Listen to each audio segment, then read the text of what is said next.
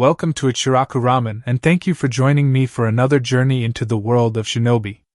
Before we begin, I want to give a huge thank you to everyone who listens, supports the channel, and enjoys these stories. Today's story is the 5th part of Silent Night. In this massive alternate universe, Naruto Uzumaki isn't a loudmouthed rookie of the Konoha Nine. He is a hardened, battle-tested veteran of the Second Great Ninja War. Growing up as an age mate to the Ame Orphans, Nagato, Konan, and Yahiko, Naruto's worldview is forged in the fires of a brutal civil war and unyielding tyranny. Known to the shinobi world only as the Ghost, he is a lethal, calculating assassin that even the Leaf Village dares not cross. When Ame loses its ghost, the people of the dark gain a leader. Stepping out of the shadows, Naruto becomes the Silent Knight, leading a fierce rebellion to bring redemption to his people and absolute, quiet insanity to his enemies. This is a fan-made story inspired by the world of Naruto. All characters in the original universe belong to their respective creators. This narration is created for entertainment purposes as part of a transformative storytelling experience. The story itself was written by Foy the Snooze Button, and full credit goes to the original author. If you would like to read the original version, the link to the story is included in the video description below. If you like my content and want to keep up with future updates, hit that subscribe button and don't forget leave a like if you enjoyed the video. It not only helps me but helps with YouTube algorithm. Now sit back, relax and enjoy. Chapter 22. Lady Wakano's Underground Catacombs. Under the Fire Lord's Palace. Fire Capital. Usurping the last Fire Lord had not been an easy affair. The revolution of the people in the country was in full swing and the capital was destabilized by the number of people from all parts of the country, from all walks of life, trooping to the palace gates and roaring for a change in government. The loyalists to the Fire Lord as at that time were less in number but more specialized than those that wanted a change. The guards of the palace supported Wakano to ascend the throne, once they had tracked her down, and implored her nanny to allow her to face her destiny, but there were a number of gangs that were profiting from the daimyo and his family, that would severely lose power if someone with a clean slate like Wakano came in to rule the country. The gangs, 2 in number, the Crystal Satchel and the Bonfire Yakuza, spared no expenses in ensuring the palace where the daimyo and his family stayed was not overrun by the citizens. It was a period in time that the Wa country was in turmoil. The youngest male born of the family, a peace-loving monk, had died whilst praying and the royal family were losing legitimacy at a staggering pace. The people recall the last born that had been smuggled out of the palace when she was at the age of 4, and was just about 12 or so when the revolution was at its peak.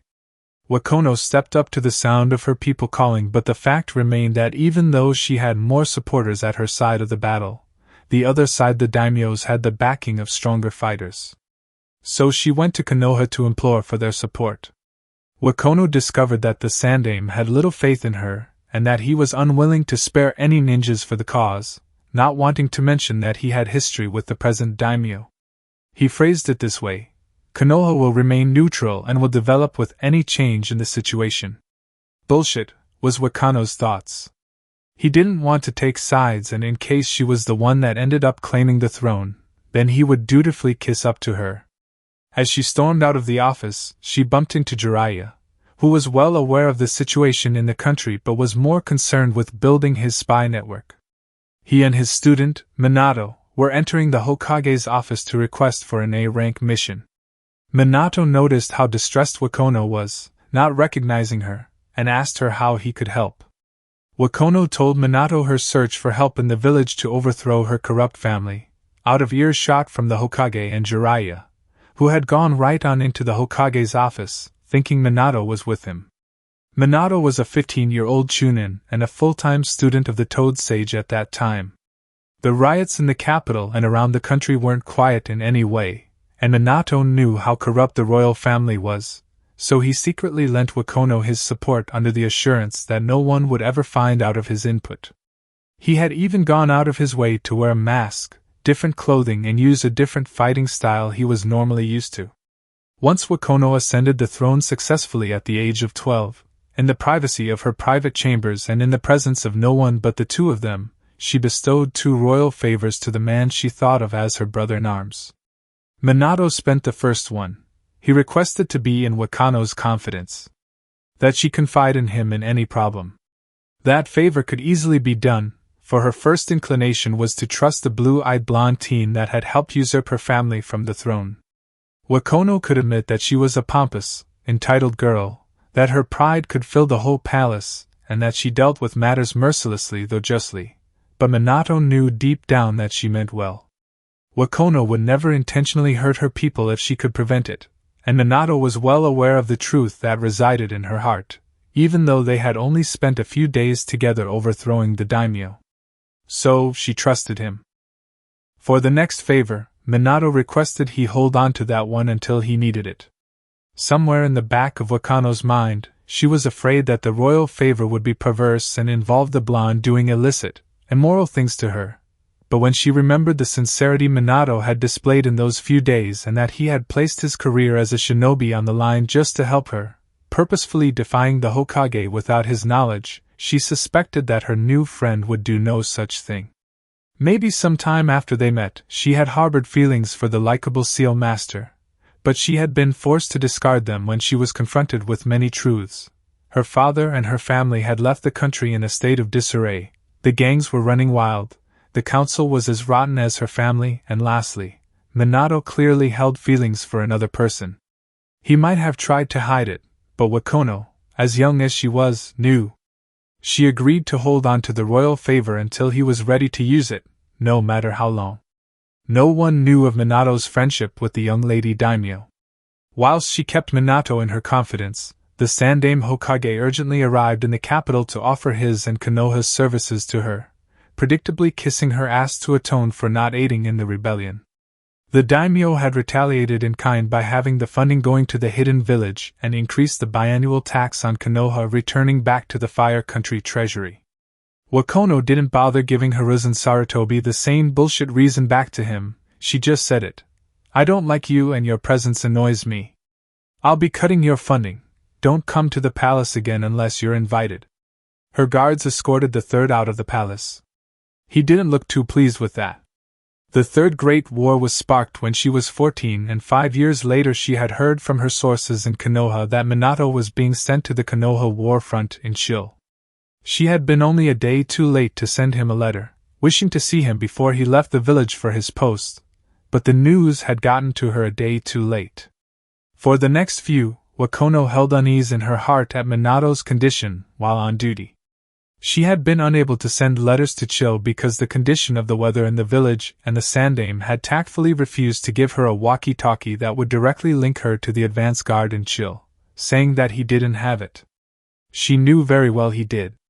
It was 3 months before she heard from Minato again, though it was him that came to her in person via Hiruzen seal tag somewhere outside of Konoha. She didn't bother asking him to explain what that even meant, for seals and ninjutsu were subject that always confused her. She was just so happy to see that he was alive. Though she expressed her delight in the one way she knew best, breaking her knuckles in his face with one good punch. Minato was dull-eyed and quiet, he had an empty gaze in his eyes and a tired limp in his step. He told he wanted to cash in his second royal favor. He wanted a secured, secret vault under her protection. It was a strange request, but who was she to question it? She had an underground network of tombs and vaults underneath the palace, of which a few were unoccupied. He stressed on the privacy and the security of the vault, and that this single accomplished favor would stand until the end of time, meaning whether or not the interior of the vault was preserved, he wanted that safe area only allocated to him. Ever so gradually, about twice a week or so, Minato appeared in her personal chambers using a seal tag he had tattooed on the floor underneath her carpet. She still didn't understand, and he would request she either place the item in the vault for him, while he rushed back to Chill, or he would ask her to lead him to the vault for him to place those items inside himself. The former request for her to put the item in his safe room for him was for valuable gold coins, some stacks of ryu, precious and rare gems, expensive jewels, weapons, Ninjentai Kenfuinjutsu scrolls, articles of clothing, body armor and DNA samples. Cryptically enough, the soulless blonde man told her that in his search for the truth, he would encounter such treasures, and when they had become too much for him to carry in his seals, he came to her to ask if she could leave them in his vault. Wakono was amazed. The vast and diverse number of those sort of items she asked her to keep for him, heaping them up in the middle of her room and bowing, disappearing once again when he was done, baffled her. This meant that Minato had traveled all over the continent in his search for the truth, encountering or stealing these marvelous items. Of course, Wakono did not have the strength to lug all of those things back and forth to the underground vault, and she certainly didn't know how to seal them away to carry over there. So she set apart 5 soldiers whose primary function was to carry those items for her, sworn to secrecy, and would be executed on the spot if they were found to be stealing Minato's treasure. Luckily for them, they were wise enough not to push the Lady Daimyo. The latter kind of items he had in the vault, the one where he would ask her to take him to his vault, were handwritten letters, many diaries, many scrolls he had written himself, and many notepads. For those items he begged her to not look into, as he stashed them away on tall, expensive-looking shelves or in ornate cabinets, both of which she purchased with Wakono money. As Minato's friend, she respected his privacy and kept away from that part of the vault. Wakono joyously dived through the rest of Minato's collection, taking time out from her day to survey around and organize his glimmering assortment of treasures, loot and bounties. Like she said before, one of her favorite pastimes was going through Minato's collection.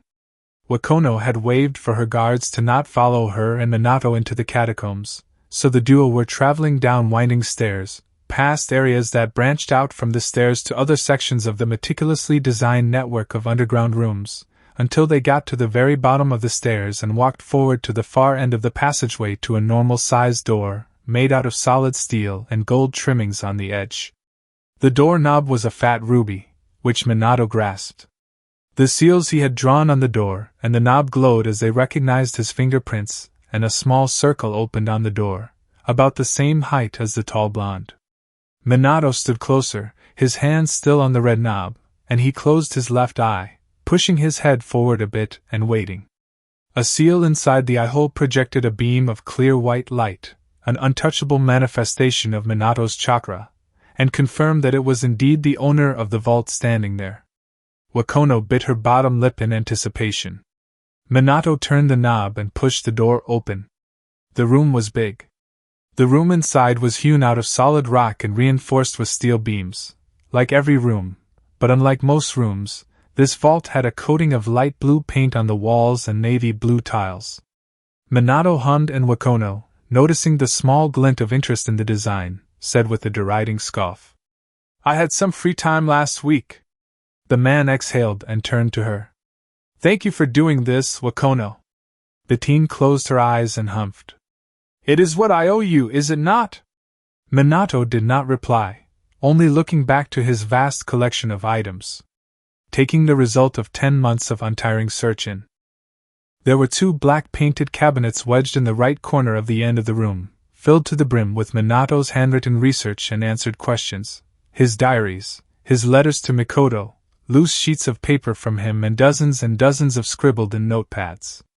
There was a chest next to one of the cabinets, which was about half of Minato's height, that he suspected had all the jewelry arranged inside, and another chest next to that one that had precious gems, maxing out the storage capacity of each chest but still managed to be locked tightly. Another chest had Minato's gold coins.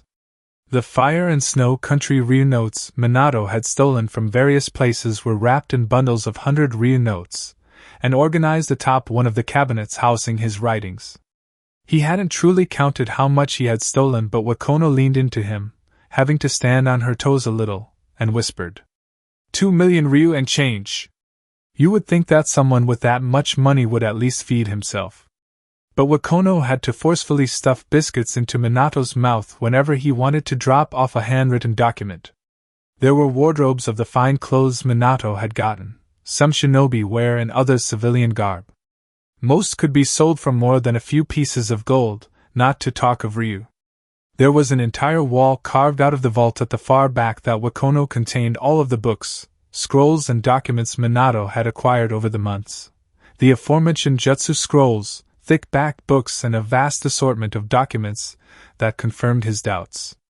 Then his eyes went to the other treasures he had stumbled upon or stolen during his secret research trips around the continent. To one side, Mannequin proudly stood wearing a complete suit of crimson-red samurai armor, complete with a horned helmet, a sheathed katana that was thoroughly rusted due to being immersed in water for what he could guess were hundreds of years, and a wakizashi, the short-range, short-bladed backup weapon of a samurai, also sheathed on the same side as the katana and rusted through as well. The katana, short blade, and the armor could be fully restored if given to the right weapon maker and at the right price. On the same side were the skulls of a few curious-looking animals, a tattered sackcloth rucksack that exuded black light in its immediate vicinity. There was a strange-looking dog collar, black collar, and 3 silver metal chains coming out from the collar. Once lost weapons, from the same bow staff an unknown war general used thousands of years ago, to a long bow and arrow quiver that dated a handful of years ago, to even a set of 10 daggers that he recalled, from the person he had stolen it from, used to be owned by a 10-armed giant that had once terrorized hidden salt water. Not only were there weapons, but there were also scrolls and scrolls of stored chakra Minato had thought would be useful at some point in the future, like Tsunade Senju's chakra. Minato began his trek into his large collection. He ignored 2 summoning contracts, both seated on different marble pedestals. He ignored one ominously silent weapon that was in the grasp of a single, clean white, dismembered skeleton hand. He had gotten the weapon from the Valley of End, after following a gut feeling and swimming down to the bottom of the lake, dug through several inches of heavy sand and silt. It was the fabled weapon Madara Uchiha had used when he was alive, and used last before he died. Made from the metal of a fallen star and, supposedly, crafted by a wolf demon, Minato's eyes didn't once linger on Madara's infamous gunbai. The blue-eyed seal master ignored the Shodame Mizuki's dull broadsword, not listening to the sentient creature, as it mutely whimpered for him to return it to the place he had stolen it from. It had nearly cost him his life to acquire that last one from the cliffside cottage of the first Mizuki, which was a popularly visited monument in the village. He ignored all of this and walked up to the wall on the left side of the vault, and looked up at the sheathed sword hanging there, among the handful of others. This one wasn't the most attention-grabbing of the ones hanging on the wall, with a simple black sheath and a plain white handle with one lightning strike curling down from the end to the circular guard of the katana. Minato raised his hands and pulled off the Nidaime Hokage's lost katana. Raijin no Ken, Sword of the Thunder God. He held the sheath with his left hand and grabbed onto the handle with his right, his knuckles whitening as he did so. A surge of electrical energy flooded his system, but he suppressed it, shoving the lightning affinity chakra back into the sword. Minato pulled the sword out slightly with a heart-shuddering seshing. His blue eyes reflected off the gleaming blade, then the silver steel sparked and turned yellow, humming with bright yellow electric energy as it sensed that the person holding it possessed potent chakra. He stared at the half-unsheathed, fully activated blade for half a minute, his lips turned down in a frown and his blue eyes spinning ever so slowly, the yellow lightning coating the blade. Minato's and the chakra locked inside the sword receded back into the handle and back into Minato's hand, before he summarily sheathed it with a satisfied click. The humming sound died and the room was delved into a solemn silence. "I'll be taking this," he said to the young lady that had doggedly followed behind him. He faced her and said, "For now." Wakano's lips were in a straight line and she nodded tersely, holding the hollow gaze of the man before her. This whole vault would later on be considered to be the most expensive collection of history, knowledge, and human culture, and the documentation of the author's gradual decline into the realm of hushed insanity.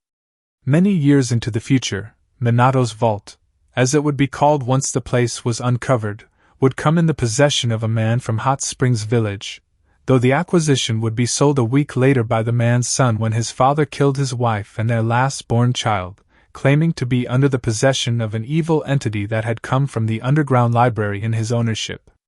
The man's son would say that the vault was being haunted by a demonic, vengeful, malevolent thing. Minato's vault would pass from one owner to the other, the former owner either dying a tragic, horrible death or murdering his family in cold blood, until it finally ended up in the hands of Saiko Suzumabachi and Hayato Kuma, direct descendant of Ginkgo Suzumabachi and Bileke operative Panda respectively, who would carve out Minato's vault from the present place it was and relocate it to Mito's grassland in Dark Country. It would remain there in Dark Country. Minato's vault was considered the most haunted place on the planet. It would be a popular tourist attraction, where visitors were strictly forbidden from touching anything. For that moment, the only knew of the existence of Minato's vault was the Lady Daimyo and Minato himself. The blonde seal master moved past his friend, Tobarama's sword clenched in his left hand, and walked with clipped steps to the door. Wakono hastily followed, blindly closing the door after her and saying, as she reached Minato, "Whatever you plan to do with that." She eyed the sword even she would hesitate before picking up, a panic in her eyes. "Promise me you won't get hurt." She ran in front of him and grabbed him by his uncaringly unzipped flak jacket, glaring up at him and masking her worry with an expression of aristocratic disdain. Speaking like a master, forcing the words she wanted to hear from a servant. "Promise me, Namikaze." The man looked down at her wordlessly, with the same vacant gaze as when he first arrived that morning. "Namikaze," she said through grit teeth, trying her best to keep up her entitled facade around her only true friend in the world of flatterers and backstabbers they lived in. She closed her eyes as her proud face fell and tears welled up in her eyes. "And Minato, please, just promise me you'll be okay."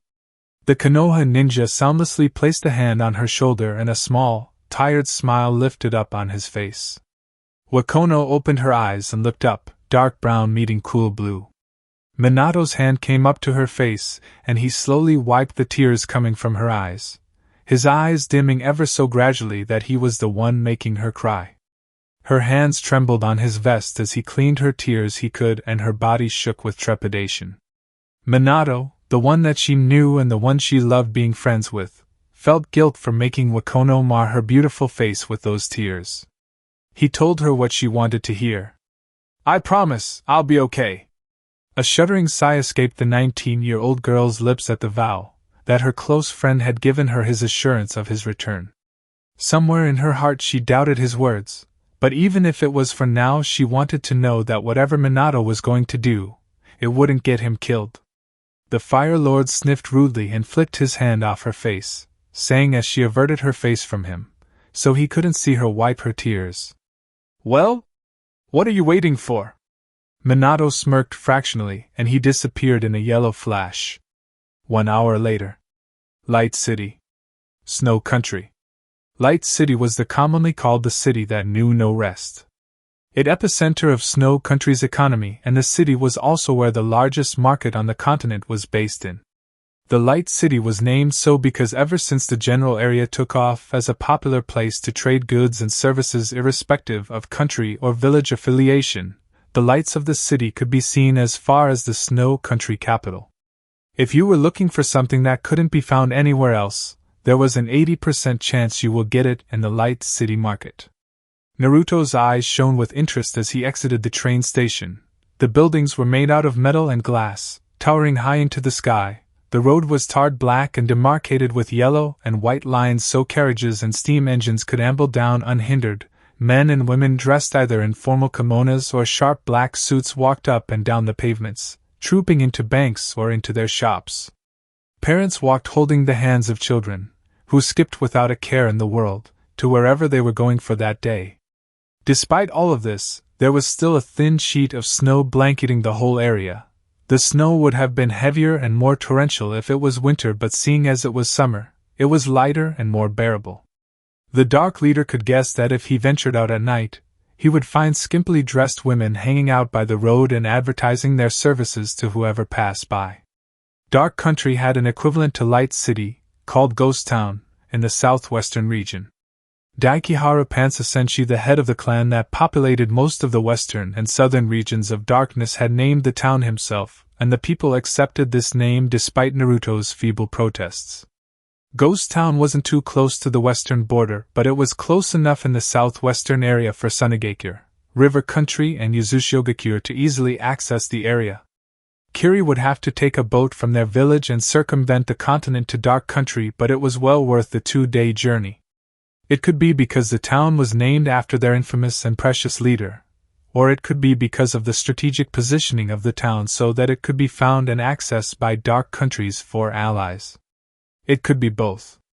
The point was, business in the town exploded. So much so, Naruto had unofficially dubbed Ghost Town as a trade town and convinced the river daimyo to not move the merchants guild from out of river country. Traders and merchants from the 4 allied nations and Dark Country flocked to the town named after Naruto's notoriety, and set up shops and businesses, displaying their goods and services. There was always something going on in the Ghost Town market. The lights of the contradictorily named town never went off, the markets were constantly open and the streets were populated with people who went about one job or the other.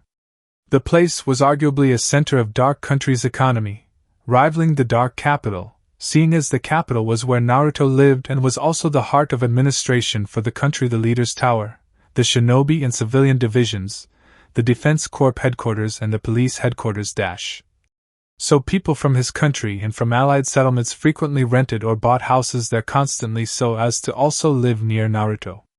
Combining the Dark Country capital market and the Ghost Town market, the chances of finding an unlikely, rare or impossible to acquire material was raised to 91%.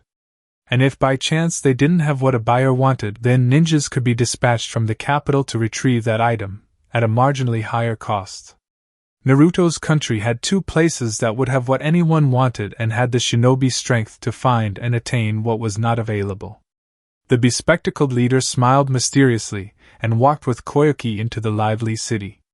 It made him feel pleased with the stage his country had reached, that it took only 5 nations, Suna, River, Uzushio, Kiri and Darkness, to make Ghost Town and the Dark Capital into the vibrant marketplaces they were now 20 or so years after the Civil War, while it took the whole continent about 100 years of swarming to Light City to make it the center of Snow's economy.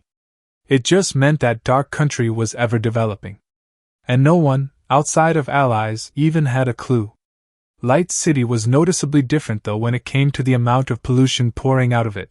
Ghost Town and the capital were making headway in using solar energy, and presently the generator for the country and the backup generators for the 4 regions were being powered by a hydroelectric dam in the southern region. The Dark Leader commended Light City officials for making littering a serious crime and also for making indiscriminate waste disposal a serious offense, punishable by a year in prison, but it still couldn't compare to Ghost Town or the Dark Capital. The actress eyed the tall man and said, keeping a straight face, and said, brightening Naruto out of his thoughts, "You are the last daimyo to arrive, Lord Naruto. I hope I didn't keep them waiting." "No, Lord Naruto, they only came here a few hours ago. The meeting will hold tomorrow. Lord Doton is hosting a dinner this night in his mansion in the city for the 4 leaders." The chakra armor-wearing Snow Shinobi and Naruto's Byakugan guards maintained a wide berth for the Naruto and Koyuki to walk, keeping the throngs of Koyuki's adoring fans back. Naruto spotted some dark-born civilians and some allied civilians among the crowd, and he smiled at them, his eyes closed and curved upwards as they screamed for his attention. "I'm taking you to Lord Doton's mansion now." Naruto nodded and waved to those that had come to see him in. Koyuki sniffed lightly as she finally noticed that not everyone in the crowd was there to see her. "I was not aware you had any people in Snow. Did you not forbid your traders from trading with us?" "From directly trading with you," Naruto aptly corrected, as this courtesy did not extend to his allies, for the merchants of his allies could cooperate with his merchants and work as middlemen to Snow by taking dark goods into the blacklisted country. "And I recently allowed it." "Why did you change your mind?" 27 years of Dark Country blacklisting Snow, Kumo and Iwa, even as the Lightning Village, were famously neutral with darkness and held no grudge once they found about the latter country's blacklisting.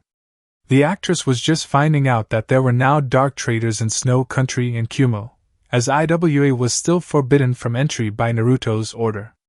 Their identities were still largely hidden and the merchants didn't stand out, but they were there. The proof was crowing for Naruto's attention. "Because of the meeting?" "Partly." "Partly?" "They're scouting out your markets." They would report back to Naruto if getting involved in Snooze and Kumo's markets would add any sort of advantage compared to when all three nations were blacklisted. The smirk broke out on the black-haired woman's face. You're just realizing your mistake? More like, I want to give my merchants more variety. Naruto was content with the gradual, easy pace of development surging through darkness. They stopped before a carriage and Naruto patiently waited as Kisame stepped inside, inspecting every nook and cranny for traps or dangerous items, pushing his hands down on every part of the chair and walls of the carriage, searching for even an errant needle or a loose nail that could cause even mild discomfort for his master. He came out and nodded his head, stepping aside with a deep bow as Naruto marched inside. Koyuki followed inside, gently helped in by the leader of darkness. The man sat down heavily and leaned back in the cushion and flicked his wrist, bringing out his book as the door of the carriage closed. Kushina and Kisame marched outside, keeping a watchful eyes around as the snow and BLAK ninjas cleared a path for the horse-drawn carriage. Koyuki glanced at the book the master of Dark Country was attentively reading. I did not know you were so fond of Jiraiya as to read his books. She looked outside as Naruto briefly looked over the book at her. From what I heard, you despised him when you were in AIM, and you despise him still. Oh, I don't like Jiraiya, Naruto admitted, then he smiled slightly. But he's a pretty good writer. Among your favorites? Let's not go that far. Naruto laughed. Who is it then? Nanako Hogo. He answered straightforwardly. The clan head of mole summoners of his country might not have been able to understand the concept of jokes, innuendo, or subtlety, but the woman was a stellar murder/mystery author. She was in the best position to write stories of that genre because of her post as the director of Southern Region's Defense Corps. Makoto Gato, her northern counterpart, did not have such a gift. The woman was now trying her hand at supernatural stories, though never venturing into the realms of fantasy. Nanako had previously been writing under the fake name Jean D. Koritsu, or Jean the Orphan, for some of her other publications.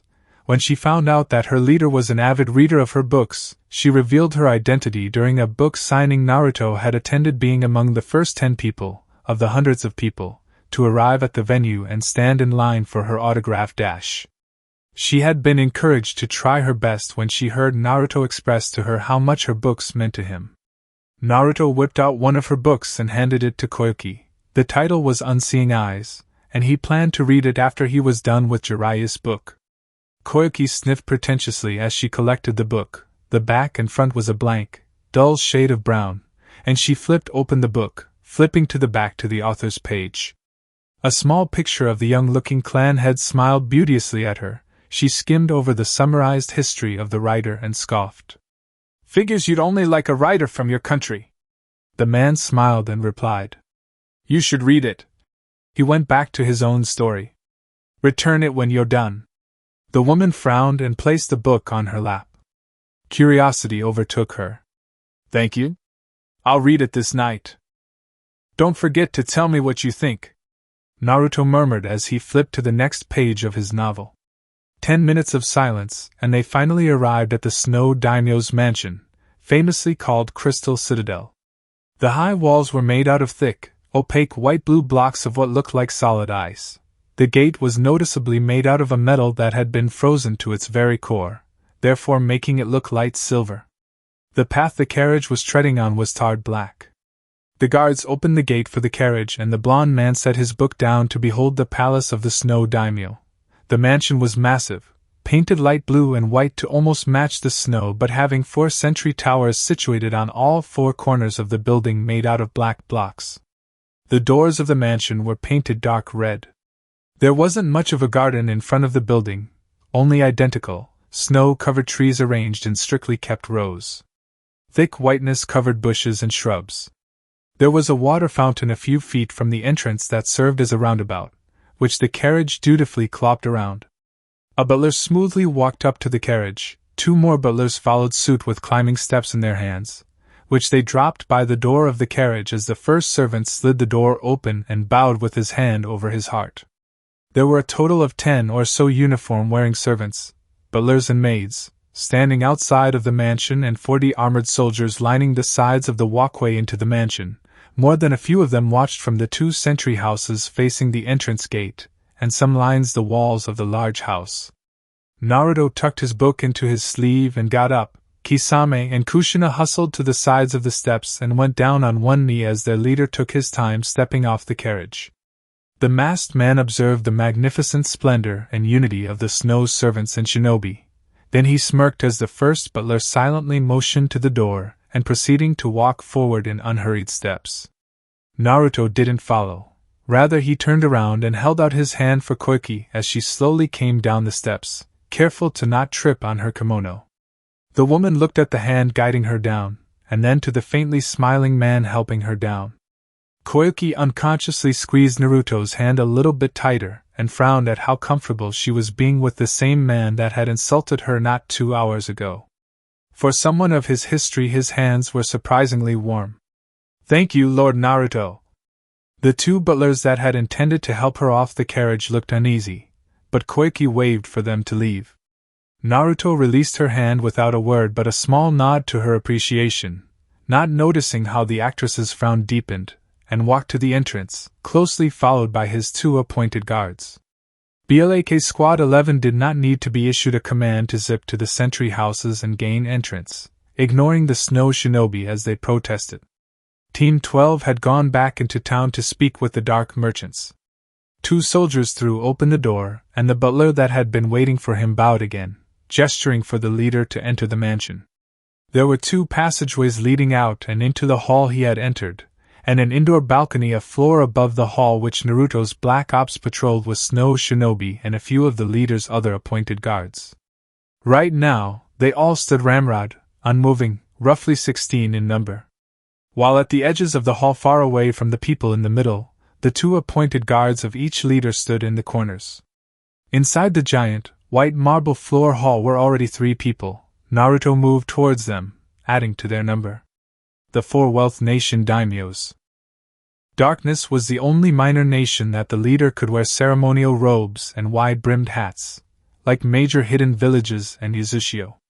So Naruto was the only person in their midst that was dressed in a formal cloak and wide hat, the latter of which he took off his hat and held it laxly in his left hand.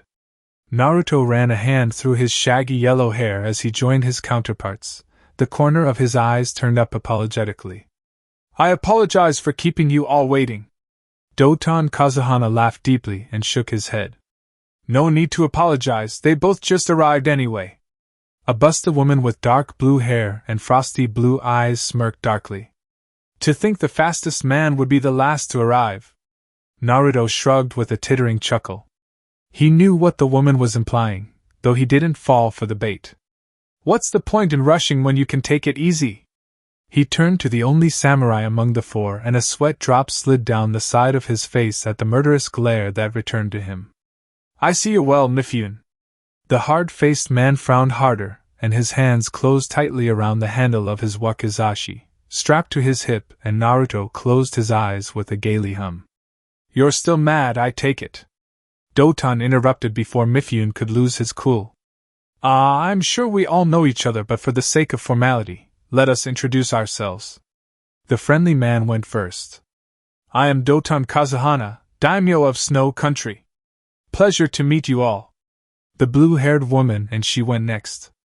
"I am Kamina Sataku, Godain Hyukage of the village hidden in the chill." She was as tall as her male counterparts, and she had a stubborn chin, a seeming patent for a leader of any kind. She was in a plain purple skirt that flowed down to her mid-calf and high-heeled black shoes with a white long-sleeved button-up shirt that was tucked into her long skirt, high-waist skirt. The high waist of the skirt stopped just under her large breasts, barely contained in her tight white shirt. She had on ninja-grade pantyhose that hugged her mostly unseen legs. One of the last accessories she had on were a black scarf around her neck, black gloves on her hands, and an ice butterfly hairpin perched up on her hair. Kamina's blue hair was tied up in a tight bun on the back of her head. The cold woman wore cold makeup, frosty blue lipstick and dark, though modest eyeshadow.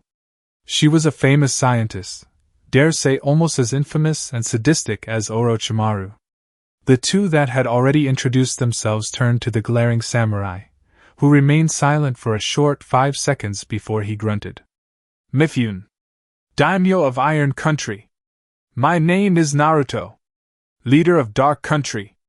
Despite Kamina being a Kage and not a daimyo and Naruto referring to himself as a leader, the meeting was still called Conference of the Four Wealth Nation Daimyos because Frost Country did not have a daimyo, and as such Kamina branched out her control out of her hidden village and coordinated, commanded and maintained order in all of Frost Country. In Naruto's case, Darkness was still a whole country, and not a hidden village, and as such he was still technically a daimyo. Lord Naruto, Doton said, making Naruto turn his eyes away from one of Doton's shinobi who had a chainsaw strapped to his hip. It was a strange weapon, but who was he to judge? His strongest attack had once been a kick to the crotch and his best weapon had once been a rock. I hope the journey wasn't too taxing. It was enjoyable, Lord Doton, Naruto answered with an amiable smile. If you're too tired, then I can have one of my servants lead you to your sleeping quarters. I had plenty of rest on my way here, there is no need to break this. Motioning to the square of leaders. Up so soon? Kamina introduced herself into the talk. Darkness is on the other side of the continent, Lord Naruto. How is it that you're not tired? Good genes, I guess. The woman narrowed her eyes and smirked, attentively sweeping her eyes over the youngest leader. You were able to battle Hanzo the Salamander and his ninjas for 4 hours and 30 minutes, correct? I was much younger then, Naruto answered with a raised eyebrow. 4 hours of continuous motion, maybe you're not the fastest man. I'm sure we're not here to discuss how fast I am, Naruto said, overlooking the seductive glimmer in her intelligent gray eyes. Doton coughed into his fist. No, we're not. Servants rushed into the bare and very glamorous ballroom, hefting an ornate table carved out of fine oak and decorated with gold, chairs with red cushions and made out of the same wood as the table. They placed the chairs behind the leaders and bowed before taking their leave. Mifune touched the cushion of his own seat tentatively, and then sat down regally. Doton seemed offended that the samurai would think he would lay an attack there, less offended when Kamina took no precaution and simply took her seat elegantly.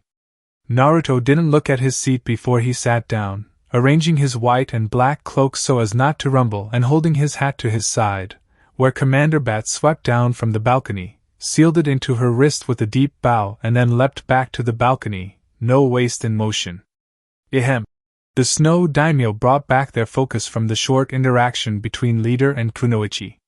We can talk of the neutrality contract tomorrow. For now, let us get to know each other and our respective countries. They all turned to the masked assassin that had led the Hermit Nation right onto the Wealth Nation listing, and his cerulean eyes looked back at each other, Mifune included. I will go first, Kamina said, keeping her eyes on Naruto for 5 more seconds and then turning to the Snow Daimyo, then to the Iron Daimyo. I believe Hidden Chill is third, and we have reached this acclaimed position because of decades of mid- and long-term investments into science and technology, training our shinobi and adapting to any situation they see themselves in and creating our own trading channels and networks all over the continent from scratch. My father saw to it that there were no limitations for our merchants. Naruto's eyes closed with a silent laugh. He knew where this was going. Mifune, glaring hellfire to the blond man on the other side of the table, spoke next. Iron has been a neutral country since its creation, so as to preserve our samurai way of life and because affiliating with shinobi, whose way of life is deplorable, disgraceful and dishonorable.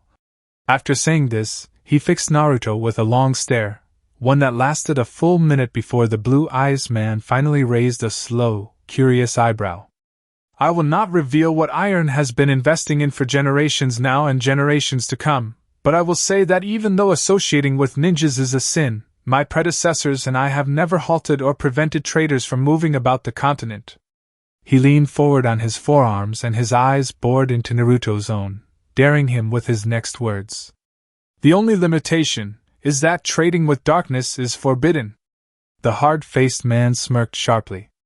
I blacklisted your country, Lord Naruto, as soon as you became leader. Lot of good that did, Naruto replied with an upward twitch of his eyes. I blacklisted 2 major hidden villages and a wealth nation, and darkness was still able to become a wealth nation. Doton rolled his wrist as Mifune ground his teeth. Granted that you ended up opening non-allied trade with Kumo and my country, why did you blacklist us in the first place? For the sake of building a cordial relationship with you 3, I will explain myself. The Dark Leader shrugged. I just didn't like you 3. Is that it? Kamina wondered aloud. Past run-ins with IWA, Kumo and Snow has affected my opinion. But is Kumo not neutral with darkness? Why did you blacklist them too? Mifune asked. By association, really. I respect C. Rest his soul. But I cannot forget what Kumo did during the war to AIM, when that place used to be my home. You used a past grudge to alter your judgment, Mifune stated with a scoff. Naruto smirked at the man. I can say the same about you. Mifune grit his teeth. Point is, I lifted the ban on Kumo and Snow 2 months ago. Almost too late, Lord Naruto. The Chilkage murmured as she tapped her chin. I wonder though, why is the ban on IWA not removed? IWA attacked my home and a close ally of mine on 2 separate occasions. I might never lift the ban on IWA, Naruto said firmly, his eyes hard and his composure unyielding. He turned to Kamina. What I feel like I should apologize for is that blacklisting Kumo made it significantly harder for Chill and Darkness to neutrally associate. Seeing the way to get to the cold village was to pass through Kumo or spend an extra week sojourning the open waters around the continent. Oh? She raised a carved eyebrow. And what are you benefiting from my village? Training. Naruto answered simply, and the scientist was taken aback. Training? Naruto nodded. Just training? Yup. Naruto ninjas have now added cold tolerance to their abilities. Not like the winter blizzards in their country didn't already give them this skill. They somewhat had heat tolerance from training in the deserts of Suna, self and team awareness in pitch blackness from training in the dark forest also known as night forest, as well as training in the mists of Kiryugakure. The ninjas of Dark Country were doing pretty well off now than ever before, and Naruto was proud of this fact. Just training. Are you aware that Chill is among the highest producers of medicinal herbs? I have the best and most skilled medics in the world, she pointed out factly. I get medicinal herbs from Suna quicker and cheaper. He saw the invisible dip of her shoulders at the mention of her village's competitor in medics and valuable medicinal herbs. Ah yes, your allies of course, Doton muttered. Naruto's eyes flicked to him from the contemplative woman. I heard you and Uzumaki were close, the Snow Leader said aloud. The blonde nodded once. We were. Is that why the Kyuubi is no longer in Konoha? He lost faith in the leaf. Pray tell, is it because you use your skills as a shinobi to create this doubt? No, Naruto replied coolly. It is because my and Torian's sister, Mito Uzumaki, was tortured and killed while under the protection of Konoha. The Snow Daimyo smiled warmly and sat back. Is that so? Naruto tilted his head to the side. What are you implying? The man raised his hands in surrender. I'm not implying anything. I just think anyone would do anything, even murder family, to get what they want. And in your case, you got the Kyuubi. Naruto chuckled lightly. I am not so barbaric, he said, taking a jab at how Doton killed his own blood brother for the throne. The big chin daimyo felt a twitch on his cheek, but his smile never wavered. Torian entrusted the health and safety of the Nine Tails Jinchuriki into my hands. He could have very well taken the Kyuubi back to Uzushiogakure. Mifune supplied with a tight grunt. Brother or not, the Uzumaki clan have centuries of knowledge on how to keep the Kyuubi under control. Need I remind you, not once has the Kyuubi escaped or even slightly leaked out since its holder has lived in Dark Country, Naruto said with a lecturing pointer finger. Not any we are aware of. The samurai continued with his malicious glare, sitting straight in his seat. Not with the secrecy around darkness. Speaking of, Kamina said, why is it that you refused entry into your country, Lord Naruto? Allies alone are allowed in, the leader of darkness aptly corrected. That's not the answer to my question. My people and I have a general distrust for foreigners. I was only able to build trust between my people and my present allies because of decades of relations. The Uzumaki clan had first stepped onto dark shores a few years after the country was fully established. Uzushio being the first and darkness a close second, the Uzumaki people came with fish, sake and fuinjutsu and built small. River, Suna and Kiri had been living in darkness years before the Civil War, but they notably hadn't done much wrong, unlike Iwa, Snow, Kumo and Konoha. Are you sure it is not because darkness is actually one big, underdeveloped slave camp? Kamina suggested brazenly, watching for a reaction. It would explain why there are no missing ninjas coming from your country. She didn't get what she expected, as Naruto rolled his eyes. Yet Chill and Snow were among the first to recognize Dark Country's wealth status. If my memory serves me well, you three reached that conclusion before even my allies, did you not? The three leaders and the watching guards were surprised by the composure and lack of outrage of the Dark Leader, who was known to not have a problem slaughtering any person that he saw as irksome. The Iron Daimyo only grunted in denial, but the Chill Kage shrugged, nodding once while Doton provided no audible answer. Naruto then furrowed his eyebrows, curious, asking, I wonder though, even when no one, aside of my allies, has been into my country, why did Chill and Snow identify darkness as a wealth nation? They knew that Naruto meant that, seeing as none of the three or their ninjas had ever set foot in darkness, he wanted to know how they concluded that Naruto's country was wealthy. Mifune was the one that first spoke, gesturing to Doton, Kamina and himself. The three of us held a meeting in my country to kick out Wave and immediately fill the void. He began, meshing his fingers together, and clearing his face of his enraged emotions and speaking professionally. We agreed that we had rushed the analysis and induction of Wave into the wealth nations when we found out how easy it was for their borders to be infiltrated from all sides and how such a wealth nation was used as a battleground by three major hidden villages. We did not want to make that mistake again, so we took our time and studied each country on the map for about a month. Kamina added. River and Uzushio had vocally said they did not want to be among the wealth nations, and salt water is lacking in manpower. If not, they would have made a great candidate. Doton provided. Naruto patiently waited for them to continue. Doton went on. I will admit, it was difficult to pinpoint Dark Country as a country worthy to be among our ranks, but we investigated and scrutinized every external factor we were able to get our hands on. Like products from merchants from your country, once we were able to identify them, that is, the Snow Daimyo said. The high quality of the goods and services was very impressive. They are at an approvable level of wisdom, and, after days of observation, we saw how much money they returned to Dark Country with.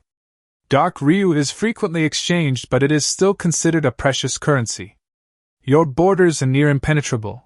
Whether it is your ninjas or fuinjutsu, or both, we aren't certain how no person without authorization can enter undetected and come out alive. Here, Naruto's eyes twinkled. Last we looked at your allies Uzushio Gakure, Kiryu Gakure, Sunagakure and River Country, and how your alliance with them has improved or declined life there. First, Kamina said with a raised finger, taking point in the discussion, was how darkness has a merchant's guild with River, when no other country but Iron has been able to do that. Knowing full well that River used to be a wealth nation, the second on the list, before they stepped back. Second is your close and frequent relationship with the Uzumaki clan. Now Uzushio is a difficult place to enter, as they too have a strict border, much like Dark Country, but we were able to see full-blooded Uzumaki men and women wearing the forehead protector and vests of your country outside of Uzushio. This was a closer alliance than anything Uzushio had with Konoha. Little wonder why Torian gave Darkness the 9 tails. Joint missions and joint ownership of stores inside of Uzushio, not to talk of outside. It's almost disturbing to see how close your country is with the Uzumaki people. Last, Mifune finished, is how much your alliance with Suna and Kiri has changed those two villages. What do you mean? That secret farming facility you built with Suna, Doton said with an annoyed throb above his left eyebrow. He was irritated by how private the facility was. He had offered Tetsuyo and Raza billions just to have a peek inside, offered many bribes to Dark Sand ninjas to allow his shinobi entry, and even gone to Suna personally to see if he could use his status as the daimyo of the wealthiest nation to force his way onto the farm. All to no avail. The past and present Kazekage were not threatened, and neither did they cave. Ever since Suna began selling crops high quality and high quantity, need I add there is a noticeable boom in their economy. Better buildings, better living conditions, better sources of water, and so on. We also saw the oil boom from when Suna adopted Dark Ryu. More sales, more profit, and more reinvestments. Doton knew this cycle very well. Invest, gain returns, and reinvest more to gain more returns. Suna coal and natural gas are also now a valuable commodity. The big chin man then frowned. And I do not need to include how Suna has its much-acclaimed desert oasis beach resort.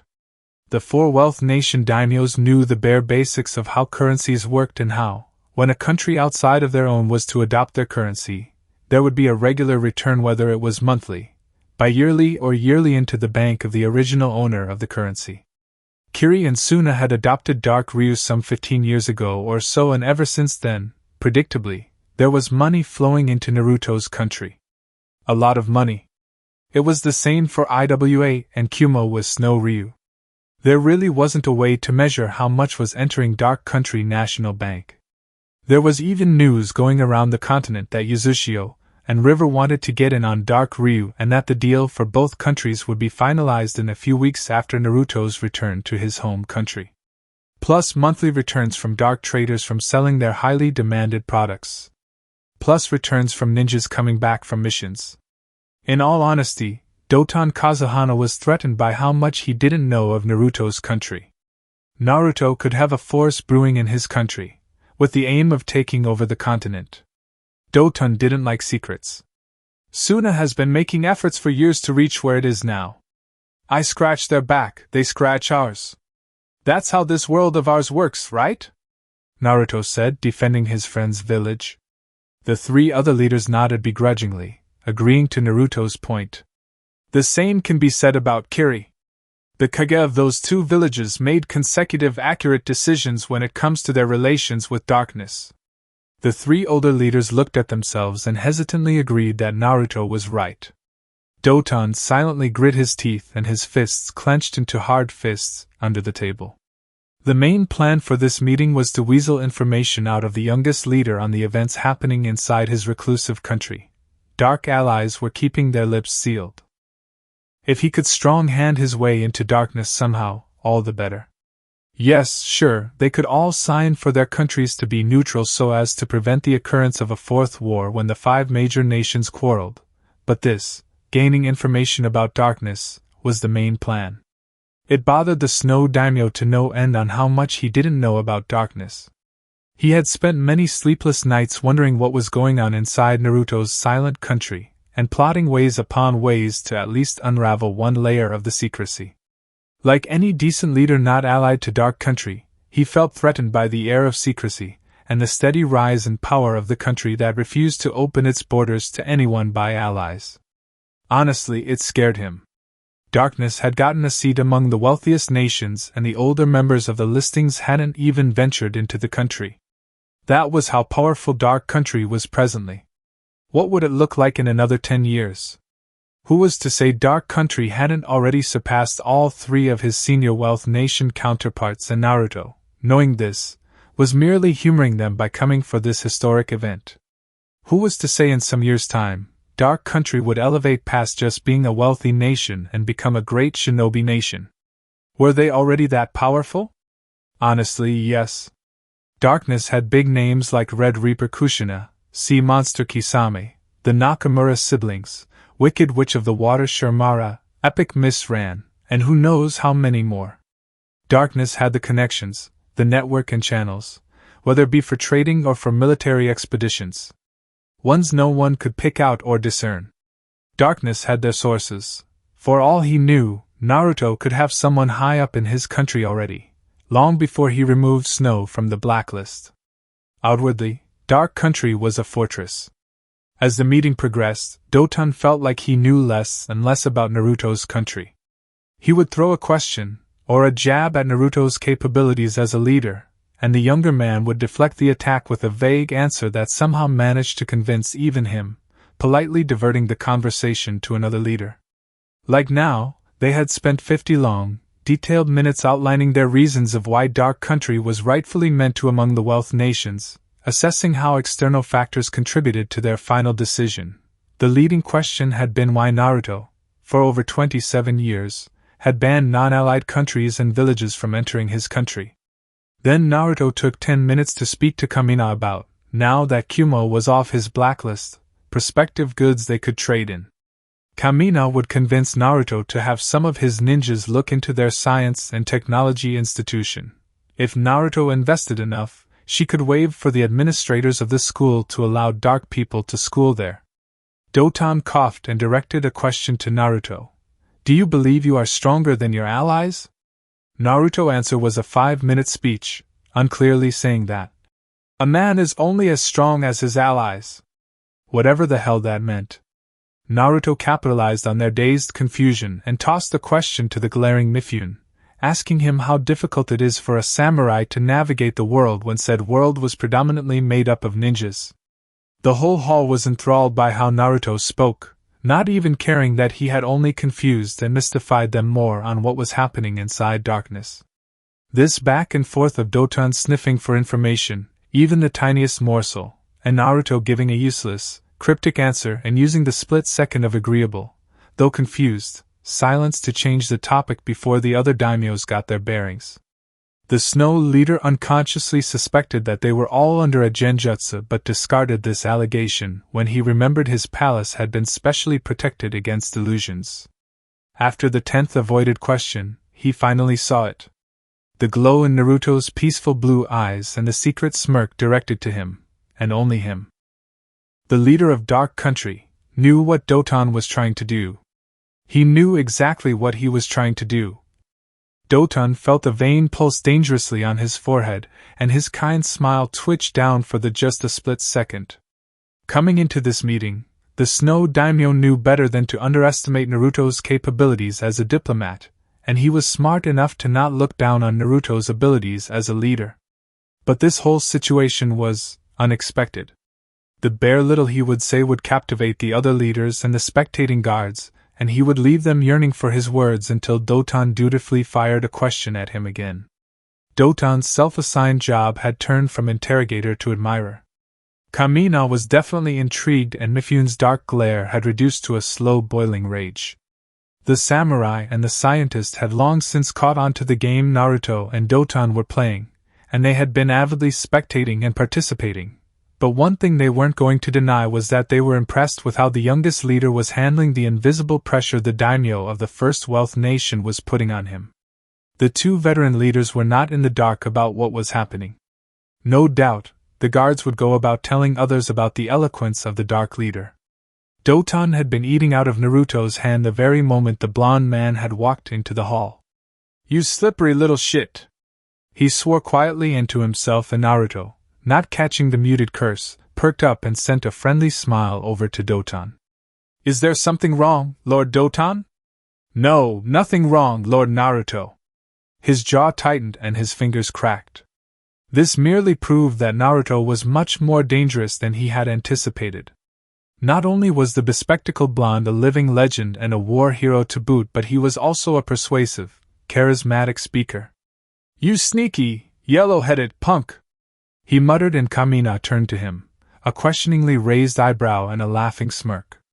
The scientist had also come to the meeting to weasel information out of Naruto, but more about his background and not concerning darkness, and Naruto had caught on to this as well. "Did you say something, Lord Doton?" Mifune also turned to him with a dry look, inaudibly saying that he had expected more from Doton than to devolve into cowardly, silent, petty insults. "We dismiss for lunch." Naruto clapped his hands and rubbed them together. "Oh, lunch, finally." Chapter 23. The next morning. Grand Council Room. Crystal Citadel. The Grand Council Room was a place the Snow Daimyo, Doton Kazuhana, met with foreign dignitaries in his Crystal Citadel. For this particular meeting, The room had been refashioned and the long, rectangular table had been replaced with a somewhat smaller square table with magnificent chairs placed on each side. The table was by no stretch of the imagination plain. It had the same proud elegance as the rest of Snow Country. It was carved out of expensive wood and given fine, golden details. Naruto joked in his head that the trees the table and chairs were carved out of were most likely watered by the tears of orphan babies. The masked man chuckled mysteriously with a tiny smile on the corner of his eyes, a small humming sound that attracted Kamina's attention as Naruto pulled her seat out for her, pushing it back for her to sit down comfortably. "What's so funny, Lord Naruto?" She adjusted her long skirt and straightened her impeccably ironed white button-up shirt with her black gloved hands. She nodded her thanks to the gentlemanly action of the masked leader and sat up straight in her chair, the perfect picture of icy confidence and control. The tall blonde took his own seat on the side of the table left of Kamina, right of Doton and in front of Mifune, as the other two men plopped down as well. He waved flippantly. "Don't worry about it." Mifune unclipped his katana and wakizashi from his side, and one of his two guards behind collected it with a deep bow, holding both of his daimyo's important blades with both of his hands and his torso respectfully slightly inclined forward. Doton, not a shinobi that had specialized in a specific weapon but his fists and his ninjutsu, only sat up in his seat, while his two assigned guards stood at attention behind him. Kamina unbuttoned her right cufflink and showed a storage seal drawn on her inner wrist. She unsealed a pair of hand grayish-blue fans and gave them to one of her guards behind her. The scientists buttoned her wrist back up. Naruto flicked his left wrist and his blade appeared in his hand, no plume of chakra smoke or a blur of speed. It wasn't there one moment, and then it was there, and it wasn't pouring Naruto's smoke, like rumors said it would. The other leaders looked to the assassin's weapon, scrutinizing it. It was a common ninjato but made out of the much-coveted whirlpool steel solely found on the island of the Uzumaki clan, like how obsidian steel could only be found in darkness. The single cutting edge was bright hot red, even as the ninjato did not have any of Naruto's volatile chakra active inside the chakra metal. The rest of the blade was a dark shade of stainless steel silver. The guard was square and made from a strong tree from Whirlpool Country, and the handle was plain black. He gave his ninjato to Kushina. The redhead tilted her torso forward as she collected the short blade with both hands. "That's a fine blade, Lord Naruto," Doton complimented, eyeing Naruto as he went on and took out a set of kunai and shuriken from a different seal, both ninja weapons made out of the cursed obsidian steel, and a handful of ninja wire. "How much would you sell it?" "Not for sale," the masked man answered simply, giving his wide-brimmed hat to the sea monster standing at attention behind him. "Come now, Dash. It was a gift from my brother Toryun," the man said firmly and fixed Doton with a blank, emotionless stare. Doton hid his gulp and laughed nervously. Kamina asked Naruto, directing his empty blue eyes from Doton. "Was it a ninjato you had trained with first, Lord Naruto?" "I started with a kunai and shuriken, like you did, Lady Kamina," he replied easily, and the woman smirked, impressed at the smart answer. All ninjas first trained with a kunai and shuriken, whether they were medics, hunter ninjas or powerhouses. It was a sort of general rule whichever country was involved, besides Iron Country, for obvious reasons.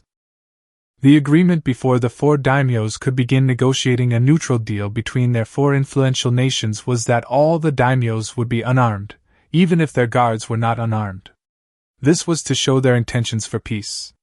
Naruto, accepting that he was the primary person in the room that they were more wary of being around, given his global notoriety, had gone past what his counterparts were doing and unarmed himself right down to the basic shinobi weapons on his person. Anyway, if all hell broke loose, he didn't necessarily need a weapon to slaughter them all. As the strongest and fastest person in the room, it was Naruto's unvoiced role to not lose his cool, for he could already see the three country leaders eyeing him cautiously as all their guards sealed their master's weapons away. Any sudden movement, any flare of chakra, or if he lost grip of his emotions for even a split second, the others would react before they hoped he would. It was just something Naruto had long since accepted.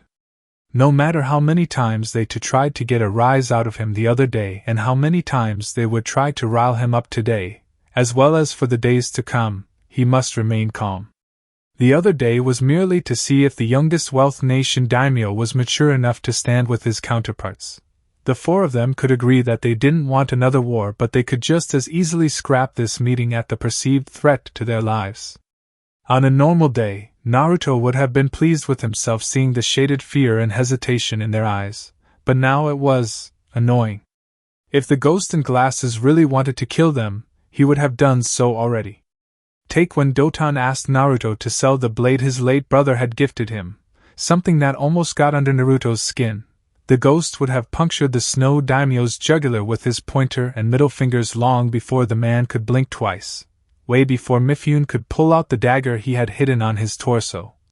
Under his clothes and long before Kamina could withdraw the cap syringes filled with what looked like fast-acting poison from the back of her skirt, tucked inside the high waist at the back.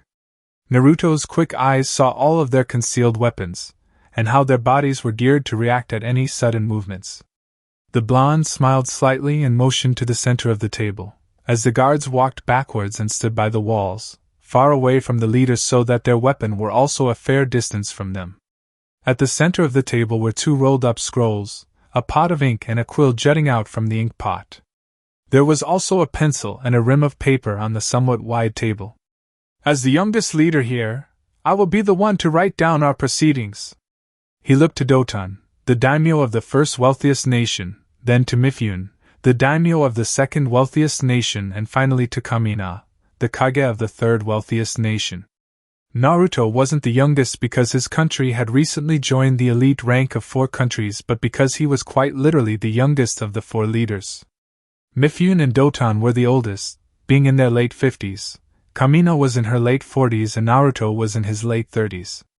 His proposal was made to show respect for his seniors and so that his hands were occupied, reducing the tension in the air of them fearing he was going to strike them down.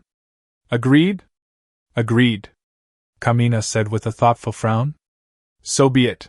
The hard-faced samurai answered and crossed his arms. Let's begin, Doton said. Naruto plucked the pencil and slid 2 pieces of paper towards himself. If it meant that the 3 leaders would relax their guard so they could get something done, then he was fine being the secretary for that meeting for that moment. The table was wide enough for the 4 powerful fighters to open their arms wide and only the tips of their fingers could touch, a stipulation Mifune had insisted on, keeping them all a bit away from the other but leaving no one isolated from the conversation. Naruto's condition was that they get a 30-minute break every 2 hours of deliberation. Kamina requested for an air conditioner. The 4 daimyos looked at each other, and Naruto got the ball rolling. This neutrality pact doesn't mean that none of our countries can ally, and it also doesn't mean that all existing alliances are cancelled or changed to neutral. I see the pact as a long-standing agreement that our countries, no matter how long into the future and no matter who then leads it, will ensure to keep away from open conflict and resolve any problems we have privately. His serious blue eyes narrowed from under his medicated glasses and he fixed each person on the table with a hard gaze. He outlined to them in a strong voice. The point is to not force our networks, our sources, our investments or our connections to choose a side. And the quarrels of other nations, unless we are directly concerned, is none of our business. As long as there is peace and understanding among the 4 of us. He slowly pushed his glasses up his nose and said, using the same firm tone of voice. Then for the foreseeable future, there will be no more wars. Much to Naruto's surprise, Mifune spoke up, adding his voice by simply saying as he scratched his bandage-covered temple. The last war must be the last war. Kamina, her face straight and as serious as her male counterparts. Any grievances we 4 may have will be settled before we sign the pact. After it was written and clearly outlined, of course. So that we all enter a clean slate and start afresh. Doton's friendly smile lowered contemplatively, and he hummed. Hear, hear. They, the 4 wealth nations, might not have the largest land mass or the largest population compared to the 5 great shinobi villages, but they had the money, the connections, and they had equal, if not more, loyal soldiers than the major hidden villages. Presently, Naruto could confidently say that the ninjas of his country were far superior to Konoha's. Hell, the Dark Capital alone was much stronger, much more developed and more organized than the Hidden Leaf. Major hidden villages already found it near impossible to infiltrate certified wealth nations, like how Konoha's advance guard had spent 5 years trooping through the snow to find a way past all of Chill's traps and into the hidden village.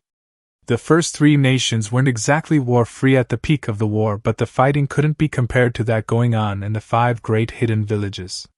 Except for Darkness, that had not participated in the war in any way that could be traced back to them, the IWA incident, the 3 other countries had sent out their forces to fight in the war, or took part of the fighting in one way or the other. Out of them all, Doton had lost most of his soldiers during the war. Kamina's main concern was forcing Konoha out of her country, losing more than a few able-bodied fighters along the way, and Mifune had dispatched his samurai to spots around the continent where his country was actively invested in, like a rice mill and grass country. The move of the samurai looked like he was sending out fighters to participate in the war, and so had attracted unwanted attention from those villages and countries that had long since been gunning for them. Doton had set up the meeting to investigate Darkness and to gauge the danger level of Naruto's country. Kamina had come to dig into Naruto's past for her own personal reasons, and Mifune had come to the meeting biding his time and waiting for the right moment to restore his honor. Naruto had accepted the invitation because he was curious to see how Darkness stacked up against Snow, Chill, and Iron. The 4 of them had come for the historic meeting for differing, personal reasons, but the ultimate goal was to get something done. Lasting peace.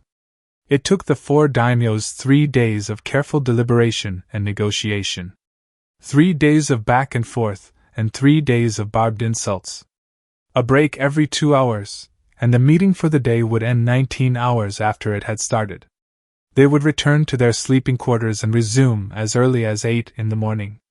Doton had his personal secretary copy down the notes Naruto had made onto the scroll that had initially been on the center of the table, and each daimyo read the long scroll to ensure not even a letter of their agreed terms was out of place. A few points in the agreement entailed that the pact did not make the 4 countries allies, that any alliances written before it still stood, and that any alliance that would be written after it would be valid. The 4 countries would ensure to keep their dealings separate. No joint missions or joint investments, but if they ever reached a point in time that pooling their strength together was unavoidable, then they would hold another meeting to arrange how best it should be done. That if their ninjas ever encounter each other during missions, they would give each other a respectable amount of space and only speak when they thought the other had intel to aid in the mission. One agreement proposed by Naruto was that Snow, Chill, and Iron be introduced to the event Darkness, Suna, Kiri, Yuzushio, and River were already doing, which was the biannual Chunin examination, now called Chunin exams. Naruto would gloss this over with his allies, and seeing as the exams had formerly only been between Darkness and Kiri, it wouldn't be too hard to convince the others to include the other 3 wealth nations. Now that there were 3 more countries added to the Chunin exams and there were plans underway to differentiate each exam as best as they could, then there would be more variety and action going on in the exams. This addition was to foster goodwill among themselves.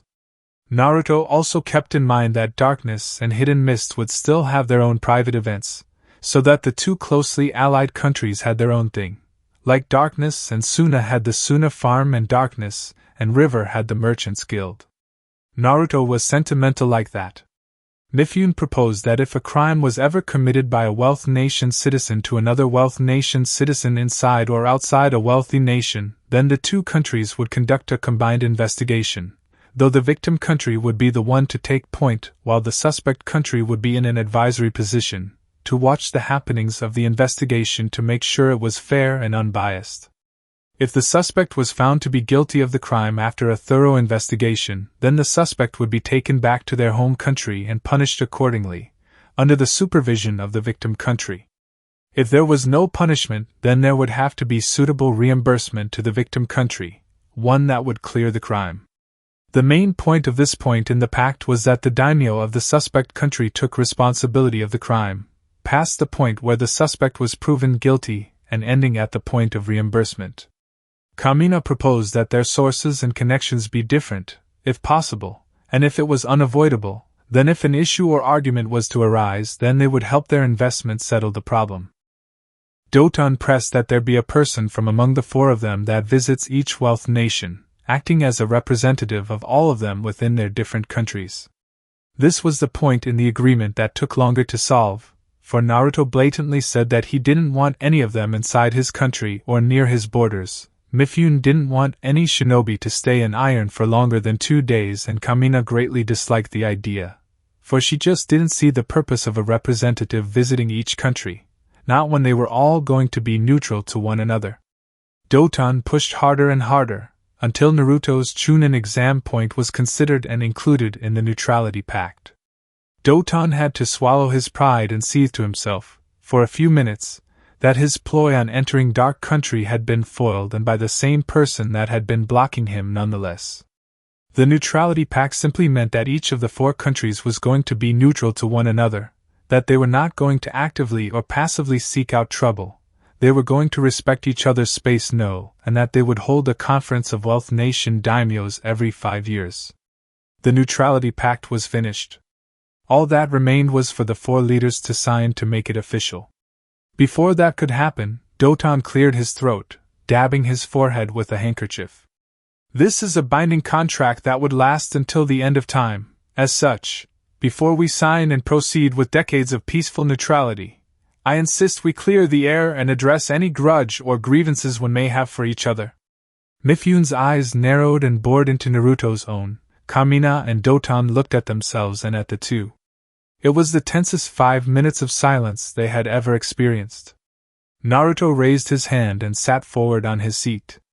If we're going to air out our grievances, I have to say this. His blue orbs slowly narrowed back at Mifune. Doton swallowed thickly and prepared for all hell to break loose, until Naruto's head swiveled to Kamina, and he said in a nonchalant tone, Lady Kamina has been farting for the past 3 days, and until now I've refused to say anything about it. The scientist's face immediately turned red, and she shot up out of her seat. I have never! The blonde cast his face away from the blue-haired woman, and closed his eyes casually as she grit her teeth, rearing her fist back, fully intent on breaking all of Naruto's teeth. Strength might not have been her forte, but in that moment she felt righteous fury bubble out of her pores. Naruto sniffed with his arms crossed, fearless. After every break, he shook his head and wiped away a fake tear. Silent but deadly. Women don't fart! She bellowed in rage, her hands now positively shaking, itching to strangle the life out of the assassin. Naruto scoffed. I beg to differ. He had lived with Suiki, Kushina, and Konan before. He could recall a prank Kushina had pulled on him when she was younger. The tomboy had outright farted in Naruto's face. He had punished her by grabbing her head and farting right back into her face. The leader fought down the laugh that threatened to leave his lips and came back into the moment. And you're supposed to be a scientist, TCH. Naruto smirked and opened one eye as he heard the guards and the Snow Daimyo chuckle under their breaths, knowing full well that Naruto was only joking. He turned back to her and raised his hands up, laughing nervously. Sorry. The red-faced, blue-haired ice woman panted angrily. Her fingers wiggled and flexed, cracking painfully with each action, almost having a mind of their own as they neared Naruto's neck. The woman then sucked in air, gently closed her eyes and closed her fists and exhaled through her nose, losing some of the red color on her face except for her traitorously embarrassed cheeks as she heavily sat back down. That wasn't funny! Her neck snapped around with her body and she glared death and destruction at her silently chortling guards, whose laughs almost spilled out into full-blown rumbles. Their faces cleared of all emotions and changed into expressionless as quickly as their mistress had glared at them. Doton's own guards were finding it increasingly hard to contain themselves. Kisame was doing breathing exercises, trying to look unruffled, and Kushina was gnawing on her fist, tears poured out from her eyes. Kamina straightened herself in her chair and steeled her gaze at her cool-eyed darkness counterpart. The flush on her cheeks refused to leave. She jabbed a finger at Naruto and said strongly, Fart jokes are not funny, they are crude and immature. Naruto then started to feel bad for making Kamina the butt of his joke. Yes, I'm very sorry. It was just that everyone was so tense, you know. And out of everyone here, you picked me? The blonde nodded to Mifune. He would have attacked and he...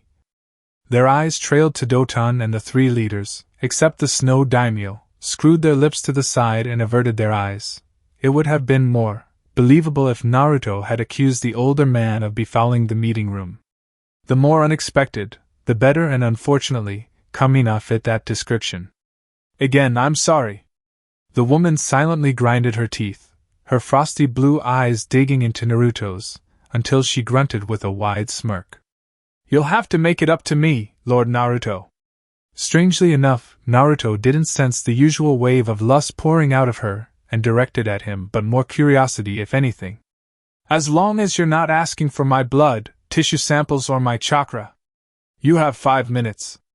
The other men found his words odd, but a jovial glow shimmered from the scientist's eyes at the approval for her to go ahead and ask him about his past.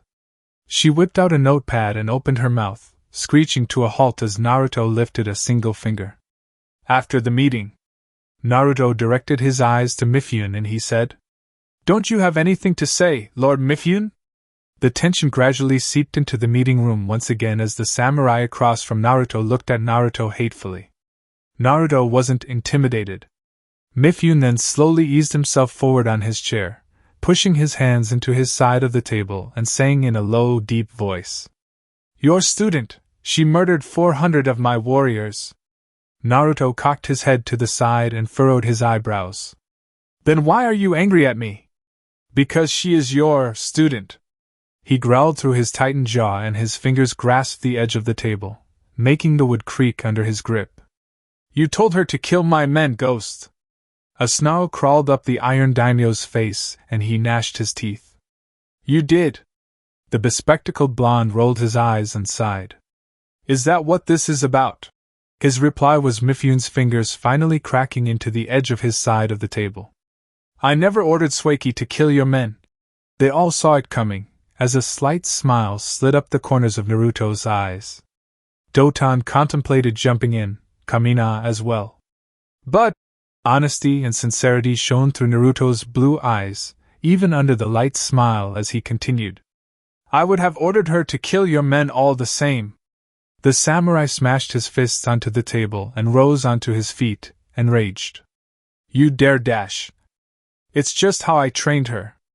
Naruto shrugged, maintaining eye contact with the samurai. 400 fine men and women. Mifune rumbled. 400 fathers and mothers dash. The blond man rolled his blue eyes again. Oh, don't give me that. He narrowed his eyes up at the standing man. Those 400 fathers and mothers were ordered by you to storm AIM, to destroy and dismantle our home. My student was being an exemplary ninja. She protected our home by neutralizing the threat in the quickest and most chakra-efficient way. That imp sullied my country and dishonored me. Naruto's smile froze on his face at how the samurai had referred to his student, his wife Dash. The corners of his eyes gradually tipped down from the smile, effectually cleaning his face of all emotion. Kushina pursed her lips in distaste and Kisame frowned. Mifune was usually a calm, disciplined, and level-headed man. The outburst had surprised his samurai guards.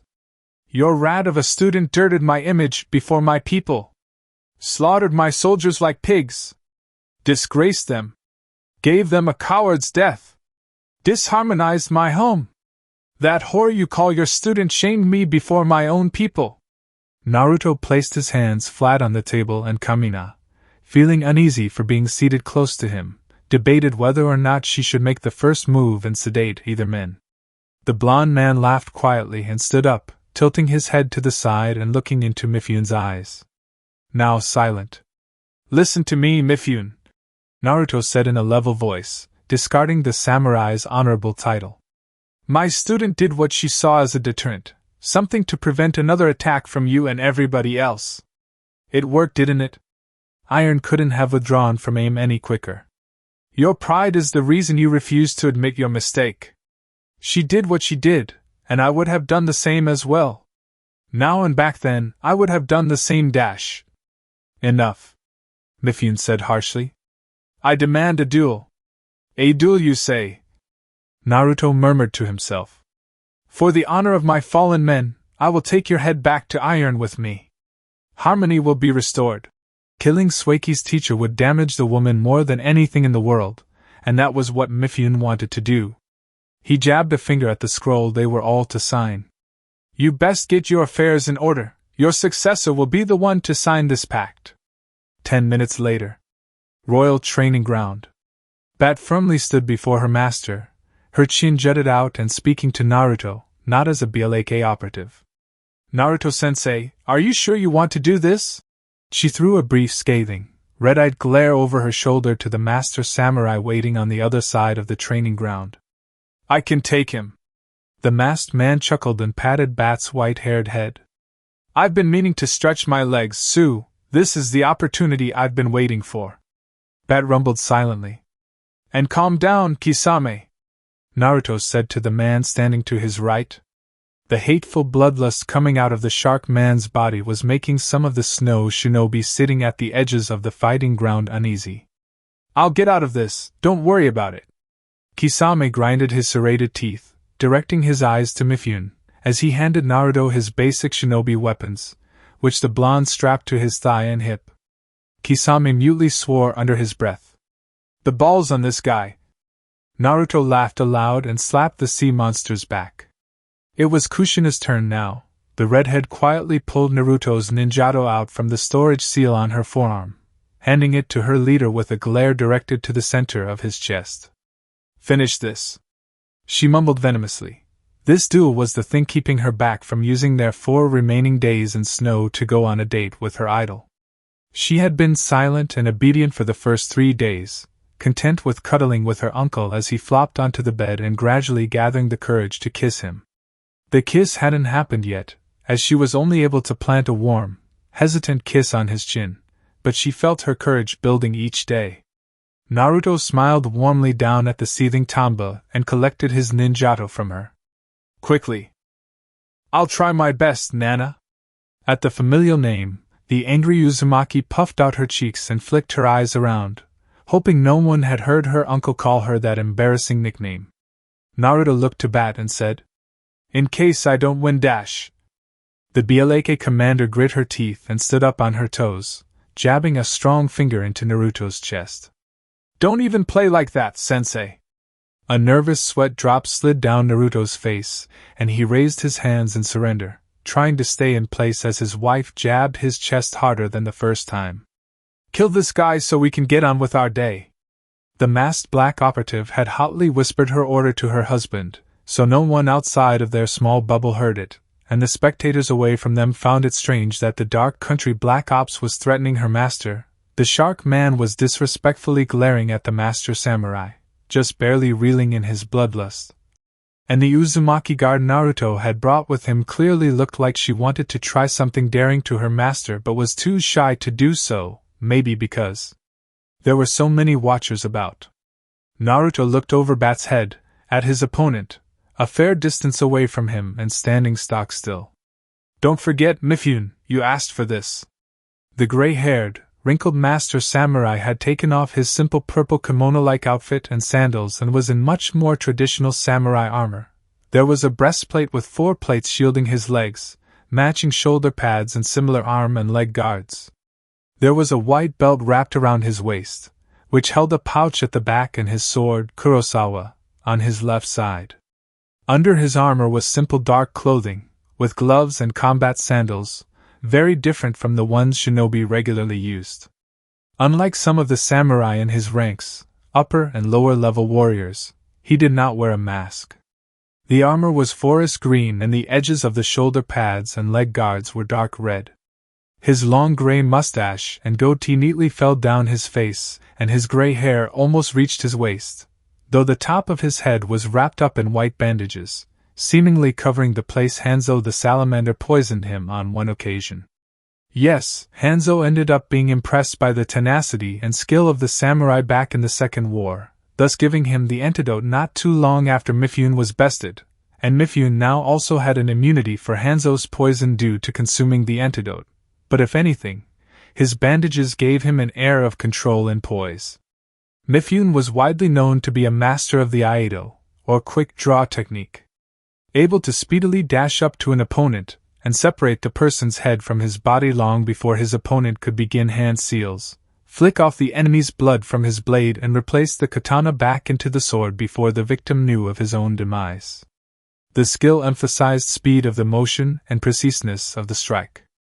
Mifune was once hailed by Hanzo the Salamander when they were much younger to have negated his use of ninjutsu, for Mifune never gave the man space to breathe. The man was also known to be knowledgeable of all kinds of blades, though a master of the katana and wakizashi dash, so much so that he could discern his opponent's fighting style and act accordingly once he got a glance at the user's weapon. Looking at Naruto's weapon of choice, a ninjato made out of light but strong Uzushio steel, which was a rare kind of metal that could conduct strong, potent chakra, his mind concluded that Naruto's upper body was heavy and powerful, but he was fleet-footed and swift. Naruto was a versatile fighter, roundabout and cunning, which could easily be switched to straightforward and intimidating. Mifune could see that his opponent's fighting style could do with or without his weapon. Night Terror was the name of Naruto's ninjato. The man gave his subordinates parting fist bumps and ushered them to the sidelines. Mifune's eyes narrowed as Naruto placed his right hand flat on the flat side of the blade, holding the handle with his left hand, and he gradually dragged his hand up the smoking weapon, sucking the smoke into his hand and channeling it back into the lethally sharp ninjato. The silver steel and the burning red cutting edge extended with his hand, passing the normal length of the weapon until the blade was exactly the same length as a normal katana, albeit with the same physical features as Naruto's ninjato. Naruto flicked the katana to his side, holding his left arm out with the longer blade pointed upwards. His back was straight, his legs were a little bit apart, and bent slightly at the knees. Mifune recognized it as the river stance, a samurai stance. Naruto was wearing his full shinobi gear, and he adjusted his black half-mask. "You, Mifune, will die by a samurai stance," Naruto said. He bent down a bit more and Naruto's katana pointed at Mifune from over his head, touching the tips of his right hand on the ground. Changing from a lax river stance to a tightened river stance. A wry smirk then lifted up on the corner of the ghost's face, asking, "Do you know fear, Mifune?" "A samurai knows no fear." Naruto breathed out and a small puff of smoke escaped his nose. "Then I will show." The two fighters nodded to the proctor, Doton, and the man brought his hand down. "Begin!" Mifune took the initiative and bounded forward towards Naruto, shooting towards the ghost with his hand clenching the handle of his katana and his other hand holding the sheath, ready for the quick draw. He made to draw his blade to cut the blonde from his right wrist to his left shoulder, effectively killing him. His eyes widened and his heart shuddered. The ghost's bespectacled eyes briefly flashed with white energy, and the shadows under his eyes darkened. The master samurai's body froze as his blade was half drawn. The ghost came into existence before him in a burst of black smoke and the bright red edge of his katana cut upwards, slicing the front of Mifune's torso open from the base of his stomach, tearing open his sternum, and cleanly ripping through his throat. Another small burst of black smoke came from behind him and the ghost in front of Mifune's frozen form gradually phased out of sight as watery afterimages of the ghost flowed behind him. He roared mutely through his unmoving, grit teeth, as the ghost's weapon sliced through the lower part of his spine, directly above his pelvis. A poof of smoke erupted to his left, and the ghost's katana cut off his leg as if it was made out of water, and the watery afterimages of the ghost rushed to Mifune's left side after the last burst of smoke and sliced the back of Mifune's right knee. Time unfroze and his body flopped forward onto the grass. His wide-open torso bled out unhindered and the searing pain from his spine being severed tore through him like a bonfire. His screams of agony were silenced by a katana blade jammed into his head. Mifune blinked and gnashed his teeth, halting his run and hopping backwards.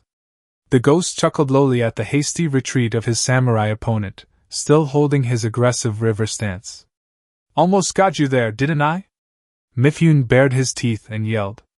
"Your tricks will not work on me, ghost!" The masked man sighed, almost in disappointment, and his terror-inducing killer intent seeped back into his body as he said, "Worth a shot." River stance was the only samurai stance the ghost in glasses knew, and he wasn't too proficient in it. He had learned it during a personal training trip to Iron Country.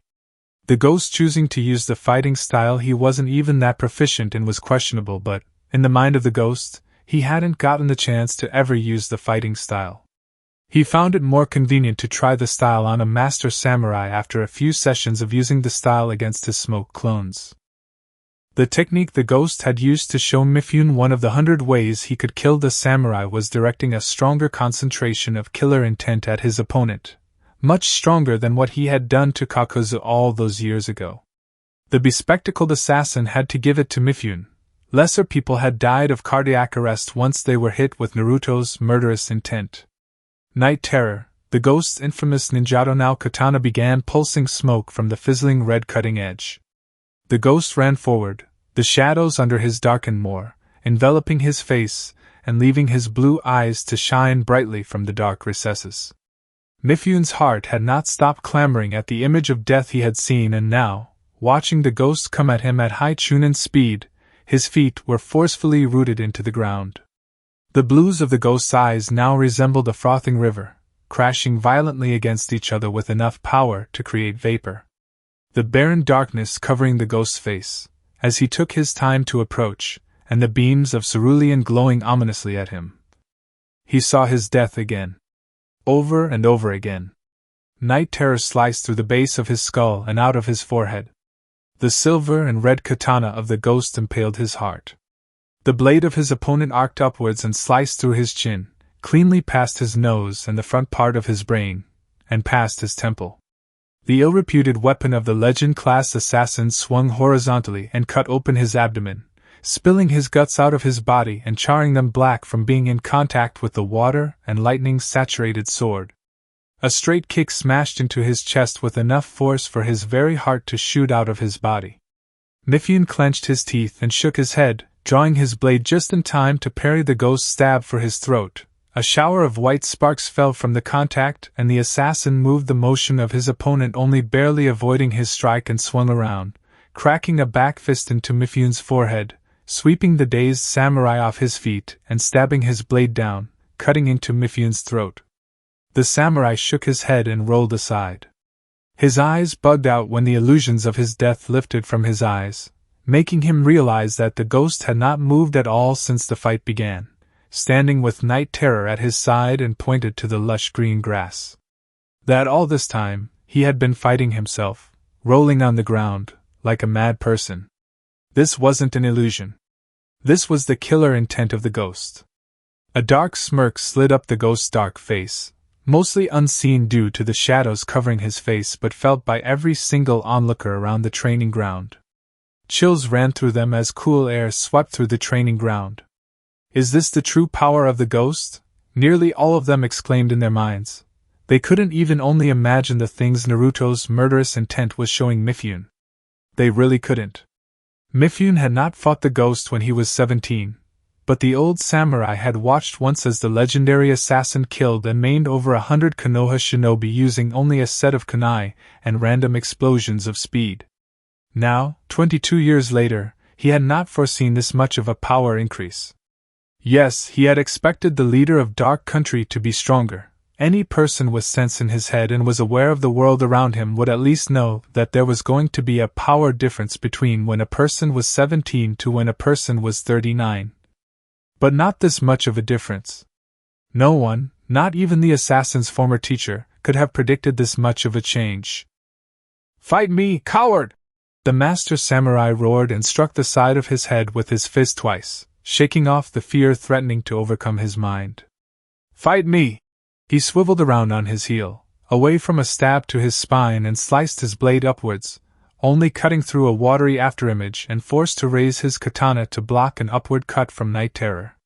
He predicted the feint, catching two more feints, a jab to his heart, which he parried aside, and a slice to clip off his fingers, which had his hastily lower his sword a little bit, as their swords clashed from a slice for his head, raining sparks on contact. The ghost pivoted his right leg in a display of dexterity and swiftness, and bashed a wicked right hook kick into the other side of the man's head. The old samurai tried to roll with the kick, but his legs failed him after the first tumble, making him flop onto his face. He rolled to the side as a sword stroke burned the grass, almost cleaving his whole body in half.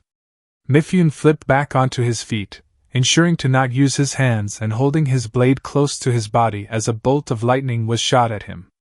The man grit his teeth as the paralyzing shot clanged against his sword. Wisely realizing that the jutsu wasn't something he should outright block, he angled his katana downwards for the lightning-based attack to enter the ground. He repeated this tactic as the ghost shot bolt after bolt of paralyzing lightning, until the assassin zigzagged towards him, disappearing in a burst of smoke after the fifth step and re-emerging behind the old samurai, almost as if he had come out of Mifune's shadow. The old man managed to bend his back, sacrificing the armor on his back to be torn open by night terror. Mifune turned around with a wide sideways strike, sacrificing his guard for raw strength and speed, hoping to end the man with that one attack, but his heart sunk as the blade harmlessly passed through the ghost's neck. Only a few wisps of smoke followed the blade as it left. The ghost dragged his sword back and thrust his right palm forward, into the unguarded chest of the master samurai. The man's shoulder and shin samurai guards ripped off him as the palm struck threw him back, careening through the air and bouncing like a stone on the grassy ground.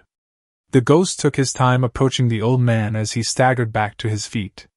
Much like how Naruto could turn his whole body into lightning, fully utilizing his lightning release bloodline, he could also turn his body into smoke using his smoke release Kekai Genkai. At the drop of a hat, and at the very last second, he could turn his body into smoke. Outwardly, he wouldn't change all that much, unlike when he turned into lightning, but in all sense of the word, he became a true ghost. It was simply called intangibility. The only thing that had been able to affect the ghost in this immaterial state was chakra or an attack from a tailed beast / Jinchuriki under the influence of a tailed beast. Both forms, lightning and smoke forms, worked seamlessly together for when the ghost wanted to instantaneously move from one place to another, usually choosing to end up behind his victims, which made him look he had teleported to his destination in a burst of smoke, or how it looked like he had emerged from the shadow of his victim. Smoke form was the harder of the two forms the ghost could take up, not including the ghost soul form, as that form was a part of the white noise technique, and the guardian form, which was what made the silent night technique. Smoke form took a lot of concentration to undergo, unlike when he was in his lightning form, but once he was under intangibility he could maintain it for however long he wanted. He could pass through his opponents, force them to inhale the smoke from his body and destroy them from the inside. The ghost did not want the fight to end that way though.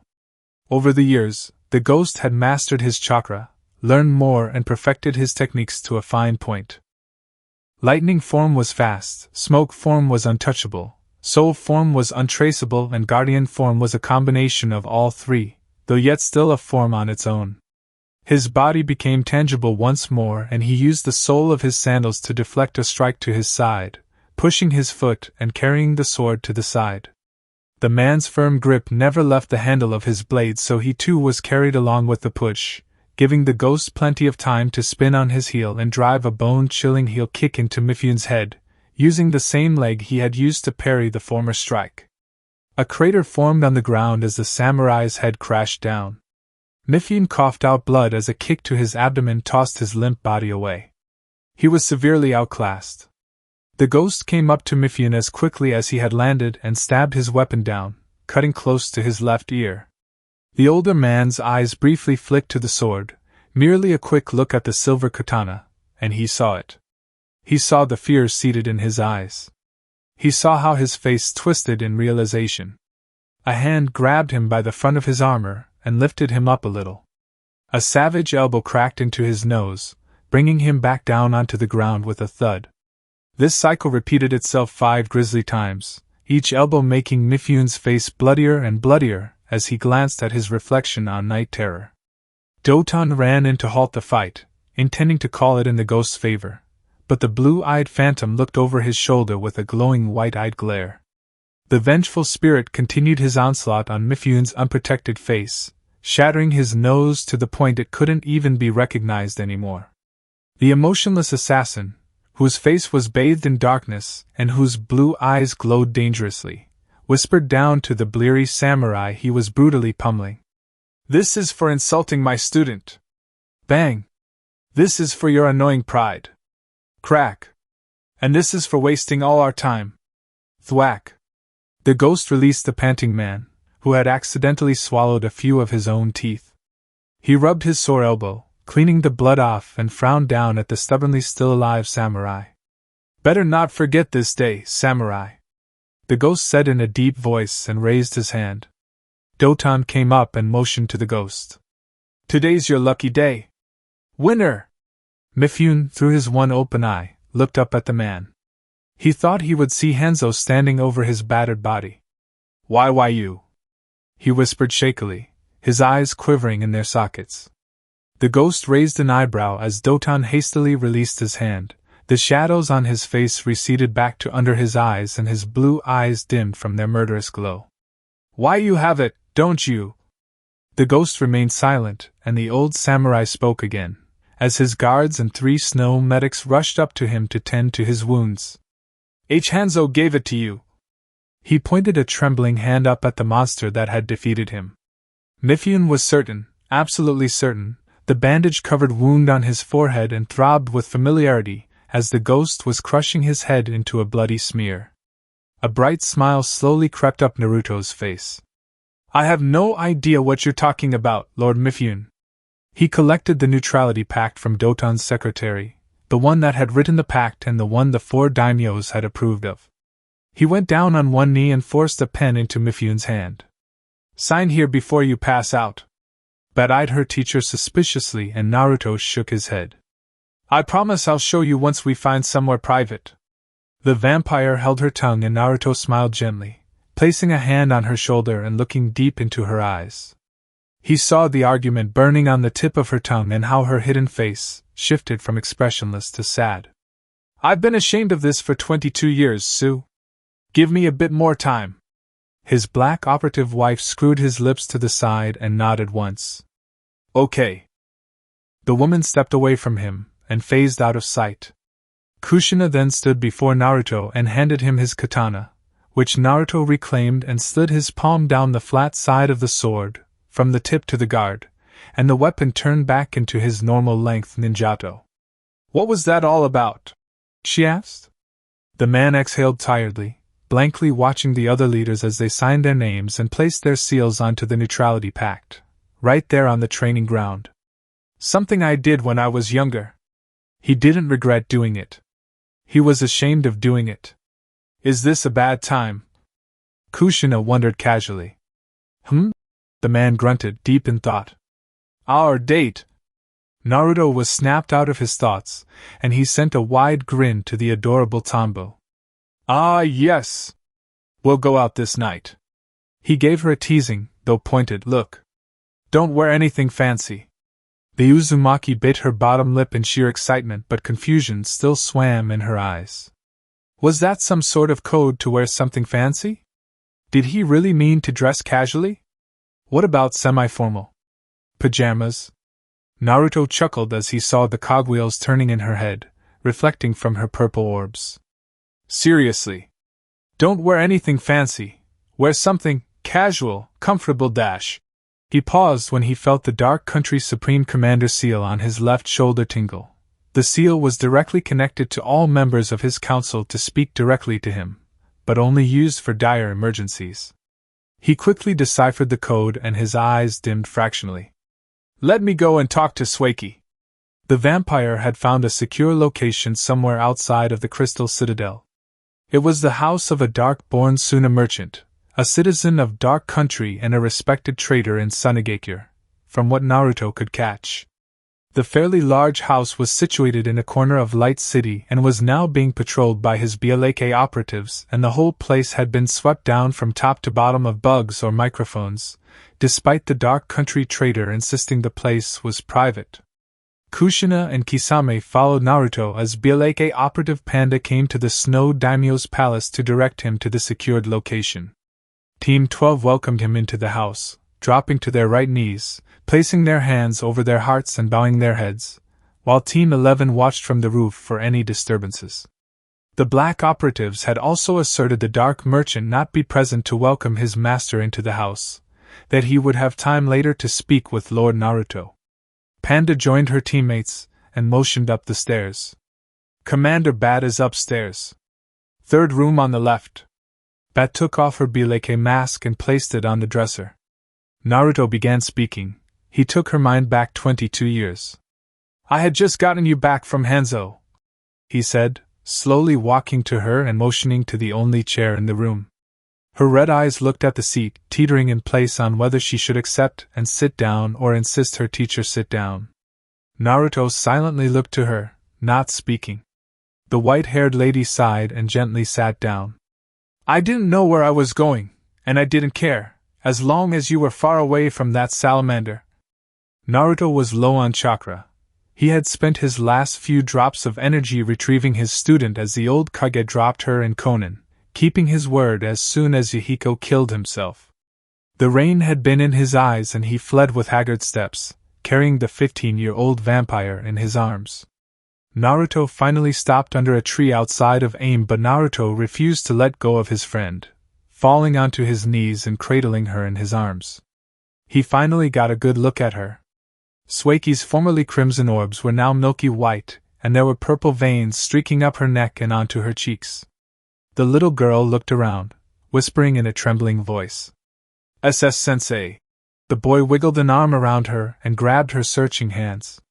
S-sensei, is that you? Naruto looked at her face worriedly. His foggy mind was trying to concentrate, trying to figure out what was wrong with her. I'm here, kid. Sensei's here. I can't see. Suiki whispered tiredly, her hands squeezing Naruto's weakly. Sensei, I can't see. I'll figure this out, Sue. Naruto stammered, shaking the girl to keep her eyes open. Don't sleep, okay? You can't go to sleep. He did not know that veins were also creeping up his neck. These ones were toxic green, and his blue eyes were gradually dimming, turning white. His vision became weaker and sweet slumber called to him. He refused to go blind. He scratched for chakra to make a clone, even a weak one, to go and bring help. He found nothing. He was so tired. Out of the two women Hanzo had captured and taken hostage, Suiki was more stubborn. She struggled. She had kicked and scratched and clawed and snapped, raving like wild animal and fighting like a cornered lion until Hanzo forced her to inhale a large dose of poison mist, a stronger dose than his conscience would allow him any other time. Suiki was sure at least her attempt to not get captured by the Kage would make her teacher proud. Naruto felt his eyes droop as the poison in his system shut down his internal organs, turning his skin an ugly shade of gray. He jumped and his eyes opened as something scampered out of the bushes before him and stood on its hind legs. It was just about 1.5 feet tall, standing on its legs like that, and its skin was coal black with splotches of red markings here and there, similar to how a painter would splash drops of red on a black painted canvas. The ghost's vision was too dark to clearly see what it was. The thing standing before the two dying friends silently looked on with eyes heavy from centuries of age and wisdom, before he opened his serrated teeth. The thing's saliva dribbled down from its tongue and it seeped onto its tiny, cupped hands. It waddled towards the masked blonde, cradling his gradually cooling best friend. Naruto growled weakly, defensively, though unable to put up any kind of fight as the murky-looking creature clambered up his back, ripped his half-mask off his face, wrenched open his disfigured mouth, and the saliva poured directly down his throat. It tasted disgusting. The effects were immediate. The color returned to Naruto's face, and the life-draining signs of the poison the veins and his foggy eyes left him as if they had evaporated from his body. He still didn't have the strength to grab the animal perched on his shoulder, only hugging his dying friend closer to his chest. The small creature skittered down Naruto's back and stood in front of his once again, proudly standing on his hind legs and looking up at the disfigured 17-year-old boy cradling his vampire friend in his arms. His beady black eyes glimmered as he examined the symptoms Suiki was displaying, and the AIM rain mercilessly beating down on them, not hindered much by the tree, slid down the animal's slimy body. Naruto looked back at the creature, a sagely-looking salamander from first glance, and he begged without thinking. Help her! It is remarkable you are still alive, ghost! The old salamander said in an even tone. Hanzo used his best poison on you. Sadly, it is not the same poison he used on the girl. His eyes dipped down to the girl as she shivered, trembling from a cold only she could feel. Thin blood started seeping out of the corners of her lips. Hanzo had to mix his poison with mine just to put her down. Strong girl. Naruto didn't care what the salamander elder had to say. Help her! Hanzo, he asked me to bring you this. He shuffled to the boy and turned around, bending down onto his knees. On his back was a large scroll that rolled open on its own. There was only one name on the scroll. Hanzo. Hanzo is passing our summoning contract to you, Ghost. The elder said in a monotone, keeping his emotions at bay. It was his last order. Even now, the fighting was still going on with Hanzo against Nagato. The cure can only possibly come if you become our summoner. Naruto bit his thumb without thinking and signed his name onto the salamander summoning contract. The scroll rolled back up on its own, just as the elder whipped around and bit down hard on Naruto's hand, sinking his serrated teeth into Naruto's skin and pouring poison into the new summoner's body. Sueki had stopped moving now. Quickly, Ghost, your saliva is now the cure. The elder said hurriedly, and Naruto gently pried open the girl's mouth. Naruto, presently, took off his half-mask and showed his wife his mutilated maw once again. His teeth clattered as he said, pointing at the serrated, needle-like rows of teeth. The salamander elder called this the approval of the salamander. Hanzo only had his venom sacs. I have that and this. Sueki's eyes widened and she gasped in realization. That's why you're immune to poisons. His teeth were something she had assumed had been caused by his lightning-release bloodline, or from using Silent Night against the former Amikage. Her red eyes then dipped. Why didn't you ever tell me, Sensei? I was ashamed to think Hanzo, of all people, was the one that saved our lives. Naruto shrugged limply. I haven't thought about those salamanders until the old samurai mentioned Hanzo. He remained still as he felt a pair of soft hands touch his cheeks. The vampire sighed heavily. Sensei, I'm not disappointed in you. I know. I'm happy you did that to save my life. You are. The woman scoffed and rolled her crimson eyes genially, breaking her emotionless facade. Of course I am. I would have done the same in a heartbeat. Naruto's eyes glittered and he looked away shyly, saying in a timid voice. You don't care that I'm ugly. Sueki giggled and pressed herself closer to her husband, very much liking how his arms wrapped around her. She beamed up at him and responded. Oh Naruto, honey, you were ugly when we first met, and you're just as ugly now. Pshhh, you're making me blush, Sue. She tapped the hollow bone that was supposed to be his nose. I love you all the same. The happy couple exited the room. Sueki only slid her mask back on as they marched down the stairs. Naruto could only hope, like the past 22 years, he wouldn't ever need to use his salamander summons. Later that evening, as Naruto was rushing about the city and preparing for his date with Kushina, Bat and her team called for his attention and relayed to him a message Amara Kurama, clan head of the Kurama clan, had sent them via walkie-talkie. Minato Namikaze was making suspicious movements around the country, first coming back to Konoha to find that he had no house and no money. Then he left the village the next day to the fire capital to meet the daimyo, according to one of Naruto's sources inside the palace, and then route tracked Minato to Hidden Mountain, where he bought a house atop one of the many mountain ranges within the village's border. While his comrades that had returned from Chill had either killed themselves after suffering from the memories of that village, or had taken to drugs and alcohol to make themselves forget, Minato moved about with vacant eyes and unfocused steps. Rude knew of a handful of places Minato had gone in his search for the truth, and with each revelation, the blonde lost more and more life in his eyes. Amara was uneasy when her clan mates had sighted Minato scouting the outside of their near-empty clan compound. Naruto knew a ticking time bomb when he sees one or hears one, and Minato was just about to explode. He sent Team 12 to Konoha to personally deliver a message to Amara, and then they would return to darkness, to the BLAK headquarters in the Night Forest, to assemble a force of black operatives for this delicate mission. The Kurama clan was coming back to Dark Country. Chapter 24. 7:29 p.m. Kushina paced back and forth, in front of Naruto's bedroom in the Snow Mansion. The Uzumaki was dressed in a pair of black pants and a dark red shirt with the Uzushio whirlpool plastered on the back. The tomboy also had a fully zipped-up black jacket over her torso to ward off the cold of Snow Country's summer snow. On her feet were a pair of white sneakers, fitted for comfort and strong enough to now fall apart if she was forced to run at full speed. Her date had once again empathized that she would enjoy the night better if she wore something comfortable but yet required for the season in snow. Kushina did not have her shinobi vest or forehead protector on.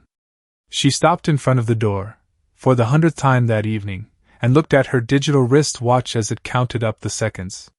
55, 56, 57, 58, 50 and She nervously rapped her fist on the door and stood back. The door was thrown open and her date was dressed just as causal as her, a plain black short-sleeved shirt, a pair of gray sweatpants, and an unzipped gray jacket that had an artistic slash going down the left side. He was in gray shoes and there was a rolled-up scroll in his right hand. His eyes brightened as he saw who was standing outside of his door. "Kushina, you could have come in, you know." The woman blushed and pouted, avoiding the obvious statement. "Where are we going, uncle?"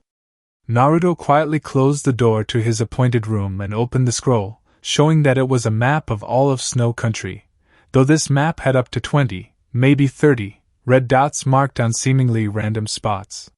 He looked at the younger ninja and grinned widely. "We're going on a food tour." Words could not even begin to explain the absolute, unfiltered bliss Kushina felt. Her uncle really knew what to do to impress her. The redhead smiled gently, her flushed face turned an even darker shade of red. She had 3 great passions in this world, being a ninja, protecting darkness and Uzushio, and finally food. Wasn't food supposed to be the best way to a man's heart? She felt her heart clamor in her chest, and the butterflies in her stomach did nothing to help her situation. Naruto was busy holding the map and turning it about, scratching his head.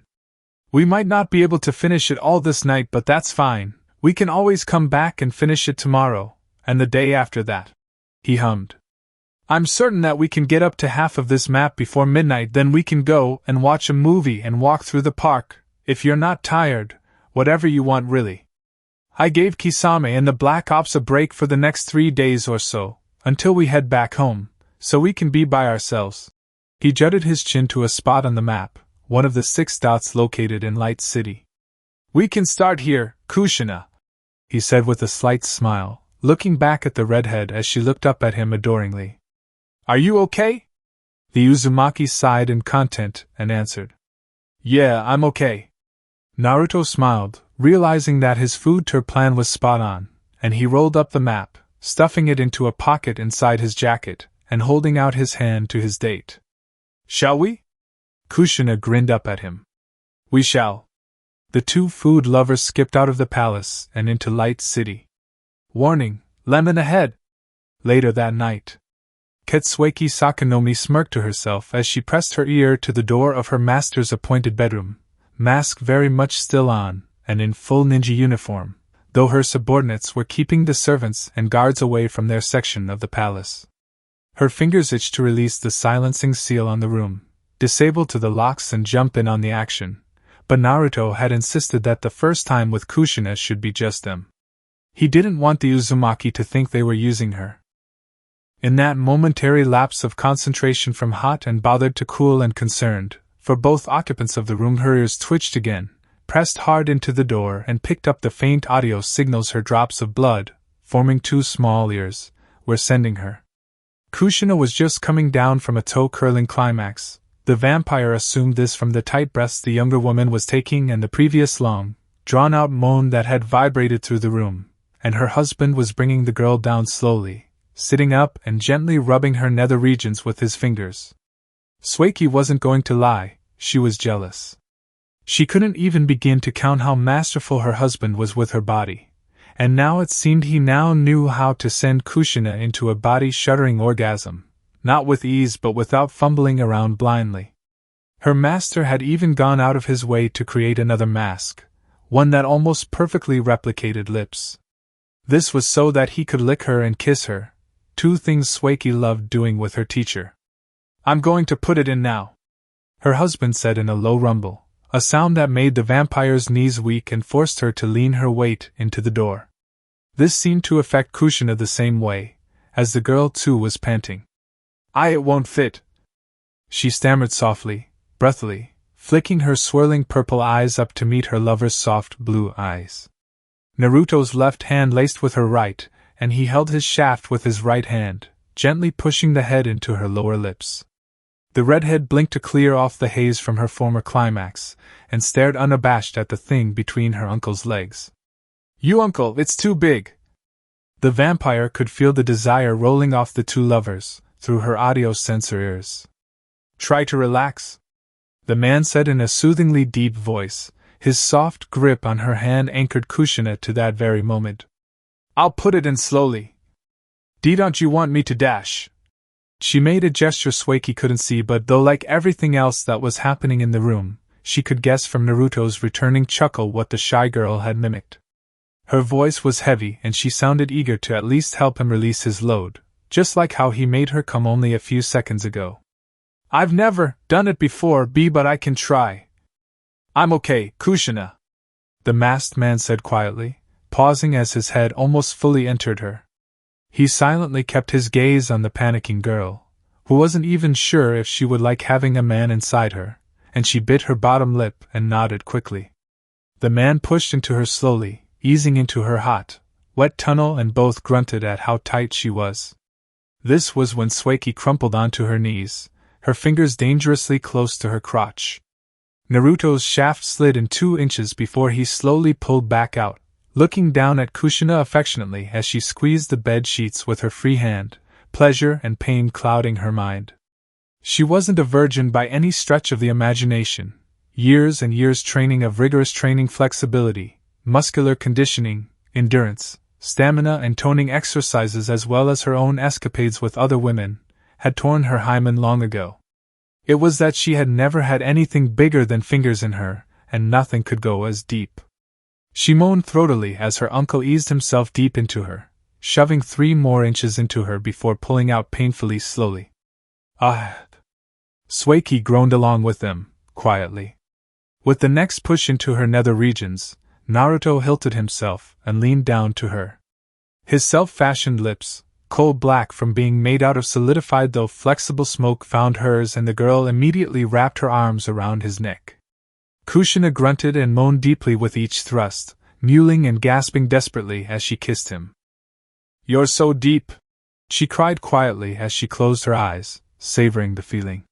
She turned her face and pressed her lips into his neck, nipping at the skin and licking his sweat breathily. Her sharp canines gently bit into his neck, unconsciously marking him, and the man groaned, sliding his right hand back and moving her left ankle onto his lower back, maintaining his rhythm. In her delirium, she wrapped her legs around him, her toes barely touching, and he thrust harder into her. Her head fell back and her eyes closed tightly as a whole new wave of need washed over her. "Like that, yes, uncle, harder, harder, yes!" The vampire, eavesdropping on the lovemaking, had abandoned all care, ordering her subordinates to keep the servants of the palace away from that general area, and they too shouldn't come either. Her fingers entered her pants, and the expressionless woman flushed red as she rubbed herself. The bed in the room creaked as the man thumped harder into Kushina, letting her set her own pace and discerning for himself what she was comfortable with. Naruto's eyes glowed as he looked at the woman, feeling her tunnel tighten up with each push into her core. "I am almost dash," the redhead bit out urgently. Her hands shifted down and her nails dug into his back. "Oh!" The blonde man quickened in tune with her hot breathes. Her purple eyes opened, and he smiled at her. Kushina smiled back, moaning throatily as he went down and kissed her. She could smell him. She could smell him. She could feel him deep inside her and all around her. The sensory overload became too much for her. The Uzumaki tensed and whimpered as she climaxed. Sueki's lips fell open and her mask suddenly became too hot for her. The vampire slumped against the door, still on her knees, and fought the urge to sleep. Naruto slowly moved in and out of her, helping her ride her high. The redhead blinked blearily, trying to reorient herself and puffing out hot breaths to each gentle push into her center. The Uzumaki hummed out a content smile, turning on her side with her uncle in her arms. When she was completely sure Kushina was asleep, or at least too drowsy to move, she picked the locks of the bedroom and rushed inside, shutting the door after and throwing up a flippant locking seal. She wasn't sure whether it was before or after she reached the bed that all of her clothes were off, littered on the ground on the same path she took towards her master. Naruto gently pulled away from the tired redhead, who was half awake at that moment, and sat up against the headboard with his hand gently stroking Kushina's head as she mewed in need. Her purple eyes widened a little in surprise as her aunt went to her uncle, shuffling onto the bed. The white-haired woman's pale body faintly glowed as she bent her head down and grasped her uncle's shaft, dragging her tongue up the long member and sinking her head down, taking as much of it into her mouth as she could. Sueki bobbed her head up and down, gagging for air with each dip of her head, tucking her hair to the side. A few seconds later she clambered onto him, and Naruto aligned his shaft to her lower lips. He was sure he could hold his release a while longer to make Sueki peak, as his wife sank down on his rod and began bouncing up and down on his lap. She grabbed onto his shoulders as he held her ass, her eyes shut and keening in ecstasy, riding him frantically to get him to come before she could. She felt her lover's right hand leave her ass and the bed shifted, circling around Kushina as the younger woman slinked up his body, her head tipped back. She licked her master's lips and whimpered softly as he pushed his tongue into her mouth. His hand held her closer to his body, his other hand encouraging his wife to bounce harder and faster on his shaft. Sueki, lost in her own world, barely jerked in surprise as she felt an unfamiliar hand palm her chest, expertly rolling her nipples between her fingers. Kushina's head ducked down between her surrogate uncle and her aunt as he sat back with a deep, approving sigh, feeling his vampire wife tighten up when the bisexual Uzumaki lapped at her left breast, sucking on it as she played with her aunt's other nipple. Sueki decided then and there that she liked it. Not unknown to them as well, Kushina liked this as well. The white-haired beauty had already been so tightly wound up that it didn't come as a surprise that she fell into a thundering orgasm, shuddering as the redhead gently rubbed her back. Naruto was close. The look Kushina gave him conveyed her thoughts clearly. Sueki fell onto his chest, grinding on his shaft, and placing kisses along the side of his jaw. She yelped as her husband flipped her over and slid out of her quivering quim. The more experienced, though still delirious at that moment, woman vaguely noticed Kushina take the initiative and straddle her, bringing her face down and timidly kissing her. Sueki's left hand came up and lightly held the redhead's face, leaning up a little to return the kiss, just as their lover aligned himself to Kushina from behind. This time, as he saw the fiery look from the younger woman, thrown over her shoulder alongside a seductive smirk, he hilted himself in her in one hard thrust. Kushina's groan muffled against Sueki's longing lips. The blond man hammered into her, driving himself deep into her core. He gripped her waist, driving her back as he thrust forward, eliciting a pleasant yelp of surprise from Kushina. The redhead felt a fire ignite in her gut as her master repeatedly pounded into her from behind. She noticed how her aunt's pupils were contracted tiny like pinpricks, and a strange desire came over her anew, feeling her harder his thrusts, and seeing how turned on her master's first lover was. She slammed back into him, grunting into Sueki's lips and closing her swirling purple orbs. The room was filled with hard slapping sounds, low moaning and soft whimpering. The coil in Kushina's core tightened impossibly until lights popped in the back of her eyes and Naruto grit his teeth. The floodgates opened and the two lovers saw stars. The man leaned forward, onto Kushina's back, and the redhead turned her head, kissing the man lovingly. The strength in her arms left her as he filled her with heat, pumping out more as he sluggishly moved in and out of her sopping wet tunnel. The woman trembled delightfully with each spurt, shaking in Sueki's arms, enjoying the dominating power her precious uncle had over her, treasuring the feeling of being so full. Kushina sighed into the kiss, smiling happily as she felt her idol's seed settle inside her. The three of them went at it for another hour and a half, until Kushina finally passed out as Naruto finished in her for the fourth time that night. Sueki, just as full of her teacher's seed as the slumbering redhead, had tried to go for another round but had fallen limp in her husband's arms not 5 minutes later. Lemon ends here. You can look now. Next morning, 6:21 a.m. Kushina smiled sweetly and cuddled into Naruto's side, rubbing his stomach in her sleep and nestling her head on his shoulders. Sueki slept on Naruto's other side, her legs curled around her teacher's left leg and her arms desperately hugging his left arm to her chest, as if she was dreaming that she would lose him. The man snored quietly, bringing the two beautiful women closer to himself, and allowing them to use him as a body pillow. His eyes snapped open and his crystal blue eyes flicked to the door. There was a commotion going on outside. He glanced at the ladies on his arms, sound asleep, and he hummed in thought.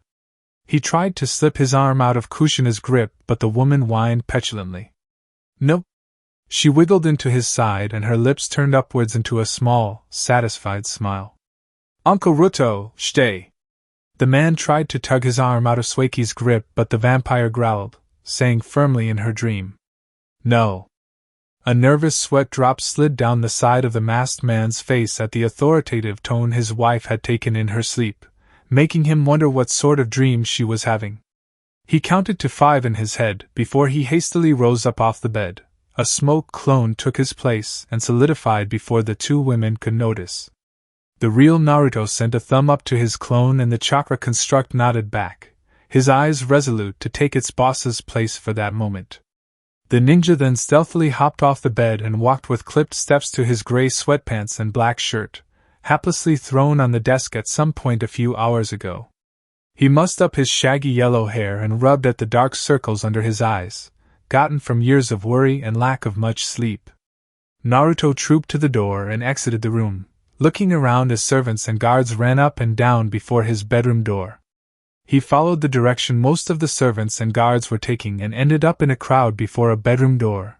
The section of the palace was designated to the guards of the daimyos when they were not on duty. "Coming through," the man called, but the murmuring and yelling was too loud for them to hear him. Inside the room, Naruto's keen hearing could detect the sound of cursing. He recognized Kisame's voice immediately. Naruto's body dissolved into smoke and he seamlessly passed through the crowd. This was not his smoke form, it was merely how he bypassed closed doors and tight spaces. He slinked his way into the room and materialized as he got to the front. Hashigaki Kisame, drenched in blood and clad only in a pair of formerly dark blue boxers, was wildly swinging a fully unfurled samahata around, snapping at the snow shinobi that surrounded him, trying to get to him. On his bed was a badly battered and mutilated corpse. The arms had been shredded down to their elbows and the legs were now mere stumps. The stomach was cut open, spilling out the intestine and bladder, and its head had been broken open with some sort of blunt object. Scratches and scrapes littered its naked body. A woman, from what Naruto was able to discern. The masked leader wasted no more than 3 seconds taking all of this in, before his eyes darkened angrily. He barked, "What the hell is going on here?" A hush fell over the crowd as they heard his voice, and those behind Naruto shuffled back respectfully. The chakra armor-wearing snow shinobi stopped their attempts at grabbing the wild sword master. Kisame visibly calmed down as he saw his master glare at him, then around the room. "Well?" Naruto's voice was dangerously low and Kisame ground his teeth. His head fell forward in subservience, though his sword-bearing hand was still raised defensively. The crowd at Naruto's back were pushed back by his black operative guards who had urgently left Light City when multiple alarms in a neighboring town had been raised. A brave snow ninja pointed at Kisame, who bared his teeth but keeping his head down before his leader. "Hashigaki Kisame is resisting arrest." He said this as he motioned to the scene of the crime. Kisame sped. The Kiri-born dark shinobi looked to his leader, urgency in his eyes and Naruto's own narrowed as they looked at him. The snow ninjas stepped back once as the dark leader walked up to Kisame with clipped steps. He glared harder at the sword master, and Kisame's sword-holding hand flopped down. Samahata's scales fell back and its body smoothened, realizing that now was not the time to act wildly. Its holder bowed his torso forward, his heaving chest rising and falling from keeping the snow ninjas back for the past 10 minutes. Now, his mind was panicking on what his leader was thinking. "Look at me!" Naruto ordered, and Kisame, fearing for his life and afraid of what his master would think, did not lift his head, keeping his trunk bowed forward and closing his eyes tightly. Naruto frowned hard, and he said, this time in a stronger voice, "I said, look at me!" Kisame hesitantly raised his head and stood straight. He looked into his leader's eyes. "Sir?" The bespectacled leader pointed at the gruesome crime scene and said, "Did you do this?" The other daimyos, besides Mifune, entered the room, walking through the space Naruto's guards created, and silently watched the youngest daimyo speak to his subordinate. Kisame shook his head. "I didn't do this, Lord Naruto." The ghost in glasses stared deep into Kisame's black with blue scara eyes for one long, tense minute. He frowned deeper as he saw the look in his subordinate's eyes. "He didn't do it," Naruto said firmly, honestly. Yes, there was a feral look in Kisame's eyes, but with his answer, he didn't detect any lie. "But sir," the same ninja that had spoken said, "her blood is all over him." Naruto turned around, defensively standing in front of Kisame and crossing his arms. "He said he didn't do it. That means he didn't do it." Words could not begin to describe the relief Kisame felt when his master believed him. There was doubt in his mind at some point that his master would cast him away and deny him at the sight of his gory scene, but now there wasn't a flicker, or a shadow of a doubt, that his master had his back. Kisame, standing behind his leader, slightly bowed, humbled. Doton tore his eyes away from the carnage on the infamously savage dark ninja's bed and said, "That isn't how the law works here in Snow Country, Lord Naruto." He wasn't smiling warmly now. Now, he looked irritated. "The suspect of a murder will immediately be detained unless he has been proven innocent. And in this case..." His seething eyes looked to the dead body, then back to Naruto and the man he was defending. "There is no way your ninja wasn't the one that killed this poor woman. Has he not already done far worse? Let's investigate this then," Naruto said, not budging. Kisame's bloody reputation preceded him, but, briefly looking at the scene on the bed once again. "Set up an investigation team, check for prints, check for clues, and trace back Kisame's night. Somebody else did this, I'm sure of it. It would be a waste of our time and a gross waste of resources," Doton yelled. Deservedly so, the woman on the bed was from his country. "Someone has to take responsibility for this." "Then I'll take responsibility," Naruto said, and Doton was taken aback by the quick answer. "Throw me in jail until you find the real culprit." "TTTH that," Doton stammered, shell-shocked. "There is no need for that. No innocent shinobi of mine will spend a day in jail." "Not on my watch," Naruto finished in his head. The blonde man suddenly smiled brightly, looking around at the shocked faces of the people in the room. "Now, how are we doing this?" Side story unnamed. "Hiya! Hiya! Hiya!" Kushina thrust her palm forward, grunting as it was slapped upwards and adjusting her footing so that she could deliver a kick, which was knocked aside by a swat to her ankle. She ran back into her opponent and sent over a liver jab to his side, focusing all of her power and speed into that one blow, but was thrown off when the person stepped aside and tripped her as she passed him. The 13-year-old girl hastily rolled aside from the patiently waiting man standing above her and ran into him again, aiming for a body tackle to, somehow, take him down. All the man did was lift his knee and she ran straight into it, face first. She saw nothing for a split second, her mind slowly beginning to reel after running into the sturdy knee, and grunted in pain as a Spartan kick to her chest pushed her back, plopping her onto the ground. "You're telegraphing your attacks, Kushina," a stern voice said to her, watching as his student shook her head to clear the stars from her vision.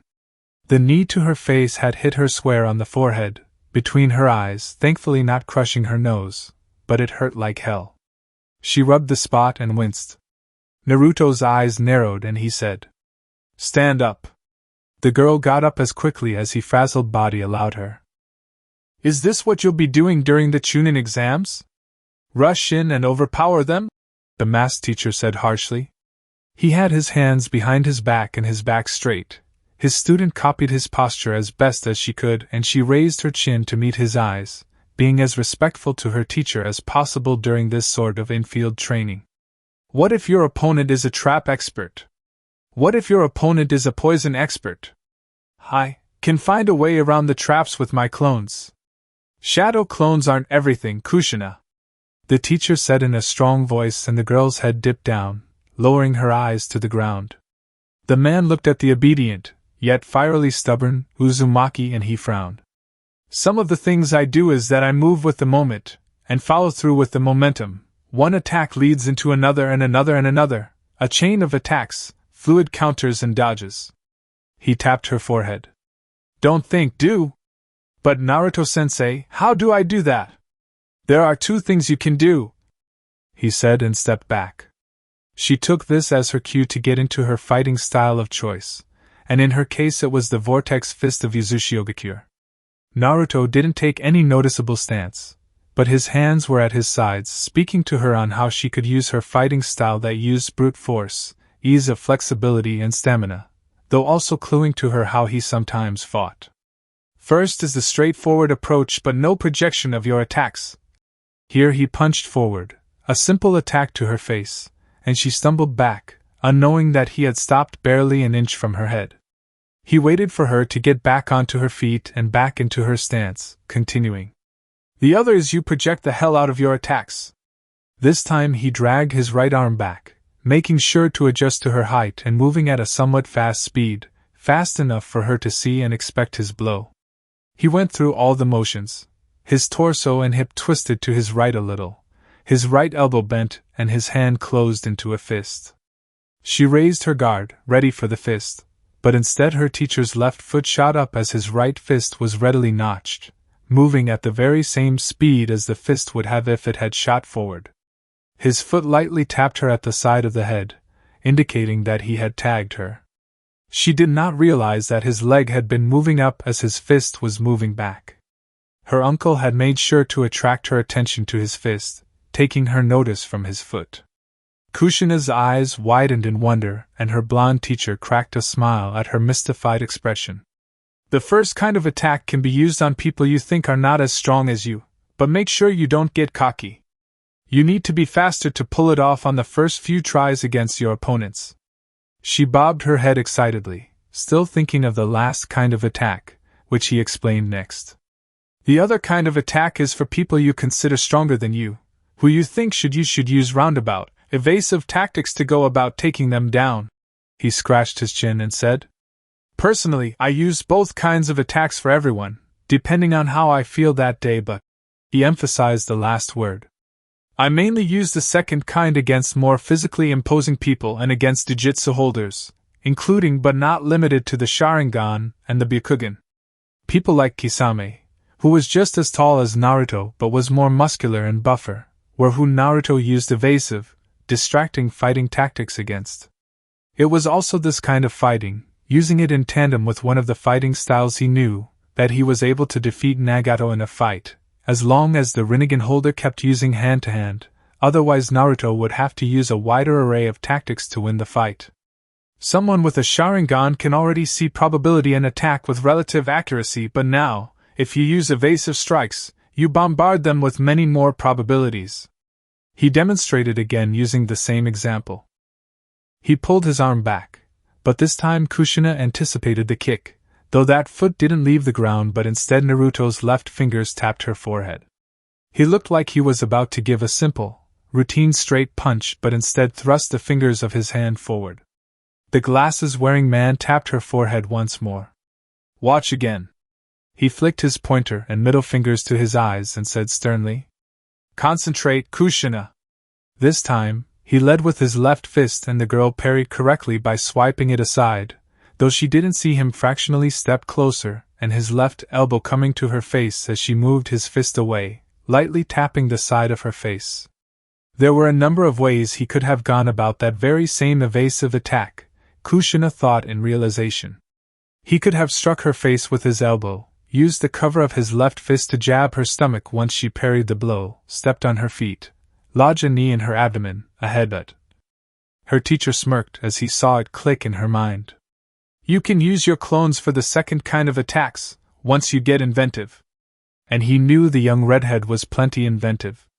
But, she stammered, coming out of her mind, which was flooded with ways she could use the knowledge her teacher was passing on to her. Didn't you say I shouldn't use my clones? I didn't say not to use them, I said not to depend on them for everything. He clarified smoothly, showing her another misdirecting attack, which she almost got correctly. A right knee to the stomach, but it turned out to be a stomp on her right foot, though not as brutal as he would use on the battlefield. You have an unbelievable amount of chakra, Kushina. If you can summon clones without using hand signs, then there are endless possibilities for you when it comes to hand. She nodded her head, her purple eyes now swimming with ideas.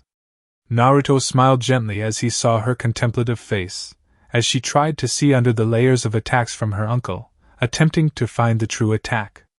Kushina was a very creative and adaptable girl.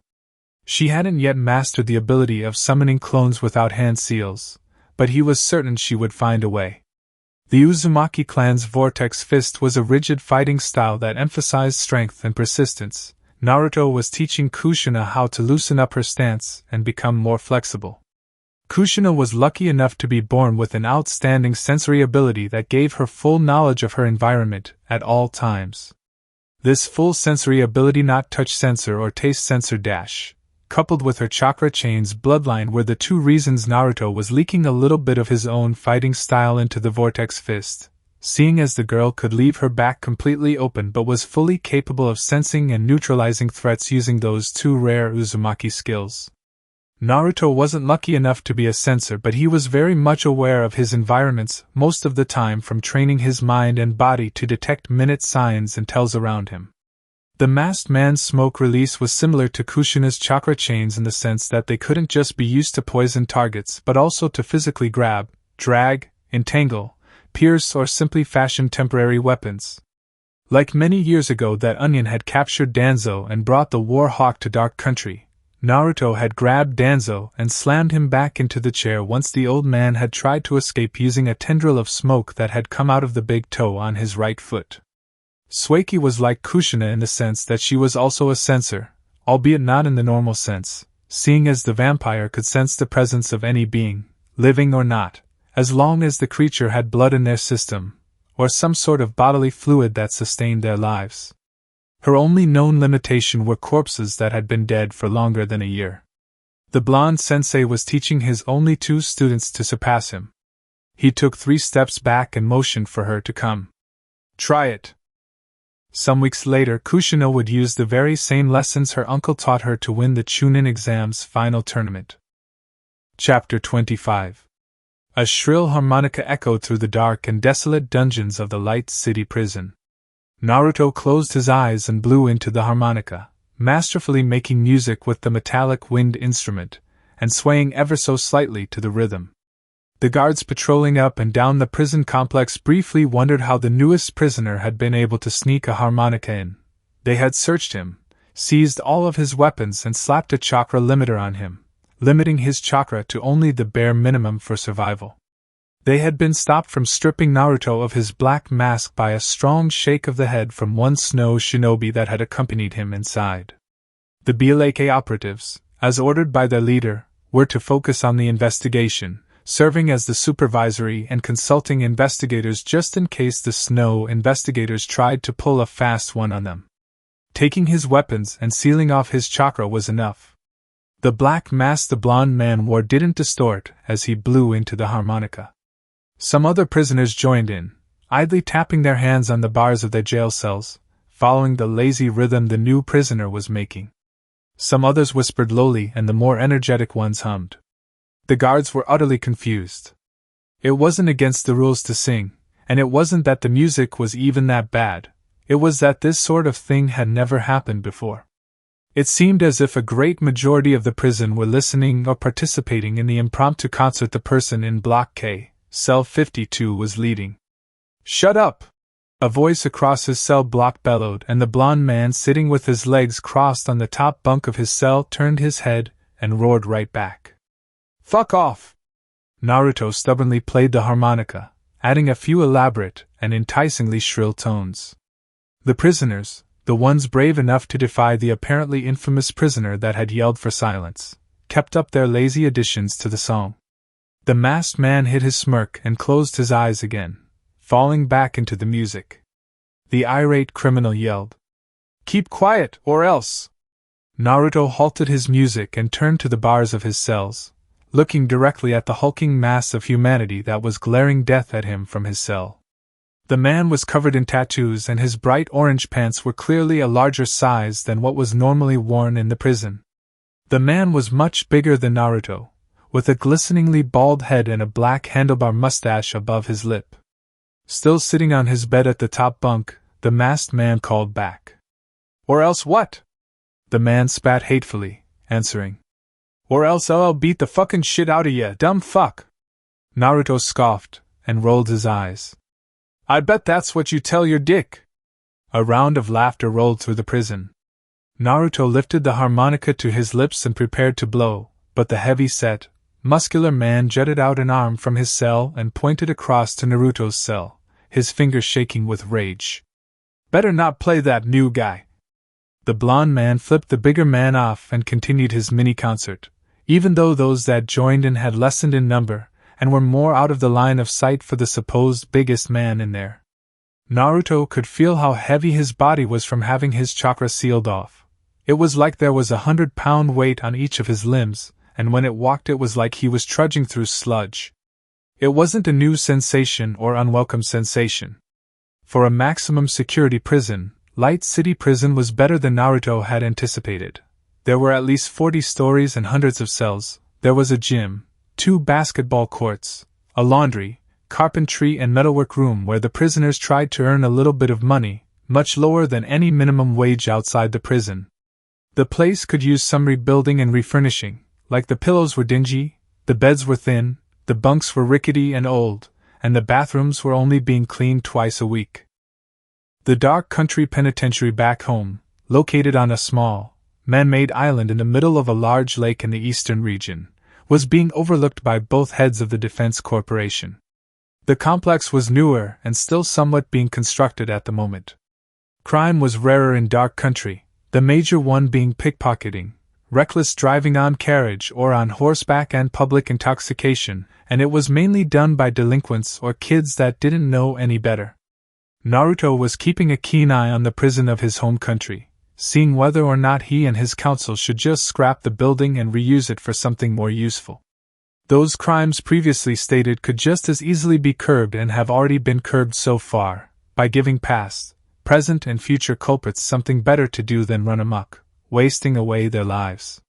Club activities, after-school activities and the option of internship with proper wages reduced crime rate in darkness to as low as 1%.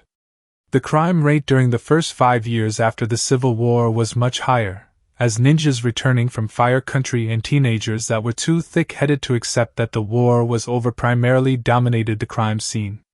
Naruto took swift measures during those crucial 5 years after the Civil War, and with the cooperation of his council, the clans and the clanless, crime rate had dropped from 41% to the measly 1% it was presently.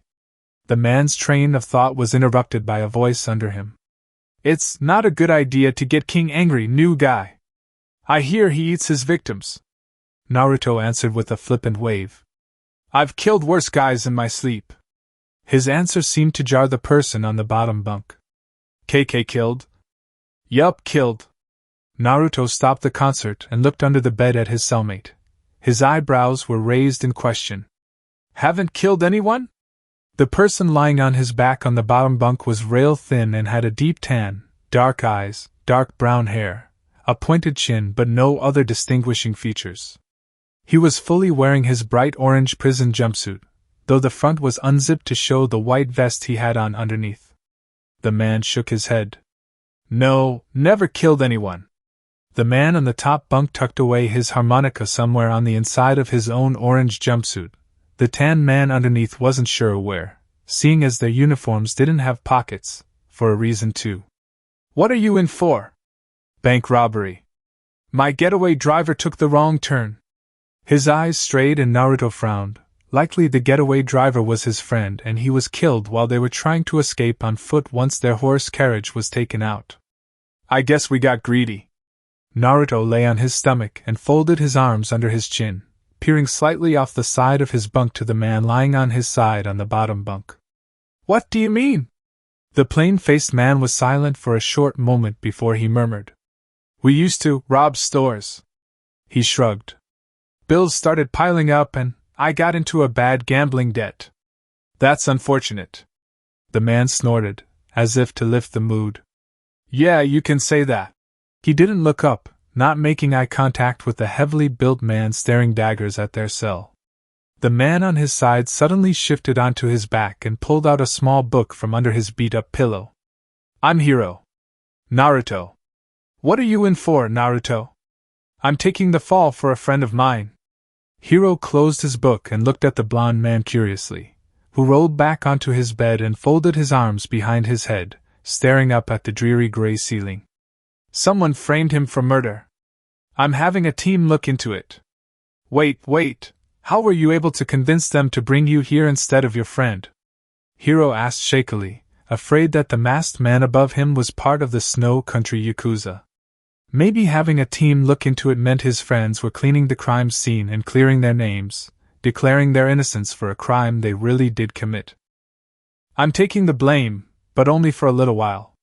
Hiro gulped, blocking his sweaty face with his small book. King, huh? Naruto muttered aloud. What has he done? What hasn't he done? Hiro snorted.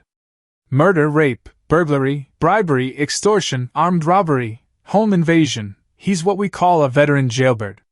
King's the boss of Chinokaze, the gang that runs this whole place. I heard he's got friends among the guards and connections on the outside too. He's been here longer than most people here, and with what he's doing around here, he'll probably never leave here either. For your own safety, I advise you to stay clear of him and don't get on his bad side. Naruto whistled, impressed. Then he asked, changing the subject. How long are you in here for? Lord Doton's High Council gave me 5 years. I've got 1 year left, 6 months for good behavior. He sent a stern look to the bunk bed above his. And I'd like to get out of here in one piece. He suddenly recalled the possibility of Naruto being a member of the notorious Winter Hacksaw Gang, a yakuza that was among the top 3 most feared on the continent. What else could explain the man's confidence at flipping off the humongous veteran jailbird? If you don't mind. Naruto chuckled loudly and exhaled, wiping a stray tear from his left eye. You know, Hiro, I don't know why you're scared of me, but it's hilarious. Why you've killed people? Hiro said in a hushed whisper, afraid the others in their cells would hear him. Of course I'm scared. Naruto hummed to himself, saying, Well, how are you so sure I've even killed anyone? For all you know, I haven't even killed a rat. I know a shinobi when I see one. Hiro bit back, withdrawing again as he remembered the man above him had killed before. Good eye. Naruto murmured in acknowledgement. Counter-argument. They've sealed away my chakra, your chakra, all of our chakra. How am I still a threat? It's a gut feeling. He patted his stomach familiarly. My guts never led me off before. Well? He trailed off. The bespectacled blond man tapped his chin at Hiro's answer. He had thought once he entered prison, his glasses would make him look like weakling. Well, yes, it did to some people, but for more cautious people like the thief below him, he was still suspicious. Maybe it was his leanly muscular build, or his pale skin, or probably his mysterious blue eyes. Naruto laughed to himself at his self-descriptions. All from Kushina, mind you. During the date the other night, while they were pigging out in a backyard cookout, she had told him how she would describe him to those that didn't know him. Thinking about Kushina, his mind lingered on the tomboyish redhead, then Sueki wandered along and the corners of his eyes crinkled softly. Hey, Hiro! He called, after 10 minutes of partial silence. The outside of the cell was filled with warbled conversations going on inside the cells and being thrown outside to other cell blocks. It wasn't yet time to open the cells and allow the prisoners out to do their morning work. The pointy-chinned bank robber grunted in reply. Do you have anyone waiting for you outside? No. Hiro wondered where Naruto was taking the conversation. Wasn't it just 30 minutes ago that the blonde had been led into the cell by the warden? I assume you do. Naruto's fingers dipped into his orange jumpsuit, and he pulled out a picture he had taken of him, Sueki and Kushina from a few days ago. He was half asleep, coming out from another long meeting with the daimyos, and Kushina had come at him with a camera, egging Sueki out of the shadows to take a picture with them. He rolled onto his side and showed Hiro, hanging his left arm off the edge of the bunk. Hiro squinted at the picture, taken some weeks ago before the Conference of Wealth Nation Daimyos. My wife and my girlfriend. Hiro looked up at Naruto incredulously. Wife and girlfriend? The glasses-wearing ninja pulled his arm back and stared at the picture. Yup. Damn. Hiro mumbled in admiration. Then he looked up and asked, and do they know? Yup. He left out how his wife and his girlfriend had a threesome just a handful of hours ago. How time flies. Damn. Hiro mumbled again, gradually becoming less scared of Naruto and more impressed. And they're fine too. You're a lucky man, Naruto. The masked man chuckled. Yes, I am, Hiro. The man placed the picture back into his jumpsuit and asked, Any family? I have a younger brother. He's shoemaker. He looked back into his small book. I haven't heard from him in years. How do you know he's a shoemaker? His last postcard years ago said he was setting up shop in Suna to make comfortable footwear for frequent travelers. He quoted out loud. I don't even know if he's still alive. Naruto was about to say something, but his sky-blue eyes flicked to the cell door as it was buzzed open. 3 prison guards stepped inside and looked directly at him. The leader of the group said, Prisoner 547127, get down, face the wall and put your hands behind your head. What's this about? Naruto asked.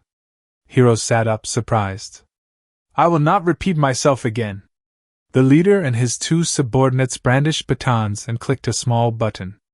Light blue electricity coursed over their batons and glared at Naruto. The masked man stared at the 3 stoically. Then he hopped off his bed and held up his hand, facing the wall and putting his hands behind his head. A violent hand yanked his hands down and cuffed them with chakra suppressors at his lower back, chaining his legs as well. A firm hand pulled him out of the cell and another guard closed the door. The leader of the group marched before them, tapping his now unelectrified baton in his hand. You have a visitor. Oh, Naruto said. You should have led with that. The hand on his shoulder tightened. Quiet. Naruto ignored him. For a second there, I thought you were taking me to the bathroom. King's gunning for my ass, I just know it. If you don't watch your mouth, it'll happen sooner than you think. Naruto brazenly looked across from his cell block to King's and rolled his eyes, an action that made the veteran jailbird smirk evilly right back at him. The hulking man signed subtly. The receivers were out of Naruto's field of vision, so he didn't catch who he was talking to, though he was very sure that the people King was communicating with were on his cell block. The bespectacled blonde hobbled along at his own pace, various scenarios churning around in his head. They led him into a white-walled room with a single metal table and 2 metal chairs inside. The table was bolted to the ground and the chair scrapped back as they shoved Naruto onto it, connecting his handcuffs to a loop on the steel table and doing the same for his shackled feet. This was so that he didn't make any sudden, violent movements towards whoever visited him, and so that there was no exchange they couldn't see. No normal man that had his chakra sealed away could hope to rip the bolted-down table out of the ground. 2 of them stood on both sides of the room behind him, and there was a pitch-black, one-way glass facing him. He counted 4 security cameras, 1 for each corner. Naruto settled onto the cold, metal table, lacing his fingers together and resting on his forearms, waiting. The man coolly glanced up as the same door he entered from buzzed open. Sueki, not in her mask but wearing her full ninja uniform, trooped into the room emotionlessly. She sat down on the chair across from him and mirrored his posture, placing her forearms on the table and looking her husband deep in the eyes. "How's it going?" she asked out of the blue, and Naruto mulled the question over in his head. "I haven't been stabbed yet, so I think that's good." The vampire sighed and rubbed her forehead tiredly, feeling a throbbing headache coming. "Can you take anything serious, sensei?" "Food," Naruto said seriously. "I take food very seriously." He then cracked a smile at her exasperated groan. The listening guards shared bewildered looks at the bizarre shift in the conversation. "Have you found anything yet?" The woman quickly flicked her crimson-red eyes to the guards, watching them like hawks, ensuring that there was no prohibited exchange, and she nodded. Naruto, catching the flicker of an action, bobbed his head slightly at her answer. "Yes." She couldn't reveal the whole situation right there, with the cameras and the guards in the room, but she could tell him about general knowledge in the investigation. She began speaking in code, starting by saying through shaded language and body gestures that the message underneath was not meant to be told before unconcerned ears. Meaning, in simple terms, not to air their dirty laundry before others. It was the way back operatives in darkness began their shaded language and subtle gestures, their way of hiding their past or their leader's past from unauthorized people. The ghost in glasses gave his student all due credit for the coded speak of the Dark Country Black Ops, seeing as she was the one that created it. The BLAK commander laid out what they had discovered in the 30 minutes Naruto had been shipped off to Light City Maximum Security Prison, slipping in casual messages under. "We found foreign chakra in Kisame's system, and eyewitnesses at the bar he was drinking in say that he was too drunk to even know where he was." She blinked, looking down for a split second, and then screwing her lips to the side. This meant that the surface information was indeed true, but also that the censors in Team 11 and 12 Bat and Komodo Dragon, respectfully, had been able to get a few drops of blood from Kisame, away from the main investigating team, and had identified the strain of chakra in the Chakra Man's system as being that of an Uchiha's. Naruto team, according to the Neutrality Pact, was not allowed to do that, but seeing as they were trained experts in subterfuge and misdirection, they could easily do it without getting caught. Then, how did she end up in his bed? He tapped his ring finger on the table twice and fractionally tilted his head to the right.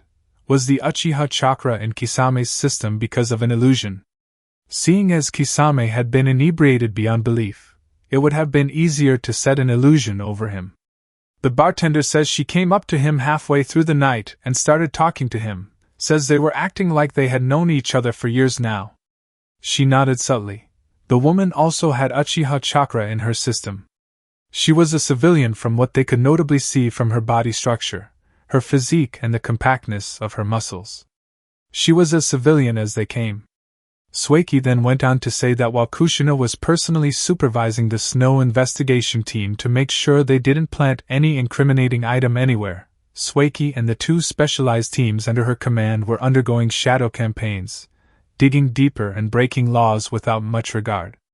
As long as they weren't caught, Naruto thought with a shrug, before he scoffed to himself, briefly breaking the coded speak he and his wife were making. His ninjas weren't going to get caught. They were just that good. BLAK Team 12, comprising of operatives Koala, Pony, Komodo Dragon and Polar Bear, were making plans to go to the capital of Snow Country and break into the Citizenship Registration Center to sift through records to confirm if the woman was indeed a citizen of Snow, or whether or not she had taken any trips out of the country recently. This angle in the illegal investigation Naruto's ninjas were taking was to confirm whether or not she could have been placed on an illusion several weeks before the Conference of Wealth Nation Daimyos. Sharingan Genjutsu weren't only known for their potency or their effectiveness but also for how long it lasted on the victim.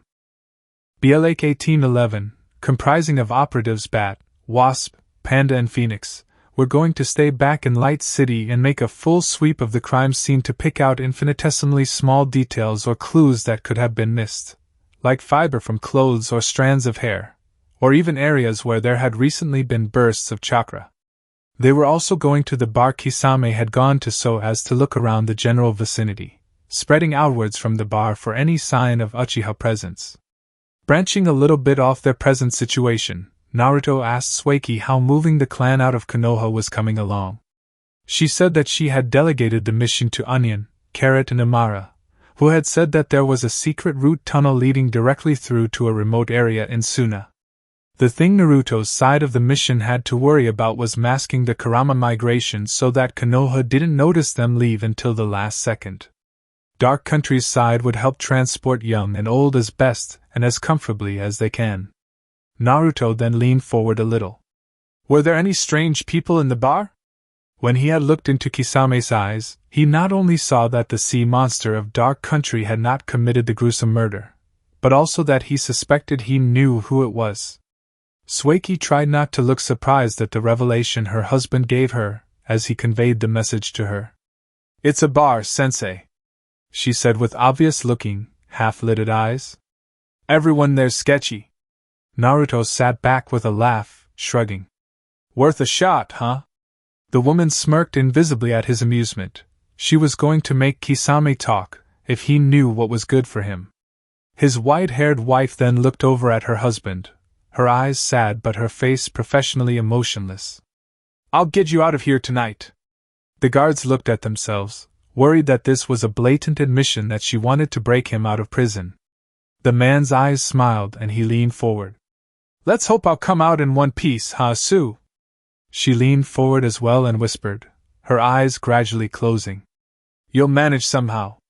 She placed a soft kiss on his mask and physically smiled at him, a little upward twitch of the corner of her lips and a rejuvenated glow in her burning red eyes. You always do. Hey, no touching the prisoner. One of the guards barked. Sueki exhaled in mild frustration and stood up, Naruto's head craned back as he looked at her rise of her seat. He squinted a little behind his glasses. He reassured her that he was going to be fine. Chakra or no chakra, the masked specter wasn't someone to be trifled with. The woman gave him a lopsided smile, forming the corona with her left hand and holding it to her chest. I'll wait for you, Naruto-sensei. He smiled warmly back at her, not minding the hilarity of the surface statement. She had promised to get him and by proxy Kisame free of all charges by that evening. The understated message was that she was vowing on Kurono to get him out of prison by that evening. He flicked his left hand into the forked hand sign of the country, holding it up as best as he could from the inconvenient way his hands had been chained down to the table. Thanks, Sue. Tell Kushina, I'll see you and her when I get out. Naruto could always count on his Sueki to deliver. She didn't need to promise on Kurono to get him out of jail. He already knew she would get the job done. Suradachi coal mine. Sunagakure. Raza grunted deeply and frowned underneath his turban as he looked at the siblings kneeling before him, alongside a team of who he realized were from BLAK. Onion and Carrot had come with Team 13 to request something from their long-time, close ally, Suna. The difference being the 4 Black Ops were wearing masks while the 2 Root Ninjas weren't, exposing their faces and showing Raza identifiable Kurama traits. We will like to conduct an operation on your home soil, Lord Raza, Captain Frog of BLAK Team 13 said respectfully.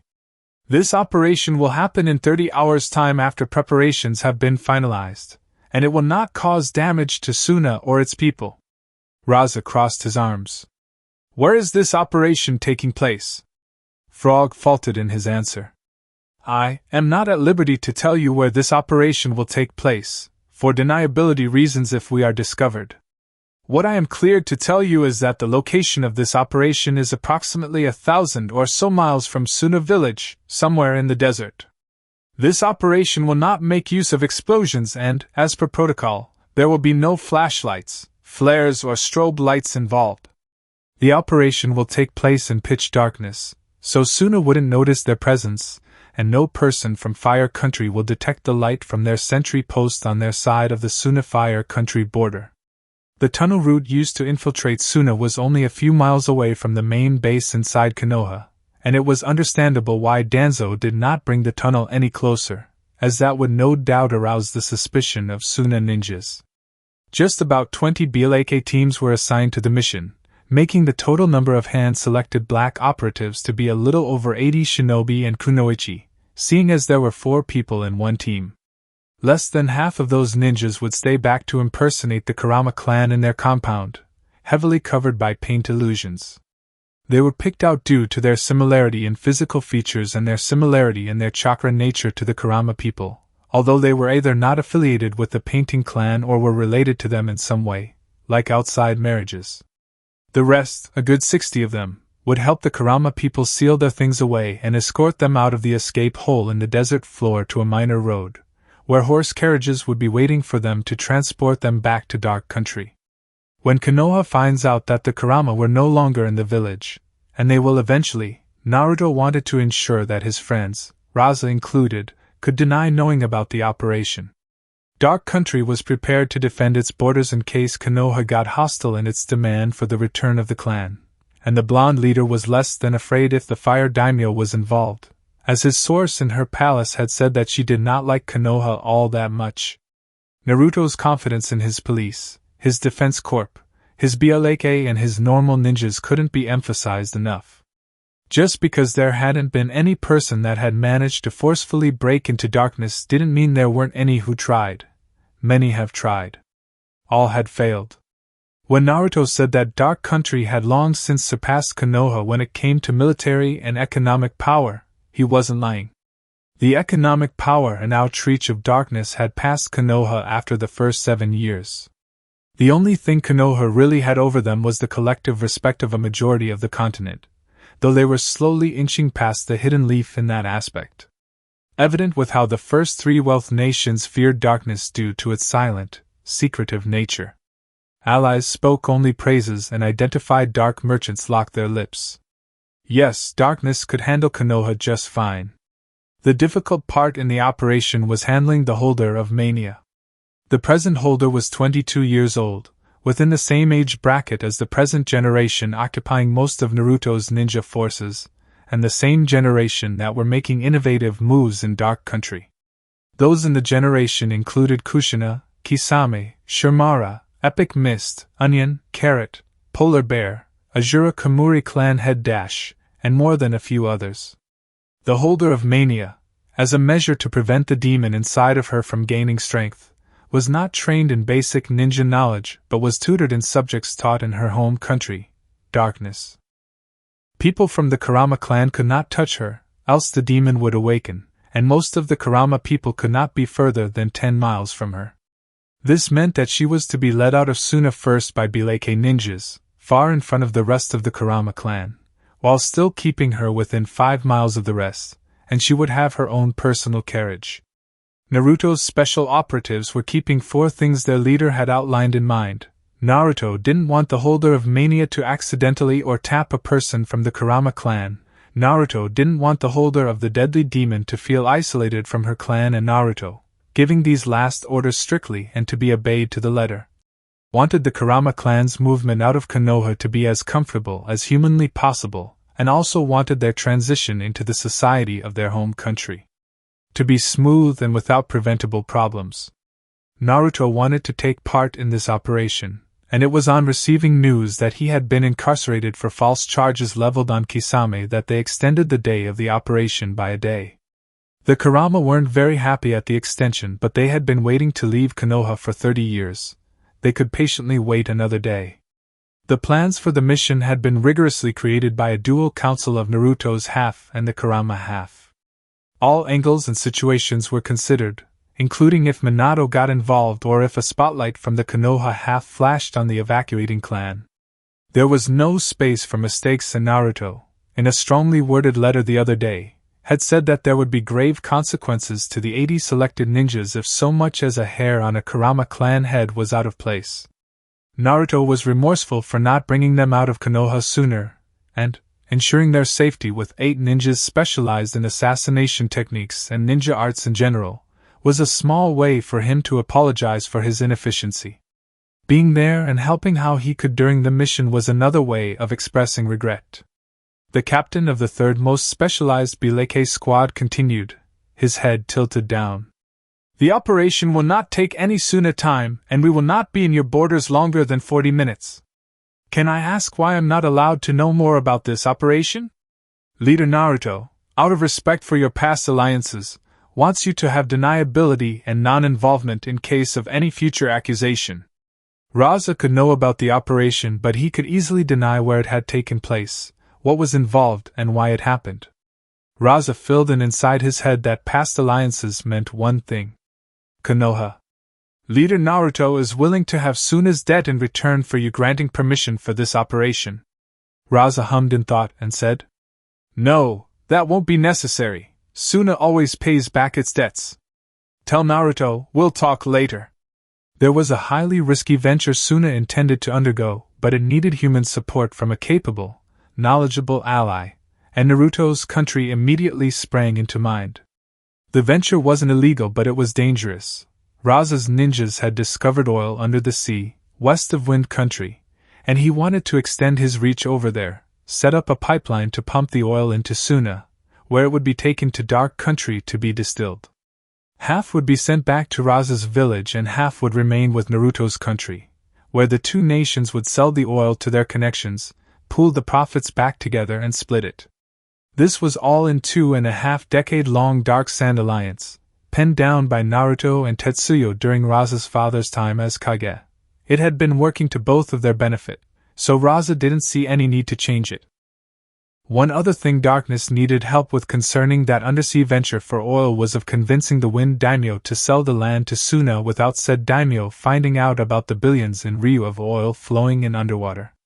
The Wind Daimyo held Suna in contempt, even till that day, and the man scarcely, if ever, helped the hidden village with anything. Naruto's couldn't had the influence to sway the Wind Daimyo in his favor, and if it came to buying the general region the oil was found, Suna didn't mind increasing its debt to Dark Country if it meant Naruto's country could buy the area. Raza considered what the small delegation were asking him of, while he had been going round his coal caves, doing the same rounds his father once did to supervise the growth of the three precious goods Suna produced: coal, oil and gas. As long as Suna wasn't being placed in danger and as long as Naruto could handle the consequences, if it came up, then the Kazekage didn't mind. Sabaka no Raza shrugged. All right. The glasses-wearing Kurama woman, Carrot, sighed in relief, almost collapsing under the weight of the 5-minute silence, and a small look of appreciation bloomed over Onion's face.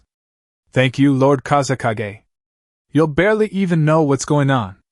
The interrogation wasn't going so well. The two detectives were trying to pin Kisame to the crime, saying that it was possible he had taken her to his room and killed her in his drunken state. There were no signs of rape, and as such no semen in or on the victim, and there were reports of the woman struggling on their way to the palace. Instead, it looked like he was the one struggling with her, like he was resisting something. The investigators then changed their accusation to Kisame becoming more violent as the woman carried him to his lodgings in the palace, accidentally killing her. The ominous presence in the corner of the room darkened, and the pair of burning purple eyes narrowed angrily. Kushina's had enough of this. Then explain the chakra in his chakra network, she snapped, taking a step forward and crossing her arms tightly. Explain how the maid that witnessed Kisame and the woman enter the room said that Kisame fell asleep as soon as he hit the bed. The shark man turned back to the interrogators, silently glaring at them, unyielding. One of the detectives said, The maid could have been lying. She stayed in the room for 10 minutes, helping the victim properly undress Kisame and arranging his room before she left. Kushina bit angrily, veins throbbed on her neck and her fingers cracked dangerously. There wasn't much keeping her from committing a murder right there and then. These dirty detectives were forcing a crime on her friend's head, a crime he didn't even do. That wasn't even the worst part. Naruto, her idol, her childhood crush and her boyfriend, had been forced to take Kisame's place in prison because he believed in the innocence of his subordinate, when all the snow shinobi concerned were pushing for Kisame's execution. Kisame was smarter than this. He may be a bloodthirsty monster, and he may be a ruthless swordsman, but Kushina was confident that Kisame would never jeopardize the mission he was on, and he definitely would never rub mud on his leader's face. Kisame may have a bad reputation, and deservedly so, but he was smarter than this. Kisame might not have grown up hearing ghost stories, but he respected Naruto all the same for his dedication and his work ethic, two things Kisame could relate with. It was why Kisame, after the mandatory first year of serving Dark Country after graduation, as a requirement for being a transfer student from Kiri, stayed in darkness as a proud Jounin shinobi. 15 years of faithful service to his country and to his leader. No regrets. Kushina wasn't going to stand around and allow them disrespect her friend. No one is going to ask how the victim was given citizenship a month before the conference? The Uzumaki Tambo prodded harder. Are you implying that the victim cut off her arms and legs and was still able to slice her stomach open and slit her throat? The second detective said incredulously. The woman pointed at the silent sea monster. He is known to kill his victims with such barbaric techniques. The blue-skinned man shook his head and mumbled. Not true. The redhead turned to him, and the other two detectives looked at him as he spoke. I shave off the arms to the elbows and legs to their knees. While they're still alive, there's more pain that way. I stab the throat. He pointed to 2 places on his throat, where major arteries carrying blood to the brain were located. But only on 2 occasions, both for quick kills and not for torture. And I've never sliced open any human being's stomach, too sloppy. He added the last part at the end, remorselessly. The 2 Snow investigators were forced to recall how the victim didn't look to be in pain and that forensics had confirmed that the arms and legs, sawed off not shaved off, and not to the bloody stumps Kisame had described but a little bit past the elbow and knees, had been done to the victim a little while after her death. First was the throat, then the stomach, then her arms and legs. For good measure, they bashed open the back of her head with a blunt object. Snow Country autopsy found tiny splinters of wood in the opening behind her head, so it could have been smashed either with the fist or a part of a puppet. Though the Snow detectives were creating a story that from the blood spattered on one of the bedposts, Kisame had hit her head there. They ignored how the bedpost wasn't chipped and how the wood of the bed differed from the wood in the head wound. Splinters of redwood littered the head wound, while the bedpost was oak.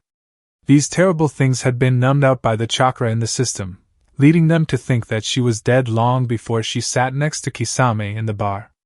This was confusing. Because, obviously, a normal person had to be alive to do all of that.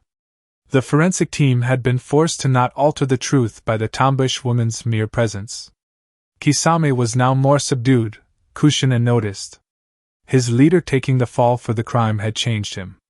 Last piece of evidence that frees Kisame of this crime, Kushina said firmly after nodding appreciatively to her blue-skinned friend, is that there are no signs of blood on Samahata, no fingerprints on its handle other than Kisame's and no tissue samples on its scales. It was hard dusting off the sentient sword for evidence, as touching the handle would still make spikes jut out, but they had gotten what they needed. Kushina wasn't new when it came to framing someone for a crime or planting evidence. A few missions with her former team when she was Chunin centered primarily on incriminating people and stealing valuable artifacts. So she made full use of her knowledge to defend her former bully. Then tell me, genius, a detective said with a roll of his eyes. Who killed the victim? Who else but the obvious suspect?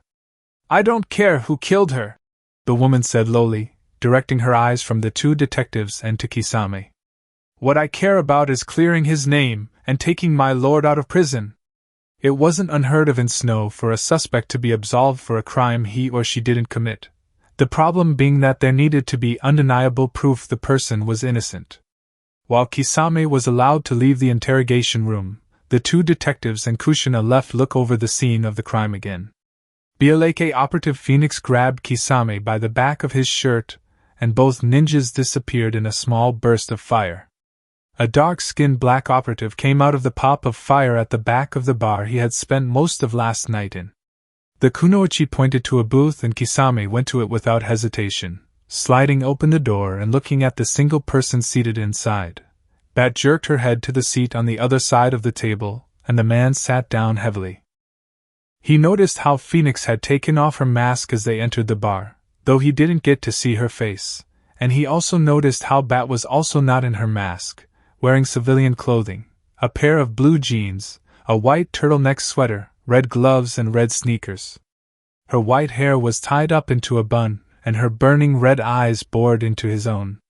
What Kisame didn't notice was that outside of the booth, and in the bar, Sueki had 10 small bloodhounds of killer intent sniffing around. She had not channeled killer intent into the blood creations but instead sacrificed 90% of her sense of smell and shared it among them. The bloodhounds had been able to pick up the faint scent of redwood and mahogany, two kinds of wood popularly used by puppet masters, discernible from the oak tree used to build the bar. Her team had found a small piece of clothing that had been caught on a loose nail on a seat inside a booth, a piece of black clothing, and the last thing their illegal investigating team found was a strand of black hair in the same booth as the piece of clothing. Wasp's eyes and the bloodhound's nose had confirmed that the strand of hair came from the same person that had slightly ripped his or her clothes. Those three things were very important in the investigation because all three things had been found in Kisame's room, flying right under Snow's investigating team. In Kisame's bedroom, Sueki had managed to detect another foreign chakra spot, one different from the Uchiha chakra in Kisame's system and more refined than the ones from the servants of the palace. This meant that there were two culprits. Sueki leaned forward and placed her forearms on the table, closing her hands into loose fists. "Don't make me ask again," she began, and Kisame sat up straight, knowing better than to make light of his superior in both rank and skill. "What are you not telling us?" The shark man didn't even bother deflecting the question. "I was in Kiri 2 weeks ago," he began somberly, his blue and black Scara eyes looking down to the table. "Visiting my mother. It was her birthday." He wasn't sure how long he had spent staring at his mother's tombstone. An hour? 2 hours, maybe? There under the ground, his last family was buried. His father had killed his younger brother with a blow to the face. The little kid couldn't have survived that kinds of attack. His mother had been injured while she and Kisame were held hostage by their father, confining her to a bed for several years. His alcoholic father had died in a mental institution. The Hozuki clan, the clan he was from, seemed to be strangers to him. He wasn't close to anyone in the clan. Every step of the way, Kisame took his mother for granted. Every time she shielded him from his abusive father. Every time she spent juggling 3 jobs just to put food on the table. Every time she woke him up at night so he could escape before her alcoholic husband became violent. He called himself a coward, for every time he wouldn't stand his ground but flee at the sight of his father. The poor woman didn't even blame him for the state she was in after the whole ordeal with Kisame's father had passed. She only smiled and told him to make something of himself. So he did. For her birthday, and his dead brother's birthday, he would return to Kiri and spend hours telling her all the things he had done with his life. The grisly retelling of missions didn't make the smile waver from her pale blue face, and even the boring details had her intrigued. He continued this tradition well past when she was dead and buried. Kisame's shame was not telling his mother that he appreciated all the sacrifices she made for him and his dead brother. Sueki rolled her wrist, urging Kisame to continue. "Someone came up to me and started talking. One day the ghost will have no use for you, Kisame." The grieving shark man didn't respond to the taunt. "When you become too much of a threat, he will find a way to dispose of you without hesitation." This time, Kisame scoffed. "You don't know Lord Naruto." "Spoken like a true puppet." The stranger applauded. The Kiri-born dark ninja grounded his teeth and turned to the person talking. "Describe him to me," the vampire said, and pulled out a notepad from a seal on her wrist, clicking the end of a pen and waiting for Kisame to recall the person's features and clothing. He was shorter than him, by maybe a foot, but then again not that many people were as tall as Kisame. He had black hair and he wore an orange spiral mask over his face. The mask looked strange because it only had one eye hole and the spiral of the mask turned into the eye hole. "Clothes," the white-haired woman stated curtly. Kisame closed his eyes and hummed. The stranger was in a black cloak with red clouds on it. The sleeves reached his palms, but the sea monster saw the gloves on the person's hands. At the mention of the black cloak with red clouds, Sueki paused. "Are you sure that was what he was wearing?" "Positive." Kisame nodded surely. "Was there anyone with him?" "I couldn't see anyone but Samahata." He motioned to the unmoving bundle of bandages leaning on his side of the table. "Said someone else was there." "How is it so sure?" Samahata has a wide sensory range. The sword master answered immediately, continuing his report. You are wasting your potential in darkness. The ghost is purposely keeping you back so that you don't become a threat to him in the future. Shows what you know. Kisame scoffed. I've learned a lot from Lord Naruto. Then think about the more you can learn if you join us. The orange-masked stranger said, fully facing Kisame. My organization is looking for strong people, like you. Our goal is to bring peace to this world through might, taking down cruel masters like the ghost down. Do you want to take the chance and wait for the ghost to dispose of you once he has squeezed you dry? The sword master didn't answer, turning back to his mother's grave.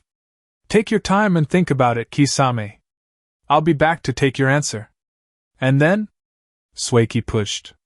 He just disappeared. Kisame shrugged weakly. Shunshin no jutsu? The woman proposed, but the man shook his head. He just sorta. He made a motion with his hands of a spiral turning inwards. Turned into himself, and he was gone. The civilian-clothed Bileke commander tapped the pen on her chin and murmured. Some sort of non-chakra utilizing teleportation technique, probably. Inside her head, all the clues and evidence came together. Kisame, drunk out of his mind, was being helped out of the bar and to the Snow Daimyo's palace by a woman he had never met before, who was under compulsion by a Sharingan genjutsu. Kisame too was placed under the illusion, and his large chakra reserves had not been of much help because of his inebriated state. Large reserves larger like Kushina's and Kisame's equaled harder to control, was the known logic behind genjutsus. He did not complain or stop the woman because he was controlled not to. The Uchiha that had thrown the genjutsu over Kisame, likely the one that had met him in the graveyard, used the same teleportation back then to take him and his partner from the bar, where they observed Kisame for a while, placing the illusion on him, and into Kisame's room once the servant was done cleaning the swordsman's room. Kisame was too large and too limp to do anything but sleep immediately.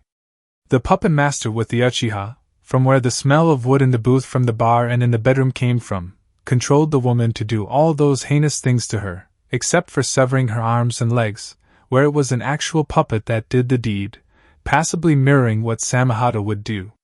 The puppet master could not use Kisame because, again, the sea monster's massive reserves could prevent control of his body or his limbs. Though with enough skill and experience, puppeteers were known to be able to have limited control of humans as well. Chio was proof of that. When chakra was used, no matter how hard it was suppressed, there was always an infinitesimally small expulsion of said chakra from the body. The expulsion of chakra from the body while performing ninjutsu could be reduced to a size that most sensors couldn't detect, with enough practice, but there was a chakra footprint left in the location the chakra had been expelled from a living being. Puppetry was a branch of ninja arts, and manifesting chakra strings left behind a chakra footprint. Sueki gave the puppet master credit. She wouldn't have detected the footprint if not for her hypersensitive hounds and Komodo dragon's sensory tongue. The latter ninja was able to smell and track chakra in the air and on surfaces using his long, reptilian tongue. The two culprits covered Kisame in the victim's blood, and once a maid shuffled into his room to open the windows, the alarm had been raised. Then the question of how the dark country black ops were not the first to arrive on the scene and clean up the crime, whether or not Kisame really did it. But then, coincidentally, those high-ranking ninjas had been called away when dozens of alarms were raised by dark citizens in Snow Country who were being attacked by mechanical moving bandits. Sueki slowly tapped her middle finger on the table, her mind turning. Akatsuki? She said in her head. They're trying to recruit Kisame. The masked person had tried to use the same logic Naruto had used on Minato, create doubt. It had worked until it didn't. Unlike Konoha, Naruto had no ulterior motive for his ninjas or his country. Today was proof of that, Kisame thought morosely. His lord, his master, had done the equivalent of taking a bullet for him. Kisame swore to himself that he would never doubt his leader ever again. The vampire woman sat back in her chair and sealed up her notebook. They could be trying to fill in the position of the plant man Naruto-sensei killed, or they could just be looking for strong shinobi to fill their ranks. She recalled how the orang mask-wearing man had tried to create doubt in Kisame, which in other situations would later result in Kisame defecting. Missing ninjas, people who have severed ties from their villages and from their families. Kisame could have vital information that could help Akatsuki if they ever want to retrieve the Kyuubi and the Gobi from Dark Country. The woman nodded to herself and exhaled. He fits exactly what Nagato wants. She acknowledged that the plan of the masked man to recruit Kisame had failed. The quiet shark man was stewing in his regret. The genius of the masked man's plan was that the murder in Kisame's bedroom would be difficult, if not impossible, to be framed on someone else. Kisame was the obvious suspect and as such would and should be blamed for the crime. Katsueki turned her mind away from that thought process, murmuring to the man across from her. "We'll find a way to make it look like you didn't kill her." Her red eyes flicked up to the blue-skinned man, glowing ominously as she smirked a little. "Without a doubt." Kisame breathed out through his nose and his lips twitched up ever so slightly. "Thank you, Lady Katsueki." Prison courtyard.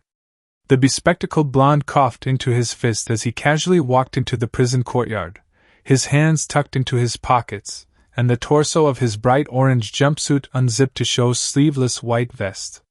He moved towards a solitary bench overlooking a basketball court, and he plopped down on it, sighing appreciatively as he sat back, propped his legs up on the unoccupied bench before him and folded his arms behind his head. He spied the other inmates keeping their distance from him. 2 reasons behind this. First was that some, now that they could fully see who the newcomer was, found that he looked strikingly like the ghost. Though this point conflicted with the fact that the ghost was too skilled of a ninja to be caught and thrown in jail, and second that the ghost was the leader of a wealth nation, no person in their right mind would force him into prison.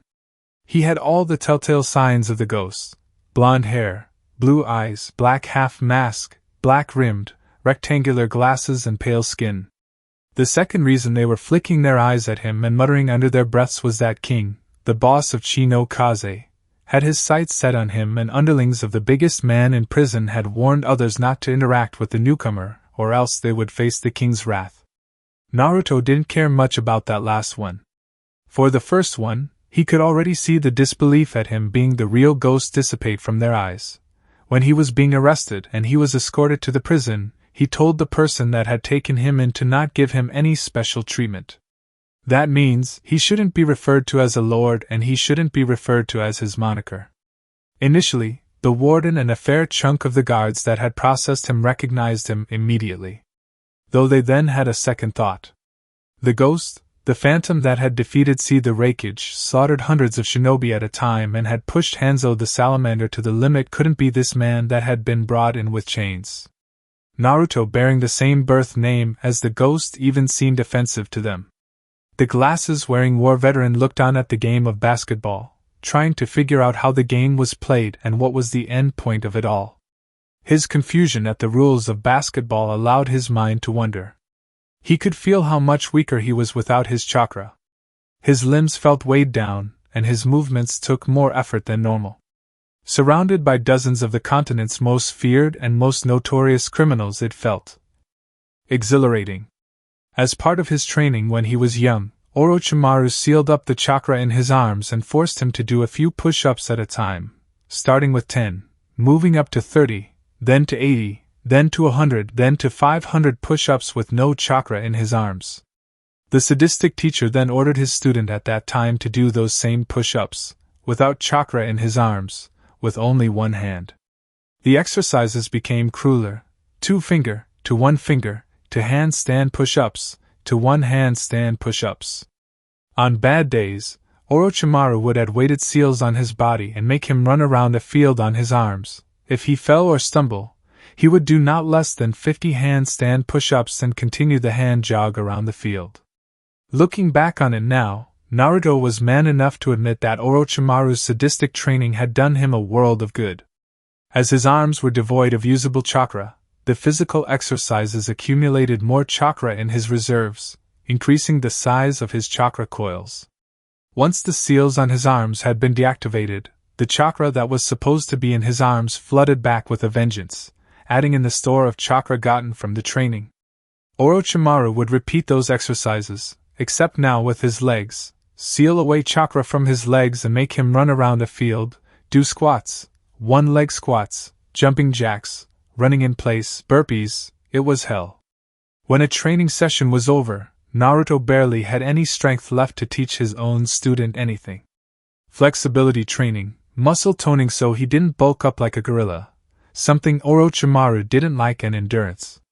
The Snake Summoner taught Naruto basic ninjutsu, tasking him to learn or create jutsu on his own, and he gave Naruto better coordination over his hand-to-hand, though this was at the end point of his training and when Orochimaru was gradually losing interest.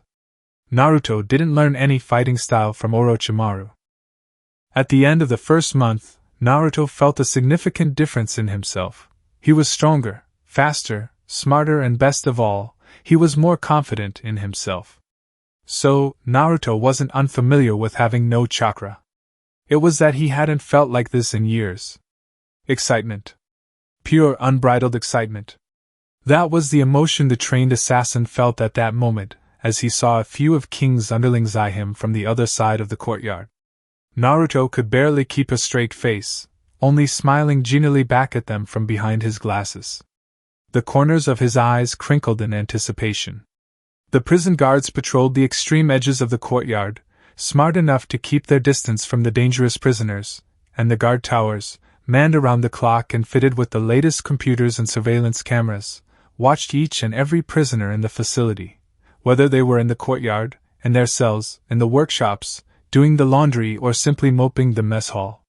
They focused especially hard on the newcomer, a tall, black half-mask wearing blonde and glasses that was watching the basketball game with a curious eyebrow ever so slightly raised. He was a strange one. The warden unintentionally placed him in a cell directly opposite from the one King was in, and not 30 minutes later, the blonde had angered the person even the fully armed and chakra-unsealed guards preferred to not get in the way of. Naruto was his name. This might be his last night in Light City maximum security prison. 2:32 p.m. Naruto looked down at his thin, soupy broth with disdain, turning his spoon in the vomit-colored liquid that the prison apparently called miso soup. It was more like they had made a gallon of miso soup and watered it down with 10 gallons of tap water, running from a mosquito egg-infested pond. The masked man squinted behind his glasses and contemplated whether or not his poison resistance still applied to him not having his chakra. There were a few strands of noodles here and there, sure, but they were far from done. He found 2 strands in his thin soup too, and both of them snapped as he pressed the back of his spoon on them.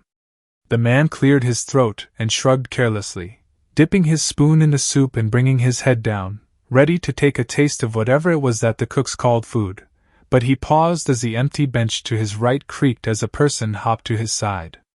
He put down the spoon, not tasting the soup, and sat up, turning to the person. It was a man much younger than him, a kid really, and he had black hair styled into a low mohawk, a silver nose ring and babyish-looking features. Though there was a fresh-looking prison tattoo of a spider on his neck. The boy was in the same orange jumpsuit as the other inmates, though he wore his fully, not like how Naruto had the upper torso of his shrugged off and hanging from his waist, showing that he wore a sleeveless white vest. Naruto noticed 5 others sit at his formerly empty table, all bearing intimidating tattoos, some bare-chested and having the torso of their orange jumpsuits hanging off from their waists or also in white vests. They had spider tattoos in different places, on their faces, on their arms, on their chests, on their stomachs, among others, and they also had terrifying prison drawings on their bodies, like on person had his whole body inked to show tally marks crossed out. The blonde, glasses-wearing man had his own fair share of tattoos, though most of them were natural, the black line tattoo going down his arms from the center of his back, branching off into his fingers and leaking blackness into his fingernails, had appeared on his body when he unlocked his smoke release. He had a special seal tattoo on his right upper arm which symbolized him as the supreme leader of Dark Country and supreme commander of Bileke.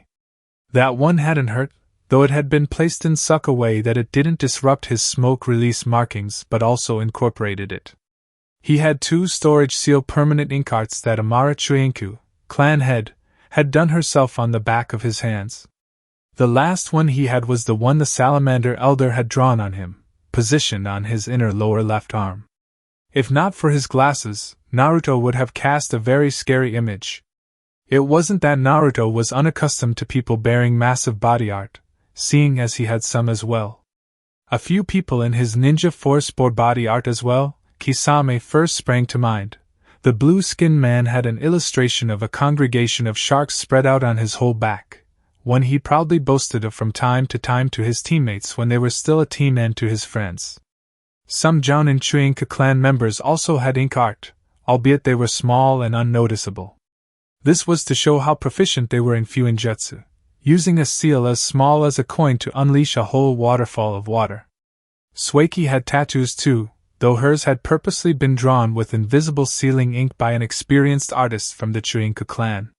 The Vampires clan took pride in their prominent pale skin and red eyes. Anything that outshined them was disgraceful, just like how Chuinku were proud of their horns, Pansa Senshi were proud of their shape-shifting abilities, Gato were proud to be part clay, Hogo were proud to be nearly blind due to being descended from moles, Kurama were proud of the Kurama curse as Kami herself had acknowledged their might. Suzumabachi were proud of their wasp eyes and teeth, and the Kamuri were proud of their heavy bone density, something that made chakra control and swimming very difficult for them. Clanless were proud of their place in Dark Country. Everyone was proud to be part of Dark Country. There wasn't a better place to live, work and serve. So, no matter how much doubt others wanted to create in the minds of the people of darkness, how much disturbance they wanted to make among their longtime allies and how much they wanted to paint Naruto as a bloodthirsty monster, no person, not even allies inside or outside of Naruto's country, wanted to exchange the lives they have now for anything else because of darkness. A ghost of a smile floated over the glasses-wearing leader's face. Naruto blue eyes flicked to each person on the table. Then he saw a guard far behind those seated before him turn and whisper to his comrade, jerking his head to the door of the eating hall and troop there. Some prisoners left as well, leaving only about 30 people with spider tattoos. King was nowhere to be seen. Naruto hid his grin under the shade of his shaggy blonde hair. Darkness covered the upper part of his face as he kept his head lowered, teetering silently. He sat up straight and gently pushed his bowl away from him, indicating his disinterest in eating. The shadows vanished, replaced by a genial smile, a close-eyed expression that had those seated at his table frowning. Before we get started, he placed his hands flat on the table and stood up, doing so slowly. Does anyone want to get out? The others hurriedly got up, as if they anticipated Naruto fleeing, and the grinning youth next to Naruto chuckled. Ouiji's gonna carve ya up a bit, Gramps. He pulled out a crudely crafted knife, fashioned out of what looked like rusted metal, and the grip was swaddled in a dirty white piece of cloth. Two others pulled out shanks. The first speaker savagely kicked away the bench he and Naruto had been sitting on. No hard feelings. Is that so? The blonde bobbed his head and chuckled as well, shuffling back a few steps. The doors to the eating hall slammed shut, manned by a 7-foot-tall man with a spider tattoo.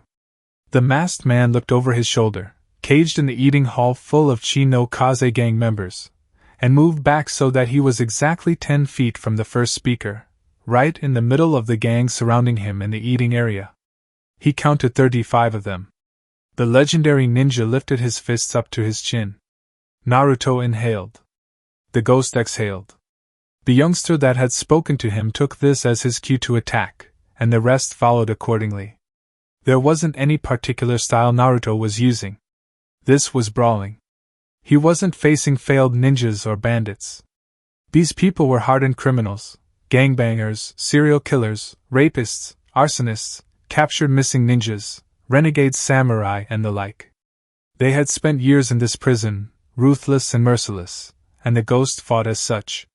The ghost bent under a stab to his chest and punched his aggressor's stomach, making the boy stumble back and grit his teeth as Naruto rose up with an uppercut to his jaw, jarring his victim and dislocating his jaw. The masked assassin, as he dove head first into those after the young, shank-wielding Chi no Kaze member, shook his sore fist and used the back of his other fist to bat aside a kick, cracking his elbow into the person's cheek and ducking a wild shank swing, catching the man's arm and judo flipping him over his body. The ninja immobilized the downed prisoner with a sharp punch to the temple, forcing him into the realms of painful unconsciousness. There was a noticeable difference in speed and strength, the ghost realized as he snap-kicked a man's shoulder with as much power and dexterity he could muster, an action that would have normally shattered bone and torn muscle, but now it merely dislocated the elbow and tossed the man into his enraged peers. Sluggish, the war veteran thought with a disdainful hiss.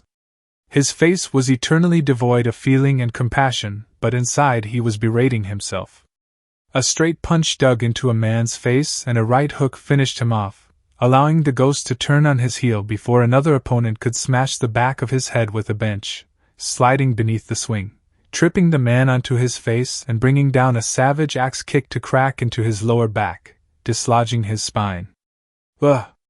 His eyes widened and he crossed his forearms at a particularly accurate flying kick made to take his head off, skipping back a few steps when 4 others threw blows to his torso. He didn't have the luxury of having his smoke-release bloodline to watch out for his back. The ghost kicked a man square in the middle of his chest and pursued the person. He had to skid on his knees from a wild slash, picking up an empty bowl from the ground and smashing it into his target's chin as he rose up, catching the bleary-eyed man by his nose and shoving him in the path of an 8-foot-tall man lumbering towards him. The mountain of muscle briefly stumbled in his step, walking all over the poor person that had been pushed in his path, and he deftly picked up a table, throwing it to the ghost. The blonde wisely didn't catch it, sliding around it, and sending a clean heel kick to one man, stretching his body to deliver a hard right hook at the same time.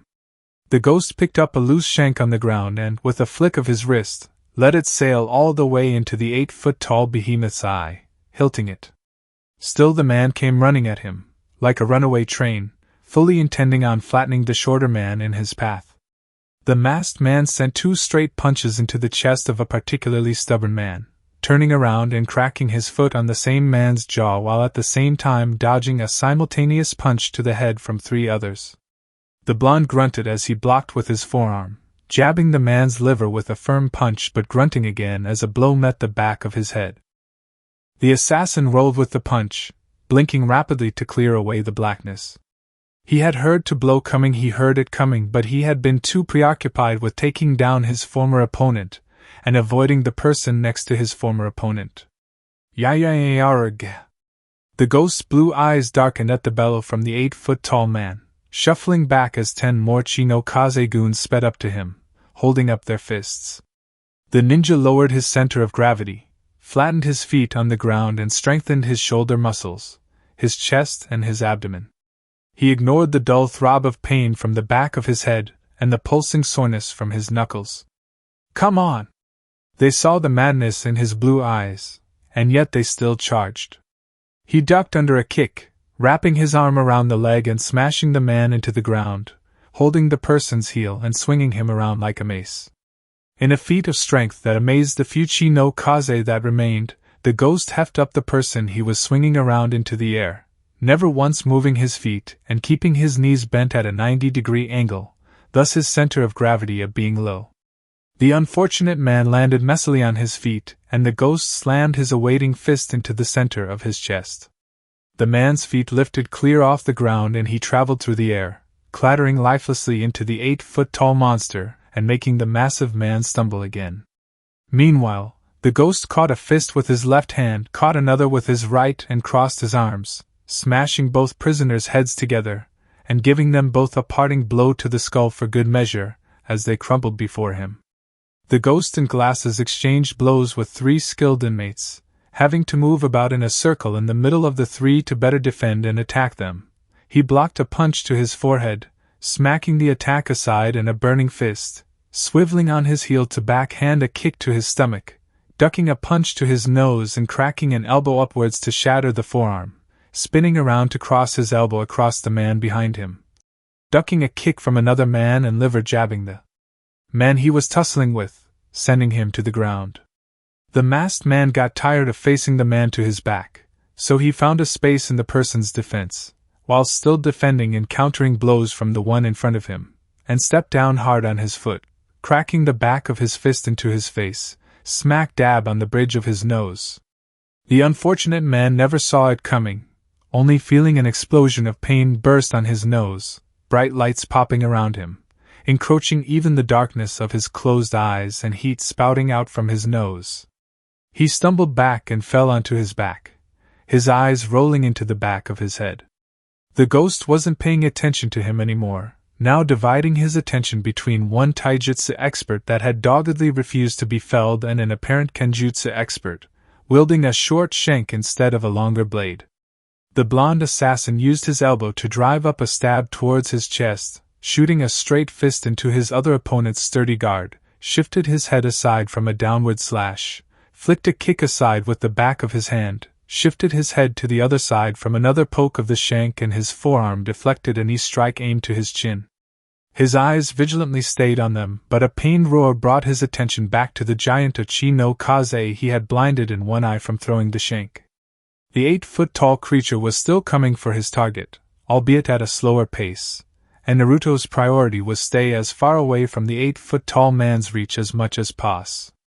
A right hook tore across his face, and the crafted knife stabbed into his right forearm as he lifted it to block a stab for his neck. The feral blonde ground his teeth, not too jarred from the blow, but his vision blurred as his glasses had been carried off his face after the punch. He swiftly turned his stabbed forearm, wrenching the short blade out of the weapon user's hand, holding his other fist out to bang sickeningly against the fist of the taijutsu user. The kenjutsu user saw the blonde's right leg tense, and he made to backtrack, though he already found himself careening across the eating hall and his head slammed into the wall by an accurate roundhouse kick. The ghost ignored the pain in his fist after blocking the blow with another blow, dragged his arm back, slid around the man, who was hissing and frantically shaking his bright red fist. Likely a few fingers were broken. The masked man cracked his foot inside of both his opponent's knees, forcing him to fall down onto his knees, and he ended his sequence by driving his knee into the back of the howling man's head. The ghost never stopped for rest, ripping the rusted blade sticking out of his forearm and throwing it straight and true to the giant coming for him. The half-blind man only managed to turn his head in time, though the short blade hilted itself in his left ear. That was enough. The giant groaned deeply and fell forward, crushing few inmates that had not been fortunate enough to die from their wounds. His animal-like rumbles of agony lasted a few more seconds before silence. Naruto blinked, his sky-blue eyes fogged up and his head starting to thump from the bad vision. He searched for a glint and picked up his glasses, frowning at how one lens was cracked and the frame slightly bent. He flexed his fingers and shook them, blocking the former punch with a punch had hurt only a little. His Kimura bone density prevented any such fractures or dislocations, though he now felt a limp in his right knee from how hard he had struck the back of the taijutsu user's head. He glanced at the man lying face down, and winced at the pool of blood around him, originating from the lazy pulse of blood coming from the back of his head, flowing down his head. Naruto rubbed the stabbed wound, wincing again. The man limped towards the dead giant, cradling his bleeding forearm and trying his best to navigate through the eating hall of mangled bodies and unconscious forms. He stepped over a pitifully moaning Chi no Kaze gang member, not caring much that the man had his arm dislocated in such a way that what looked like muscle tissue hung from the wound. The blond man grabbed onto the short blade sticking out from the dead giant's ear and yanked it out. Ow, ow, ow. The open wound in his forearm throbbed once again.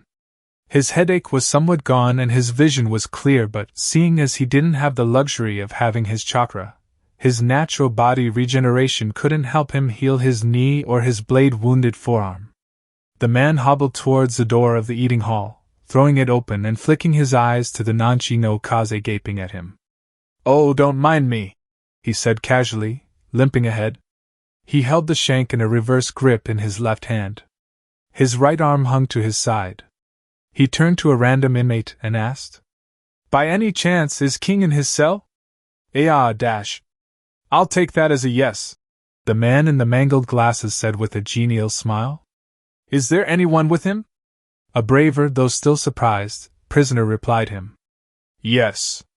"How many?" "I don't know." Naruto hummed to himself, and lightly scratched his chin with his newly acquired short blade. "That many, huh?" He shrugged and limped on. Good. The sane person then stepped forward, blocking Naruto.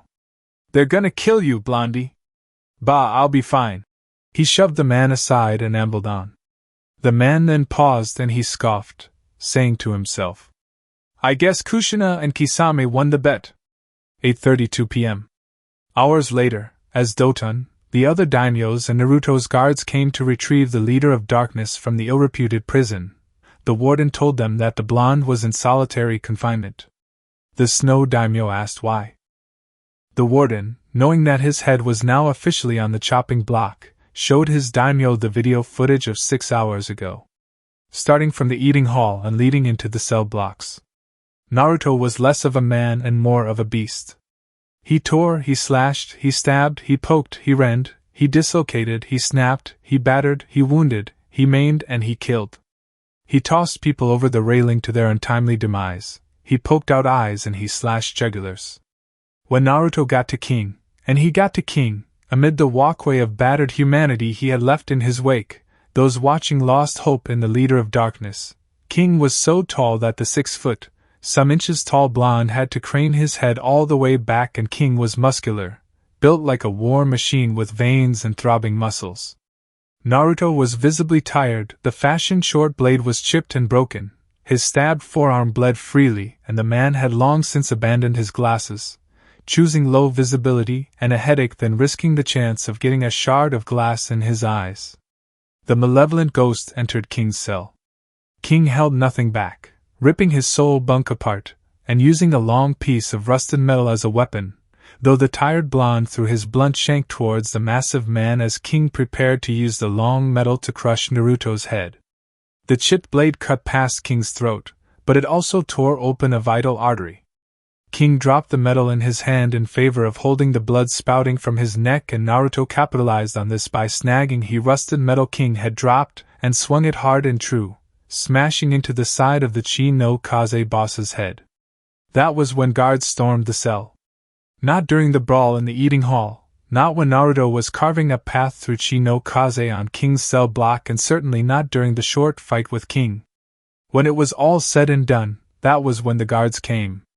The video hadn't even finished before Doton fired the warden, assigning some of the guards with him to sack a sizable number of the prison guards and make hasty preparation to replace the multitude that had lost their jobs. The guards ordered Naruto to get down onto the ground, and the blonde didn't resist, only barking for them to take it easy on his bleeding arm. The thing that saved the prison warden from an immediate execution was when a medic had healed Naruto of his injuries before taking him to solitary confinement, though Doton did throw the corrupt warden into prison. They took Naruto out of solitary, processed him out of prison by unlocking the restraints over his chakra. The seal master from Snow gaped at how the seals looked like they would fall apart in the next few minutes, testament to the volatility of Naruto's chakra.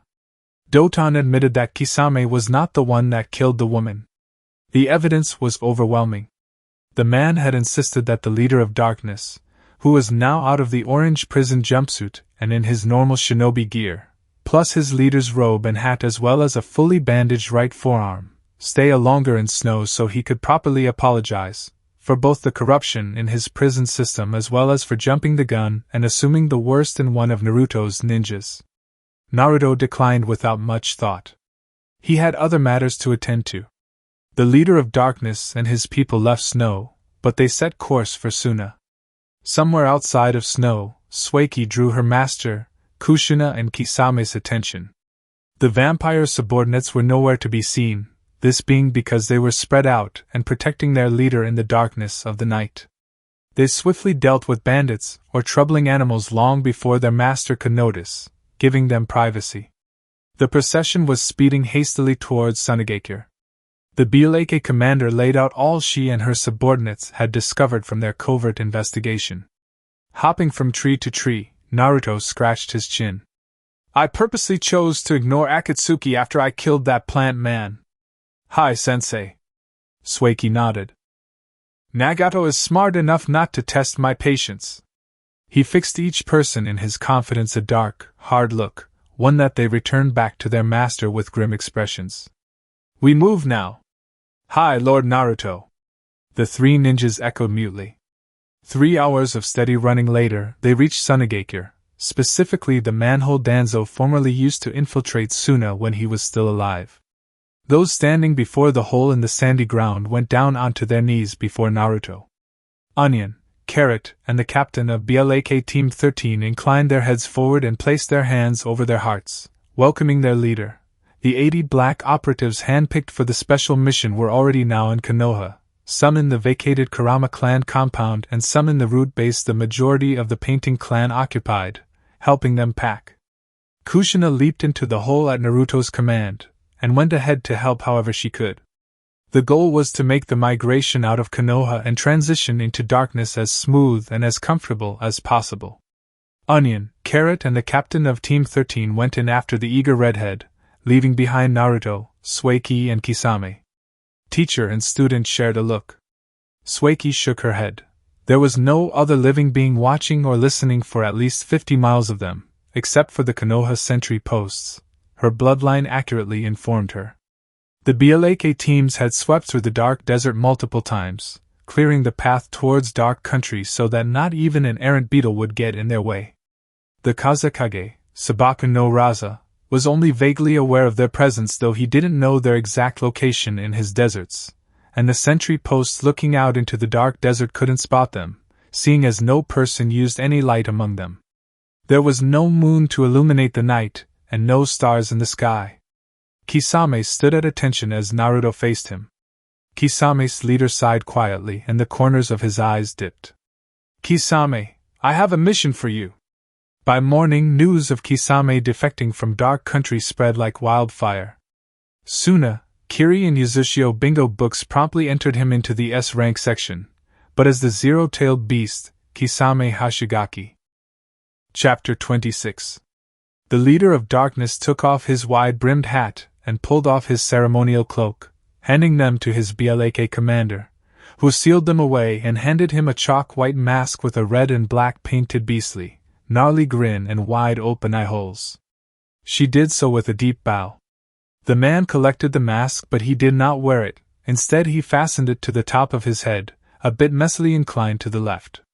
He adjusted his black half-mask on his lower face, and his eyes steeled over as he stared down into the darkness inside the manhole in the sand. He rolled his shoulders and his commander ran her hands over his bandaged forearm, checking for any loose bandages and making sure it was clean, before the masked man jumped into the pitch blackness of manhole. The white-haired woman followed suit half a minute later. Not a minute later, four black-clothed BLAK ninjas crept out of the hole and squatted down around it, facing outwards to the vast, empty desert. The 4 ninjas of Team 20 remained professionally silent, vigilant, watchful, patient. They were not going to let their leader down. 2 more Team's 8 ninjas flowed out from the hole in the ground and ran ahead into the desert. There was scarcely any sound, aside for the muted crunch of sand beneath their feet, and the featureless night merged with their dark clothing, seamlessly making them slightly darker spots in an already dark night. Ever so gradually, the sounds of insects chirped, adding their voices to those insects 50 miles away from the manhole, as if they had never been silenced. The Suzumabachi wasps could imitate sounds from some insects, but what they could do was rub their hind legs against their bulbous abdomen, flicking their venomous stingers ever so slightly, creating a creatively similar chirping and hissing sound of crickets and desert snakes. 4 of the 8 ninjas that had come out of the manhole were from the Wasp clan, and they had trained long and hard with their colonies in order to replicate this sound as closely as the wasps could, spreading out smaller wasps from their colonies around the 50-mile radius and adding their chirping to the other insects. The remaining 4 went ahead to a minor road connecting Suna and Darkness, one that was smoothly tarred and majorly used by ninjas of both shinobi settlements for going to and from missions between their homes. This road was private and civilians were not allowed to travel along it without permission from the shinobi division, the reason being that it was this same road that Suna and Darkness exchanged precious goods. Like Suna sent over dozens of carriages filled with hundreds of barrels of crude oil, and Darkness, a few weeks later, sent back hundreds of barrels of the byproducts of crude oil, to be divided between them and sold to their different buyers.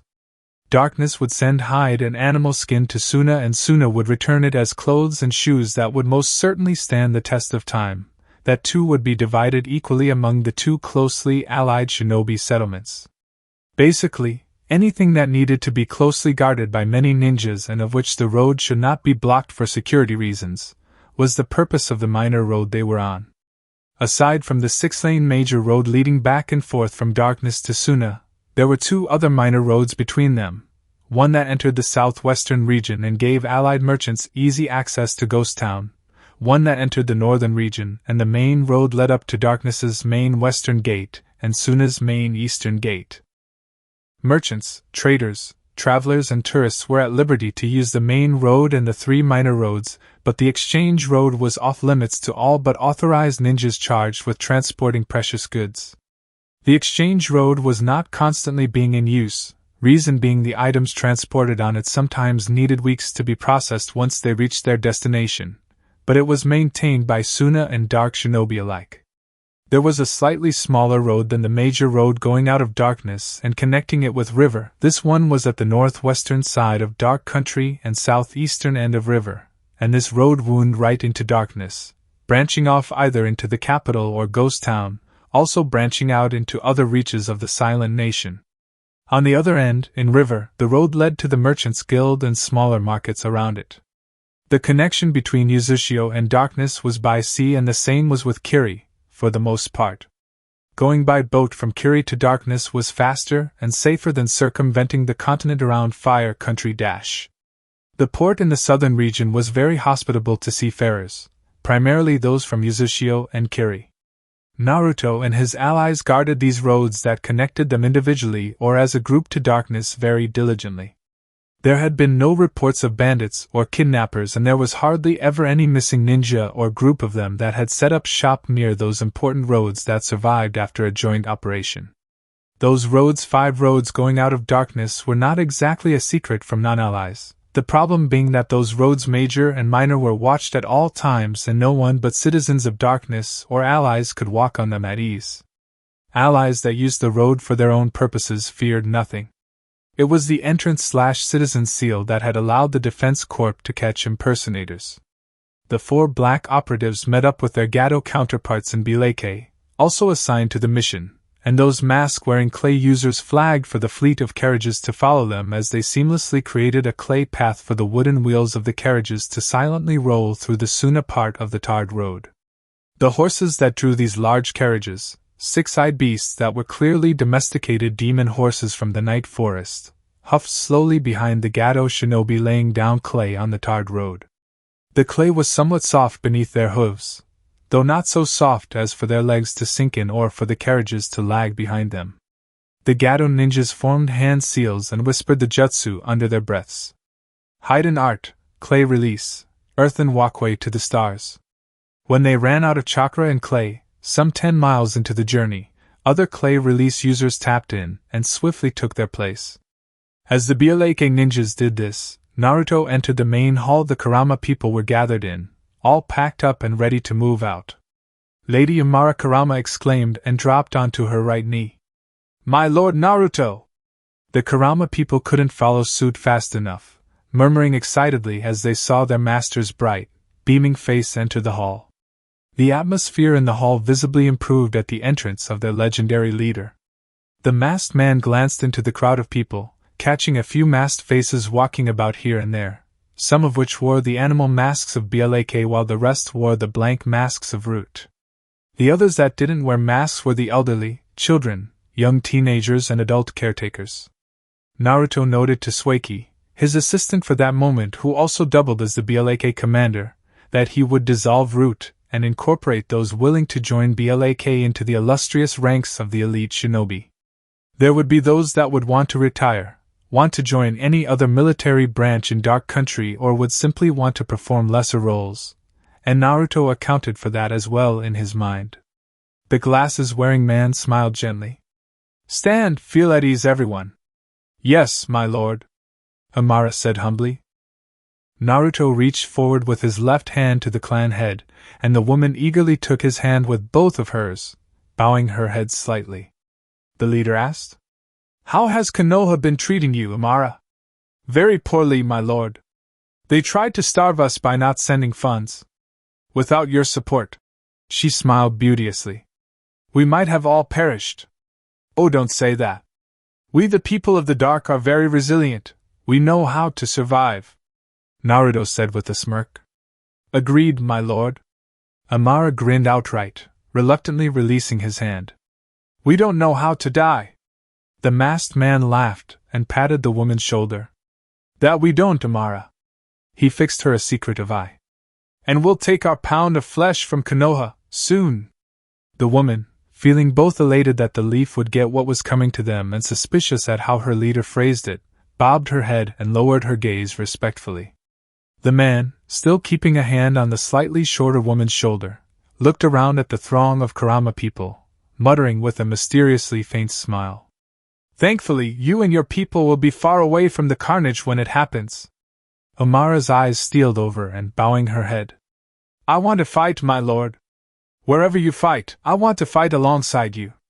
The corners of Naruto's eyes crinkled pleasantly, and he patted her shoulder once, dropping his hand back to his side. We won't be doing the fighting, Amara. We'll be watching.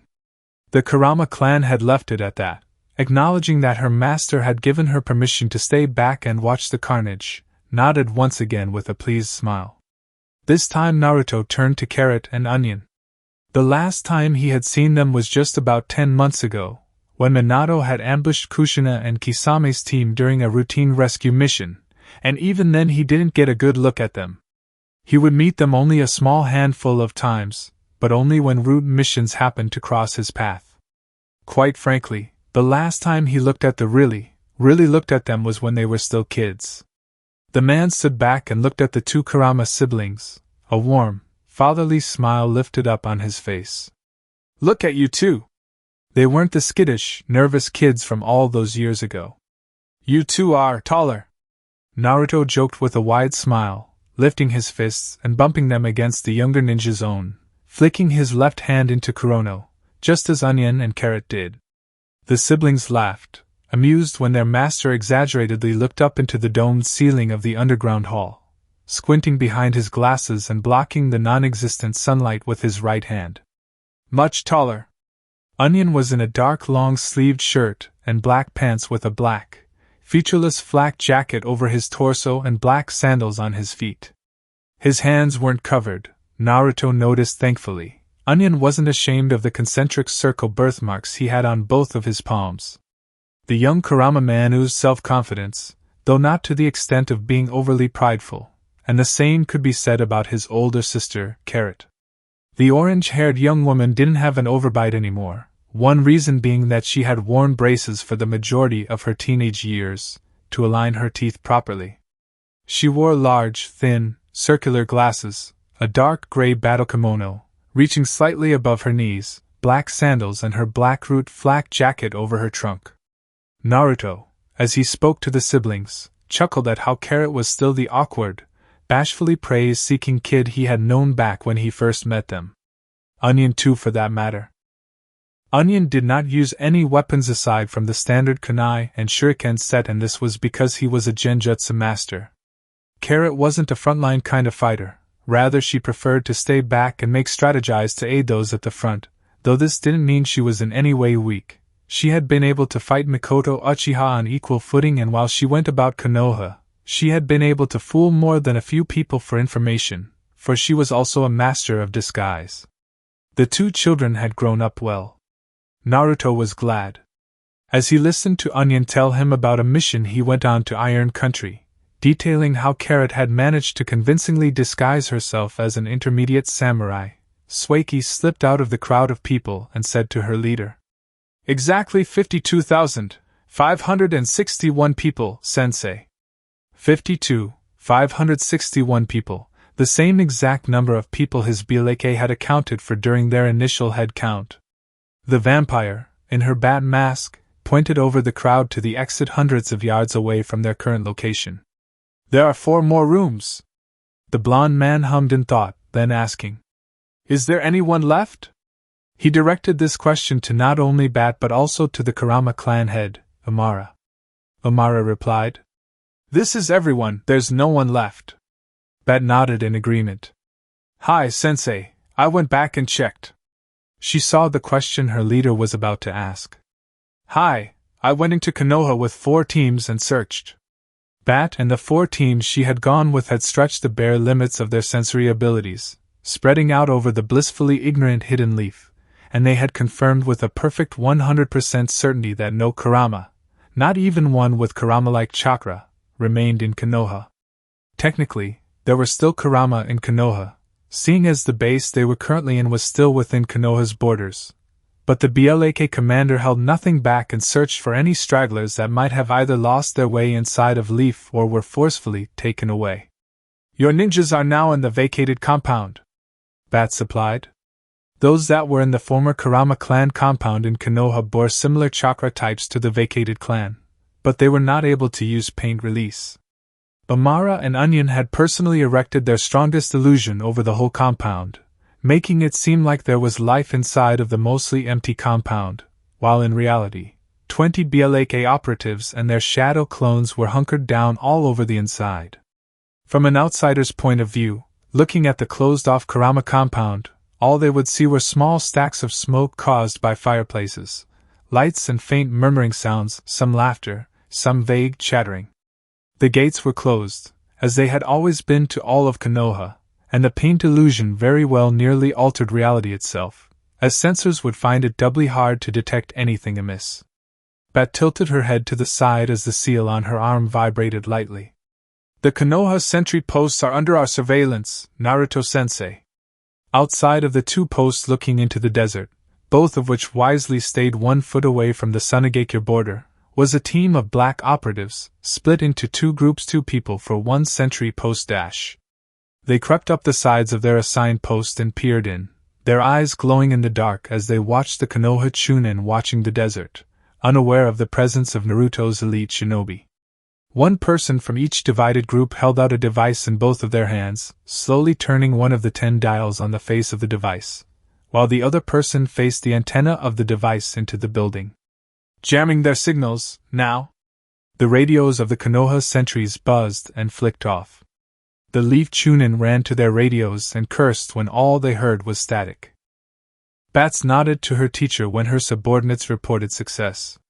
The person holding out the large, radio signal interfering device shuffled back and stored the device into their backpacks, while the animal mask-wearing operative that had been directing the antenna to jam the signals of the Konoha shinobi crept into the sentry building, sticking to the ceiling using his chakra and staying in the shadows. These actions were happening in both sentry buildings by BLAK Team 50, 2 people per building. The signal-jamming ninja followed his comrade, doing so when the frustrated Chunin dropped his radio and went back to his fellow Chunin to look out into the desert. Since Suna allied with darkness, Konoha had distrusted them. Hidden Leaf no longer saw the benefits they used to reap before darkness came along, and it angered them. Suna didn't even bother giving them discounts for gas or coal, or even medicinal herbs. The Sandaime was paranoid that Naruto would sway Raza into invading Konoha. When the 2 ninjas had made their way into their buildings, making sure not to even shift the air inside of the sentry post, they waited. Bat looked up her leader. Naruto nodded. The BLAK ninjas held up their arms, pointing their wrists to the backs of the 6 Chunin before them. They silently clicked Samban onto the launchers, ensuring they didn't lose their balance on the ceiling. The 2 shadow-covered ninjas prepared 2 more Samban, keeping them between their left fingers and keeping their left hand firmly stuck to the ceiling, as were their feet as well. They suppressed their chakra tighter. They steadied their breathing. They calculated the distance as compared to their upside-down position, the speed of the projectile and the spacing of each of their targets, adjusting accordingly. They narrowed their eyes. Do it! Bat ordered through the seal. Tu-tu-tu-tu-tu-tu. The Leaf ninjas crumpled down onto the ground as all strength left their bodies once the fired medical needles thunked into the base of their necks. Their eyes rolled up into the back of their heads and they died silently. Not even a whimper of pain sounded. The 2 ninjas waited there, silent, listening. They dropped down from the ceiling and ran over to the 6 dead bodies, the same being the case in the other sentry house their teammates were in. Bat turned to Naruto and said, "Targets neutralized." "Well done," Naruto said with a small smirk. "Clean it up." The BLAK commander asked her leader, as Amara, Carrot, and Onion listened. Food poisoning, alcohol poisoning, or drug overdose? The masked man tapped his chin, as his ninjas all the way over in the sentry posts waited for their master's decision, and he answered. Make it look like food poisoning for one post and alcohol poisoning for another. Done. Bat nodded and relayed the order. Food poisoning was fairly probable for a group of 6 people. One of them could bring in bad food and share it with his comrades. A coincidental alcohol poisoning in the other posts would raise a few eyebrows, though. The elite shinobi went about making it happen. They pulled out their saban from the necks of the dead bodies, brought out a takeaway dish of deep-fried sashimi and soy sauce, the dipping sauce being the one that was fatally bad and had been made with pungently spoiled wasabi. The food was promptly heated to just the right temperature, in case forensics pried, and using their gloved hands, they dipped strips of sashimi in the soy sauce and dabbed it on the corners of the victims' mouths, artistically staining their flak jackets with the sauce and smartly scattering the food about the ground, in the general area of the dead bodies, to make it look like they had fallen down onto the ground from their hands. This form of death was slightly believable because the dead Chunin were mostly Akimichi and Yamanaka. As a finishing touch, the 2 ninjas assigned to that sentry post retrieved little bits of saliva from the dead bodies and dabbed them on their clothes, on their mouths, and on the ground, making it seem like they had tried and failed to spit out the bad food before it could affect them.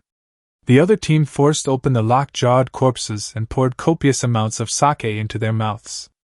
They did so until the corpses' stomachs bulged, closed their mouths, turned them over, and injected partly digested sake into their livers. They splashed a little sake on the dead bodies, on the ground, making sure to make small puddles of the alcohol on the ground, where it would look like the victims had thrown up.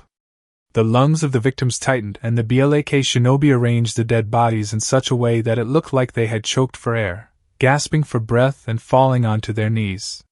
The ninjas checked the whole sentry house again, damaging the surveillance cameras and throwing a light layer of dust on them to make it look like the cameras had been broken for months. They removed all trace of their presence, eyeing the infinitesimally tiny speck of their chakra on the ceiling. They doubted anyone would sense them, or even look there for evidence for that matter, but they didn't take their chances. One of the ninjas siphoned a little bit of chakra from 2 of the victims, rubbed the chakra over the invisible specks of chakra they left on the ceiling, masking it perfectly. They did this for seemingly random areas in the sentry post, so that it would look like the drunk or the food poison victims stumbled about in their delirium. In the case of the drunks, they would wildly sway about the small building, climbing walls and doing what dumb drunks normally did. The 2 ninjas examined their work. Textbook examples of assassination technique: suppression, misdirection, assassination, and cover-up. They allowed themselves proud smirks and a hearty high five before they left the sentry posts and met up with their comrades. This all took place in the span of 10 minutes. Sensei, they're done, Bat told her leader, saying as more information reached her. The carriages are also ready. Naruto rubbed his hands together. Wonderful, we'll get started. He looked over the crowd of eagerly awaiting people and asked Amara. Where's your Suki? My daughter is over there. Amara pointed to her right, where the Kurama people were keeping a wide berth from, and seated there, wedged in the corner of the hall, was a fair-skinned woman in baggy blue pants and long white shirt and a headband covering her forehead. On her feet were a pair of blue slippers. The woman's orange hair hung over her shoulder, and she stared blankly at the people her mother was speaking with. She then jumped when she noticed they were looking at her, as if she was lost in thought and unaware of her surroundings. Amara smiled brightly and motioned for her daughter to come. The holder of mania hopped onto her feet, slinging a side bag over her shoulder, and ambled through the empty path her clan mates creating, giving her roughly 15 feet of space. Amara, Carrot, and Onion took 3 steps back as Suki entered their small circle. The holder didn't even seem bothered by it. She had grown up without contact, not by choice either. Mania, the demon sealed inside of her, would awaken and burst out of his jail if a Kurama touched her, and the demon would also escape if they were too far away. Sure, she had tutors and maids growing up, but it wasn't the same. When she had a nightmare of the demon slumbering inside of her, no one could hold her. She saw how much it hurt her mother to not be able to give her, Suki, a proper childhood. She didn't know that she had been staring at the outstretched left hand of the leader of darkness for 1 minute straight until she heard her mother's tickling giggle. Suki glanced up at the man, the legend, that wanted to shake her hand, wavering in place. Yes, she knew what handshakes were, but she had never been on the receiving end of one. The Kurama curse had been so serious that she was forced to tend to her own wounds, for healing chakra from a Kurama still counted as waking up the beast inside her. She looked to her mother for help, but the woman only subtly jerked her head to Naruto, encouraging her. Suki's hand tentatively reached forward, unsure. She flexed her fingers and she made a quiet, uncertain grumbling sound from her throat. She took his hand, his bigger paw covering hers almost completely, and he patted the back of her hand with his other hand. Suki bowed her torso forward as she shook hands with the leader of Dark Country. "I'm Naruto, nice to meet you," the bespectacled man said with an encompassing smile, one that washed over the holder of mania like a warm stream. His cool blue eyes bathed her soul in an ethereal light, one that not even her mother had been able to accurately describe. Suki giggled girlishly, relishing in the first ever human contact she ever had and could ever remember and from Lord Leader nonetheless. The woman scoffed. "Pshh, I know who you are." The way the woman was dressed, it looked like she had just woken up and was still trying to reorient herself with what was happening at that moment. Suki glanced at Onion, the person that the first Kurama clan head's chakra was reincarnated into, and who was also one of her few friends, and the man cleared his throat, doing so lightly but firmly. Suki, realizing herself, bowed deeply, still refusing to release Naruto's hand, and said, "It's nice to meet you, Lord Naruto. My name is Suki Kurama." The man chuckled good-naturedly. "No need to bow, kid." Suki straightened back up with a snap, refusing to let go of Naruto's hand, even as the masked man laughed nervously when she placed her other hand on his own. "If you say so, Lord Naruto. It's an honor to talk to you, Lord Naruto. My mom told me all about you, Lord Naruto " Amara's mouth flapped open, quickly interjecting.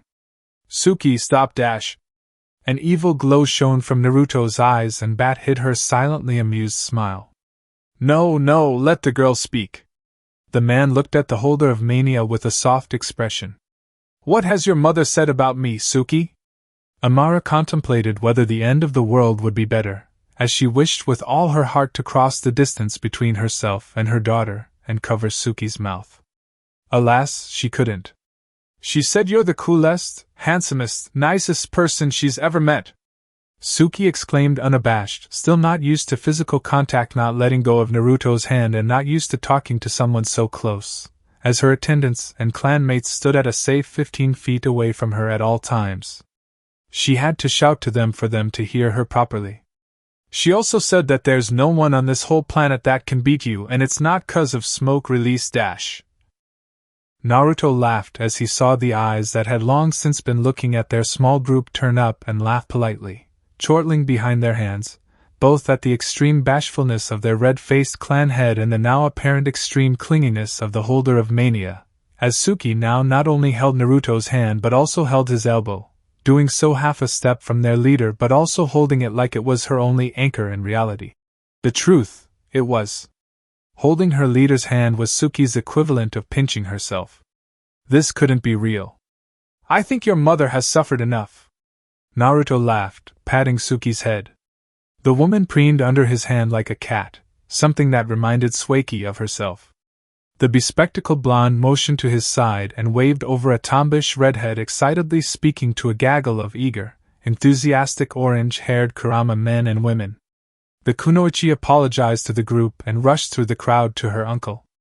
Naruto placed his hand on her shoulder and said, saying, "Suki, this is Uzumaki Kushina." "Hey!"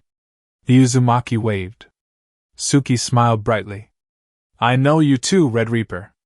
The redhead laughed bashfully, scratching the back of her head and waving her hand flippantly.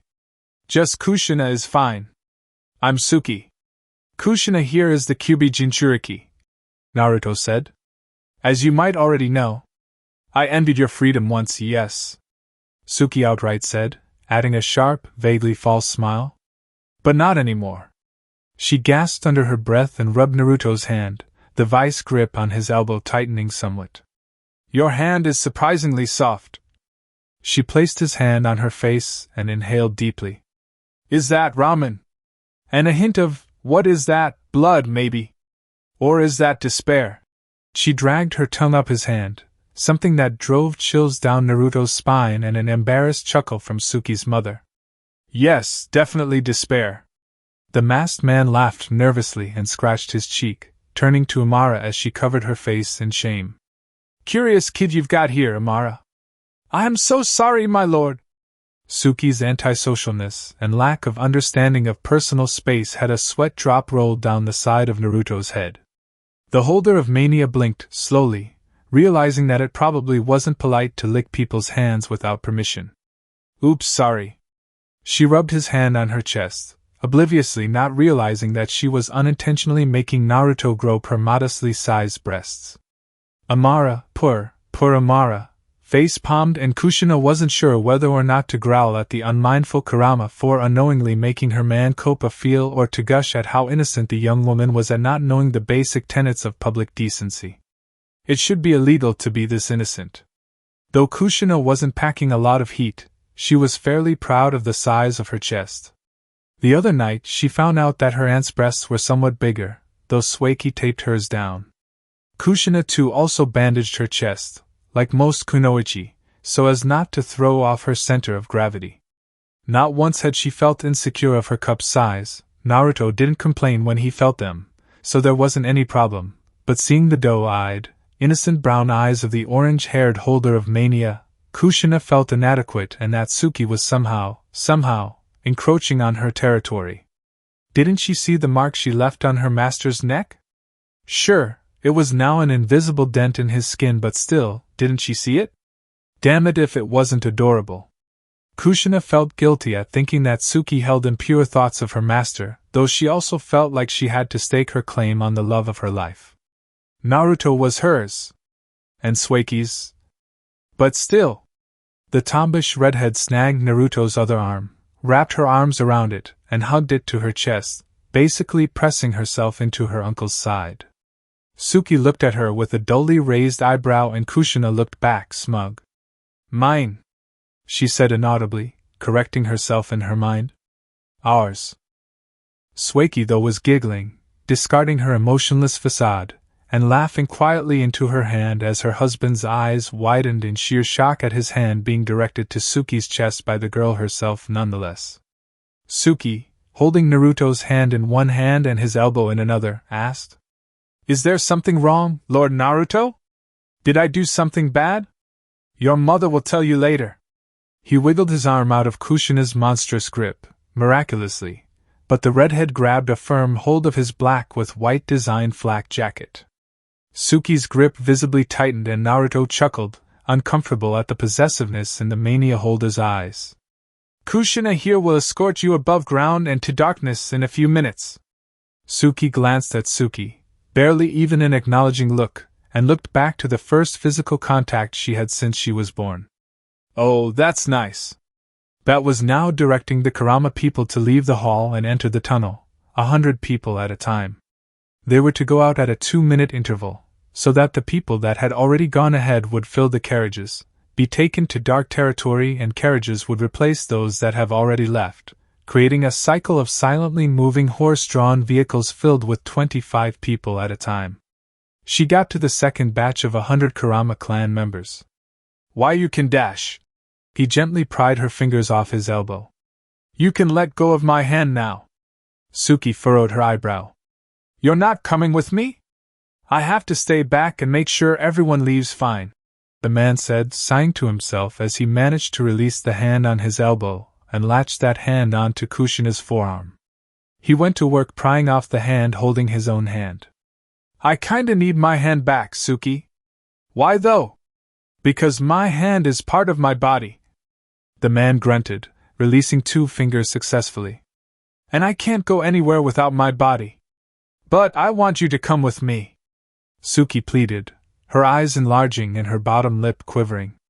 Naruto dared not look at her face, for he knew he would succumb to her kicked puppy stare. She gently pulled his hand, 2 fingers latched on and all. "Please, Lord Naruto." The masked man finally came up with an idea that would suit him and the clingy Kurama.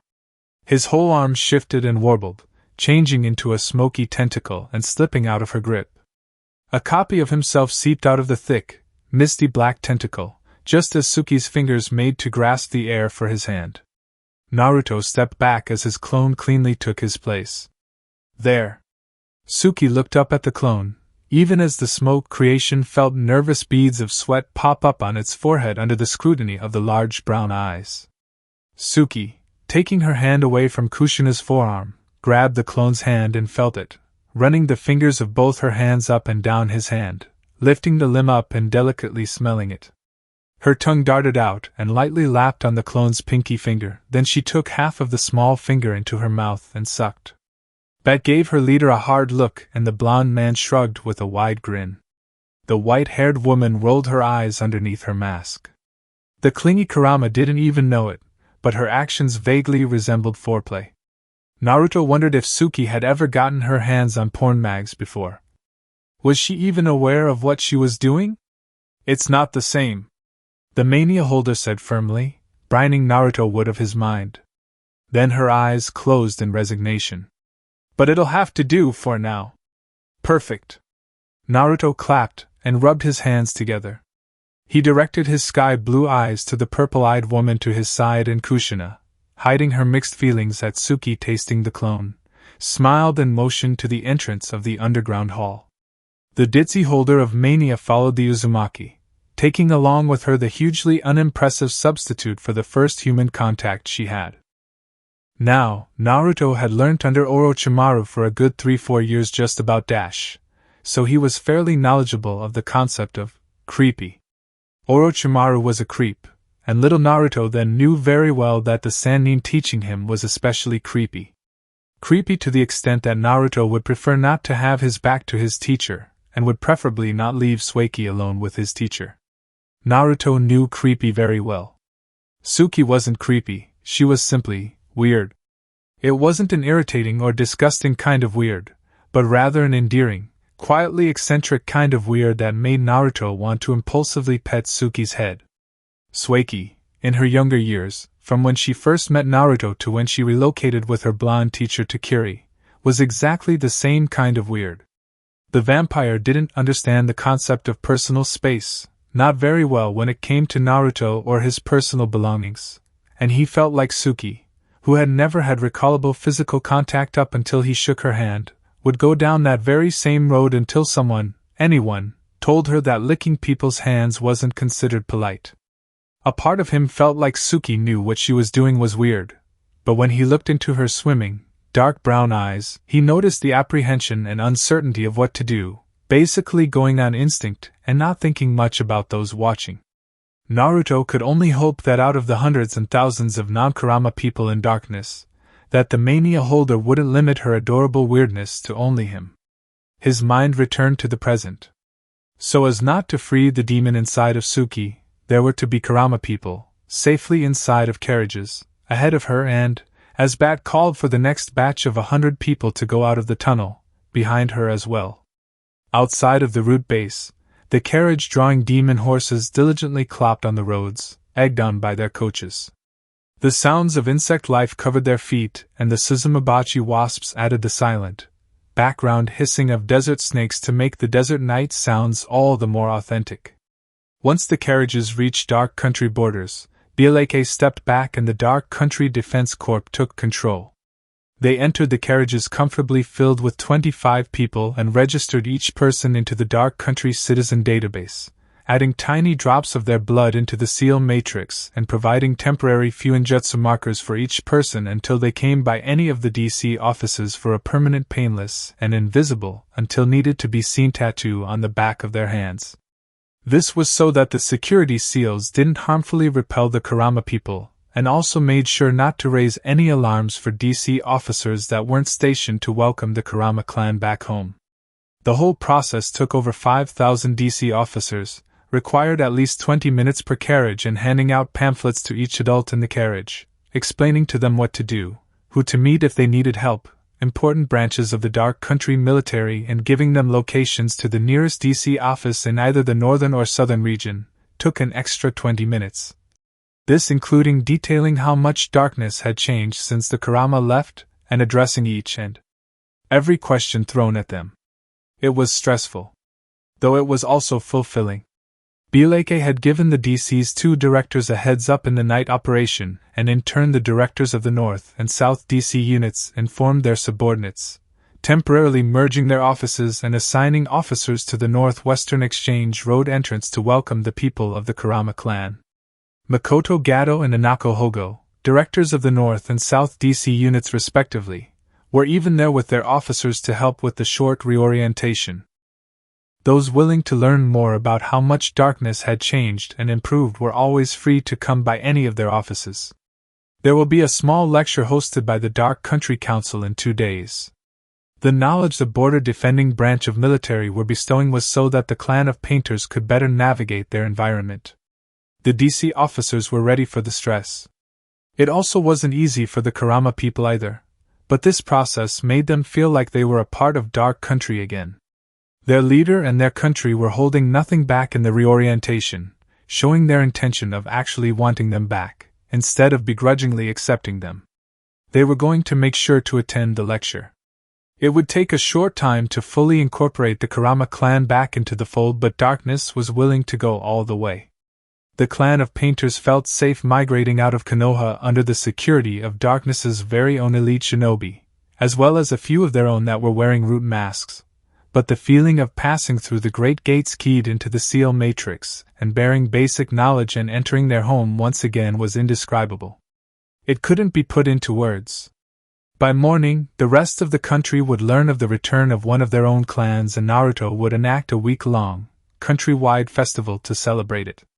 For now, in the partial silence of Dark Country's nightlife, among the joyous chatter occurring inside the carriages, the herd of caravans trooped to the eastern region. The emptied Kurama compound. Konoha. Perched on the roof of the former house of the Kurama clan head, peering out of the high-rank painting illusion covering the vacant clan compound like a dome, Naruto hummed pleasantly to himself at the ignorance of the Hidden Leaf village. Droves of over 50,000 people had slipped out from under their noses, and not a single alarm had gone off. Well, no, not completely. The seals on Konoha's walls had detected several waves of people leaving, about 100 at a time and at an unhurried pace towards Sunagakure, though the BLAK ninjas watching over the border security team, mainly ninjas from Darkness's Fuinjutsu user clan, had altered this report by making it seem like the seal had confused human beings with a pack of rats running in the sewer, and that they weren't heading to Suna but rather going in the complete other direction, rushing over to Wave Country, prompting a frustrated exclamation from one of the leaf ninjas that the seal was due for updating. From what the Chuinku elite shinobi could understand, the seals on the walls hadn't been updated since the death of the Nidame, whilst the seals on Darkness were revised every 5 years and improved exponentially. It was reports like these that made Konoha look even worse in comparison to Darkness. How were they still the greatest major hidden ninja village on the continent? The alarms went off, but the Konoha shinobi ignored it, until it finally stopped roughly 3 hours later.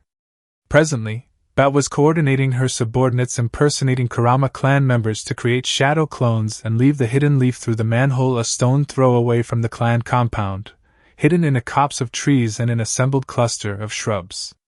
The clones aimlessly walked about the clan as Team 11 and Team 12 entered the clan compound and perched themselves strategically around their leisurely sitting leader, hidden in spots here and there, in one shadow Orion Komodo dragon and Phoenix's case playing a game of shogi with one of the other clones under a softly glowing, overhanging lantern. Amara sat on the edge of the roof, looking out into the bright lights and slight murmur of Konoha's night. "Lord Naruto," she called, turning to her leader and realizing that he was now laid on his back and reading a book. Since the roof was inclined, he wasn't fully lying down, and his feet found purchase on a few roof tiles. It was a different book than the one he had been reading and a different one than the one borrowed Koiki Kazuhana, which he was yet to get back, though the Snow Princess had said that she was near the end when he had left her country for Suna. She told him, doing so formally and visibly swallowing her pride, that the story was riveting and most times, when she was forced to drop the book at any point in the day, it hurt her soul.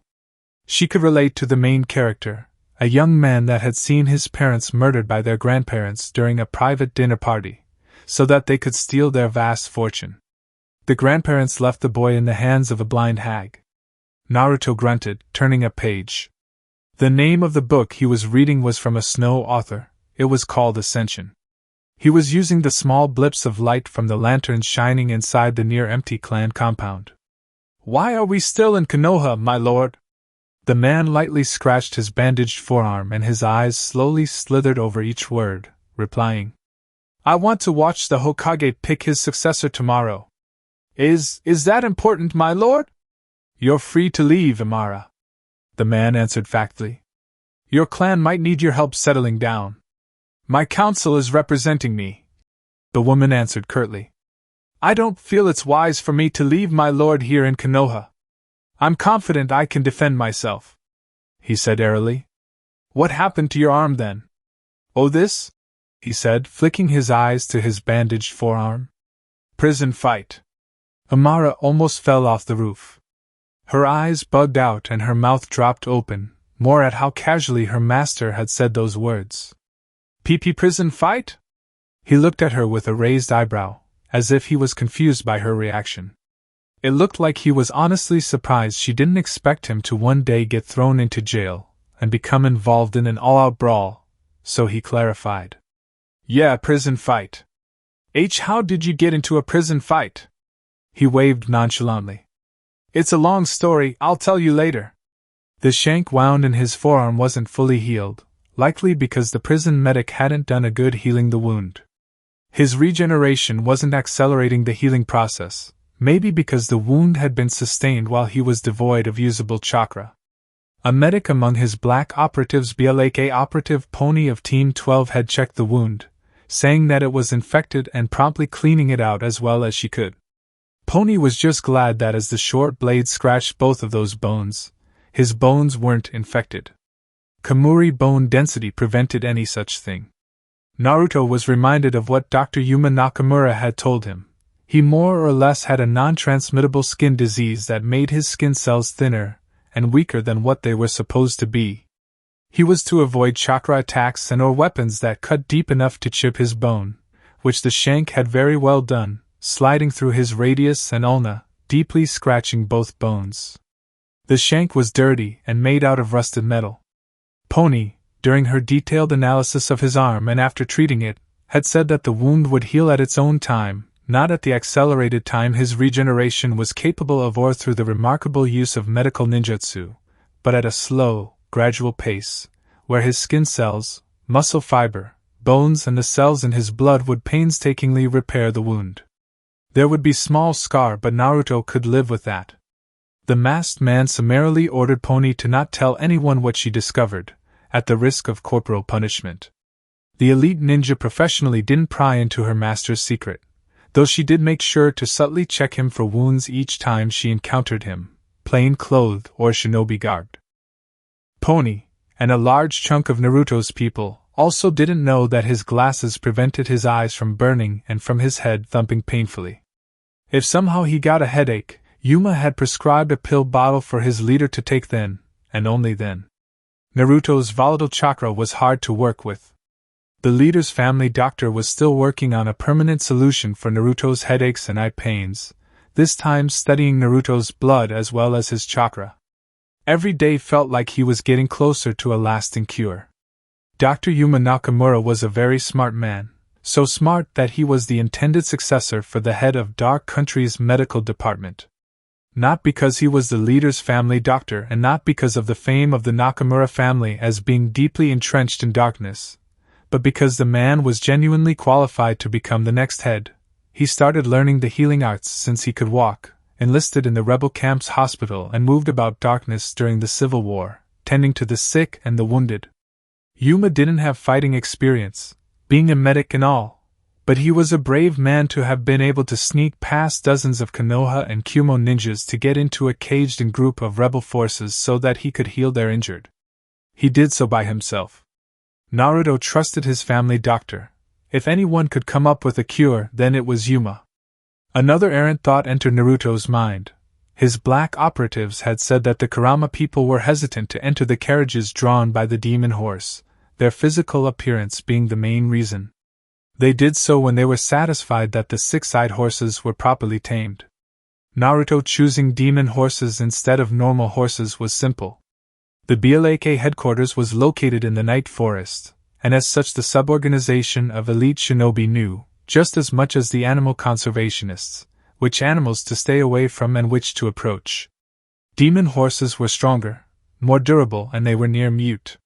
The six-eyed horses had been born and raised in the Night Forest, immersed in the diluted darkness that gave dark-born citizens their assassination technique, so the demon horses, as well as the other animals, were slightly further evolved than normal and more stronger than their normal counterparts.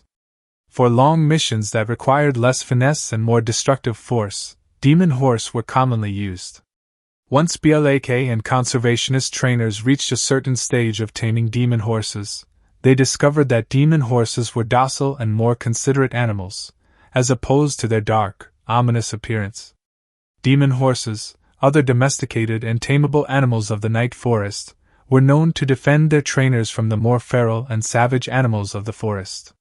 Some tests on the demon horses, and it was discovered that they were direct descendants of the five-tailed horse, Koko.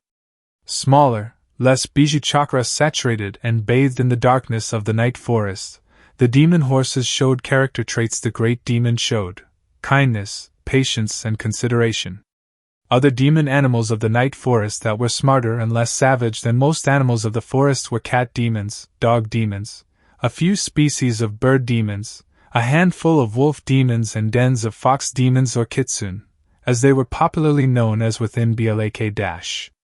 The kitsune attracted more of their curiosity, as they had created small dens here and around the Black HQ, though the small foxes kept a respectable distance between them, as did the elite shinobi to them and their dens.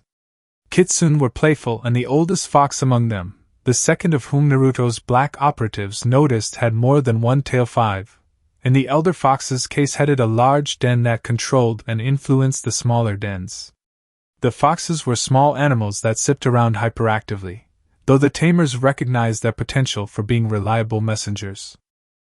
Naruto wasn't sure how to approach the kitsune or how to communicate with them, but he was considering taking Kushina to them to see how that would go.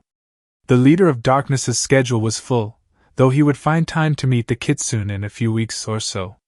Get some sleep, Amara. The ceremony starts at 9 o'clock sharp. Naruto muttered, flipping to another page, looking around the book to the bewildered and confused Kurama. His eyes twinkled mischievously. We don't want to be late. 7:10 a.m. Konoha Onsen. Mikoto Uchiha slowly stepped into the hot springs, and a low, deep sigh escaped her lips as the perfectly temperate water soaked into her pores and loosened her tense muscles, easing her mind for a split second, able to take her mind away from the months of guilt she felt. Hanami Hyuga, Inorin Yamanaka, Yoshino Nara, Enko Mitarashi, Kurianai Yuhi, Yugao Yuzuki, and Lina Kimichi found their place in the large onsen and settled inside, sinking down to their shoulders and melting pleasurably under the heat. Those in their circle either had their long hair tied or, like Enko, one of the newest addition into their group of friends, let it run freely into the water. Some Inuzuka plodded into the bathhouse. She dipped a toe into the bath and, grinning wolfishly, unwrapped the towel around her trunk and fell into the bath with a large splash. Some of the women laughed at the dog woman's antics, mainly those in the circle, while those that weren't close friends with some tooted at the woman's immaturity. Wasn't she a clan head? Some rose out of the water and doggy paddled to a free corner in the bath, where her friends were soaking in. Mikoto cleared her throat and asked, once Some fitted herself between Enko and Yoshino. Didn't you say Minato's in the village? Yup. The Inuzuka answered shortly, leaning her head back and relaxing, allowing the temperate water and the steam in the closed-off room to do its magic on her body. Been here since last week. Well? The Uchiha trailed off, uncertain. How come we haven't seen him? Beats me. Some shrugged. The big-boned woman of the group, Chuza's wife and a recently retired kunoichi, piped up with a concerned frown. Doesn't he want to see us? Chuza said he hasn't seen Minato either. Shikaka too. Yoshino murmured, tapping her chin thoughtfully. And Hayashi? Hanami said, her voice quiet and worried. Enko added her voice, sitting up ever so slightly. Matter of fact, Kakashi hasn't seen or heard from Minato either. Yugao and Kurenai nodded their heads in support of Enko's statement. The 16-year-old copy ninja had confided in them on that, saying if they saw Minato, they should let him, Kakashi, know. Isn't Minato Kakashi's teacher? Inorin questioned. More than that, isn't Minato Kakashi's brother? They grew up in the same house, didn't they? Yoshino wondered. The wife of the clan had turned to Tsum, the only single their age in their group, seeing as Enko, Yugao and Kurenai were 16, this not in their age group. Yoshino narrowed her eyes, something that Tsum ignored with peacefully closed eyes. He's staying at your place, Tsum. Why didn't you tell him to come see us? Why didn't you lot go see him? Tsum countered, a reply so swift that it had the women taken aback. Besides, he's avoiding everyone. But we're his friends, Mikoto said in a small voice, looking away from Tsum as her eyes flicked open and fixed on her. Aren't we? If you say so. The Inuzuka shrugged. Yoshino sat up abruptly, offended. And what is that supposed to mean? Tsum, the least bit intimidated, placed her hands behind her head and relaxed further into the bath. Her reply was honest. When he came back from Chill, Minato had nothing, she said coolly, though her words stung, eliciting a wince from even the hot-blooded Nara, who sank back down. Nowhere to live, no money and no one to make sure he was okay, but me. I went to see him and made sure he was fine, after everything he went through in Chill. Their small group knew what had happened to those that returned from Chill. Most had killed themselves, others had jumped head first into alcohol and drugs, abandoning their families and sleeping nights on end in seedy bars, brothels and ditches by the road. Those people, those tormented war veterans, had it easy. They had families to come back to, homes to live in, warm beds and clean clothes as well as hot food to eat, waiting for their return. Minato had nothing. Nothing. They knew that. They knew about his building being demolished by Kumo ninjas, reportedly, and they knew how the Sandaime had sent him to Chill for 10 months without pay as punishment for not retrieving the Kyuubi. They couldn't imagine what Minato had gone through. No, they couldn't. Minato needed a friend, and someone that had suffered half to what he went through in Chill. Tsum had been there for him. The dog woman, vaguely aware of the dip in emotions in the onsen, said, He drank himself sick, you know. Could barely even walk on his own feet, so I let him stay over at my place for however long it took for him to find his feet. Even if the Inuzuka clan compound was fully rebuilt and Minato still didn't know his place in the world, then he was always welcome to stay over at her house in the clan compound. Why you? Hanami said quietly. You went against Lord Sandaime's order. Some scoffed. I don't care. She looked to the stuttering Hyuga. You should have seen him, Hanami. The dog woman shook her head with a grim look, sitting back and closing her eyes again. He wasn't the same guy. Tsum was still facing punishment from the Sandaime for not following his order to not communicate with Minato, a long week of demeaning D-rank missions with near no pay. The Inuzuka didn't care, the man staying over at her house, who went in and out as he pleased by her insistence, smiled at her whenever she came home, mucky, dirty and humiliated, made a bath for her and cooked dinner, as much as she wanted to eat. The Namikaze wasn't in her apartment all day, but when evening arrived, and Tsum stumbled through the door with her tail between her legs, he was there, ready to help her vent out her frustrations. Tsum sniffed familiarly and a ghost of red floated over her cheeks. She whispered to herself. In some ways, he hasn't changed. Mikoto stuttered foully. But Lord Third Dash. Pa. The dog woman scoffed again. Hiruzen Sarutobi, advised by Jiraiya of the Sannin, had advised Minato's close friends men and women to not meet with or speak to the Namikaze until the day he, Hiruzen, appointed a successor, a week later. His reason was so that Minato would acclimatize himself with the village at his own pace, and with his own strength, something that would make him stronger as a person. To those that were unwilling to listen to him, he changed the advice to an order. Some didn't obey the order. They didn't know the reason for the Sandaime giving the order, nor did they know that it was Jiraiya that had supplied the same words Hiruzen used, convincing the third that the feeling of being abandoned in solitude after the unforgivable hell in Chill was somehow good for Minato. 2 days after the war veterans returned from Chill, Minato's friends realized their own mistakes and returned back to Konoha from wherever they were vacationing, searching high and low for the Namikaze. "I need to talk to Minato-san," Mikoto said lowly. Before the ceremony, she needed to explain herself. Why she didn't wait for him, despite she telling him to hold on for her. Why she didn't welcome him back to the village. Why she obeyed the Hokage's damn order. Some shoulders lifted and dropped casually. "Sure. Where can I find him?" The Uchiha felt horrible. Her heart thudded hard in her chest, berating her for what she had done to her great friend, for betraying him, for breaking his heart. It took all in her to not cry. "Why you need to help me, Sim? Please." The Inuzuka looked at Mikoto with a raised eyebrow, seeing the tears glazing her eyes and her pleading, begging cold black gaze. She looked to the other women, seeing similar looks of regret and despair on their faces, weighed down by their guilt. Some sighed. "He told me he's going to look for Lord Jiraiya before the ceremony, he didn't tell me why." Their morning soak was ruined. Behind Konoha's onsen, Yuhi, Jiraiya the Toad Sage giggled perversely, grinning lecherously and scribbling into a notebook as he stared into an eye-hole, looking into the women's section of the bathhouse, hunkered down in a makeshift bush and partially shaded by average-height trees. Blood streamed down the man's nose and he whispered to himself, feeling his pants tightening and his heart racing. "That's it, Sim. Stretch those arms. Oh ha ha ha." The dog woman arched her back and yawned into her hand, providing inside details on her and Minato's several nights together, although the Sannin was too distracted by what he was seeing to listen to anything they were talking about. Their previous conversation had flown right over his head. "Oh you Mikoto you too, what smooth skin, what firm breasts." The famous pervert tittered dirtily, doing so quietly. "You've grown so much, Miko, how I wish I could touch you, feel you, oh you. He groaned longingly.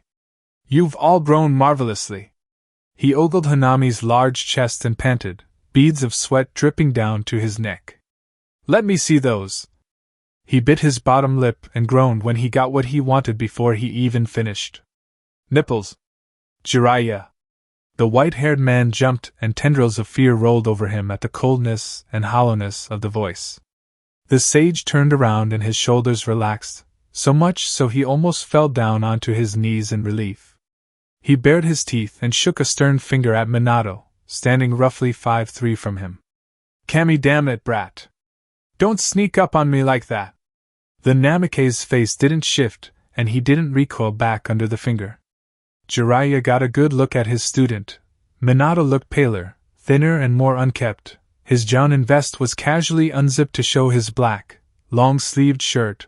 There were standard weapons on the left side of his hip and right thigh shuriken and kunai respectively, and his black shinobi pants, reaching his ankles, looked fairly used.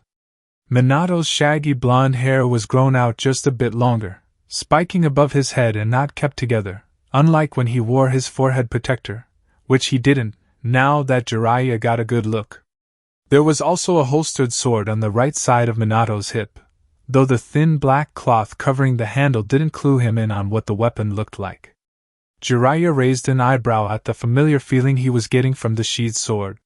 He met Minato's eyes and winced at the soulless gaze that returned to him, akin to looking at a long-dead, long-buried corpse. The Namikaze's formerly sparkling blue eyes were dimmed with age, for one his age had seen and did many things that he would rather not do. Heavy bags were under his student's eyes and there was a visible sag on Minato's once proud, strong shoulders.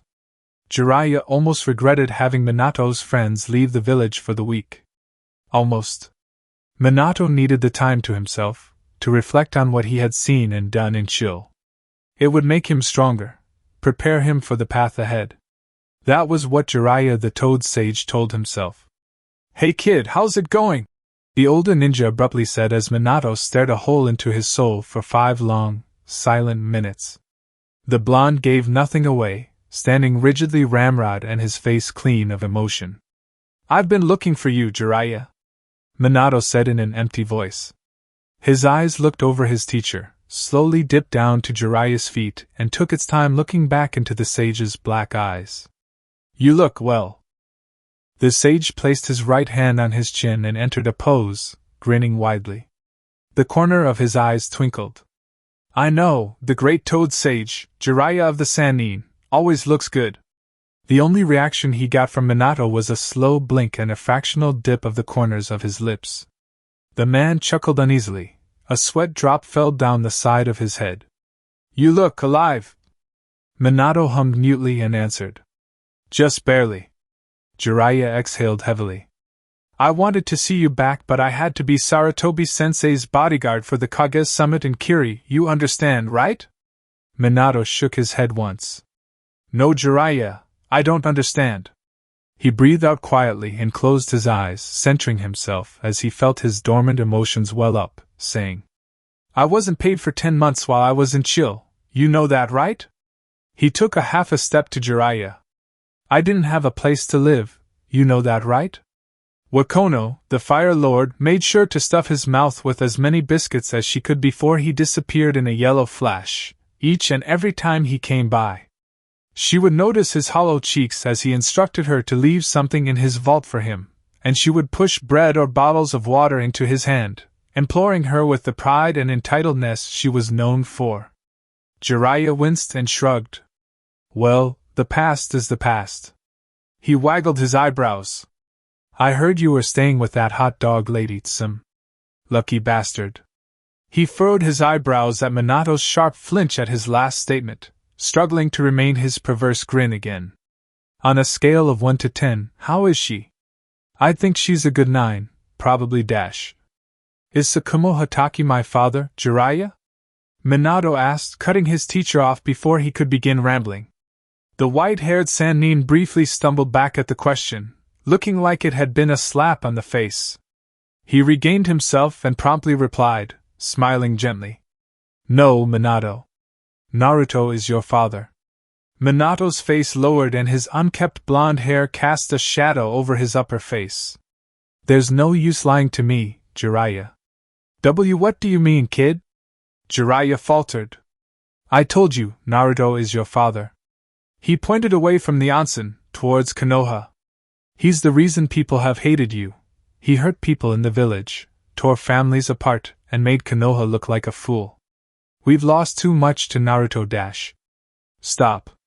Minato muttered once, refusing to look up at his lying teacher. "Just stop talking." Jiraiya frowned hard. You don't believe me?" He jabbed his thumb to his chest and barked, doing so under his breath and harshly, trying not to make the women in the onsen notice his presence.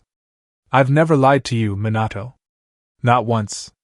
Minato shook his head, a quick twitching motion. "My whole life has been a lie dash." The Sannin's eyes then suddenly widened. "Naruto, he's brainwashed you dash." "I told you to stop, Jiraiya," Minato said with finality. "I know the truth.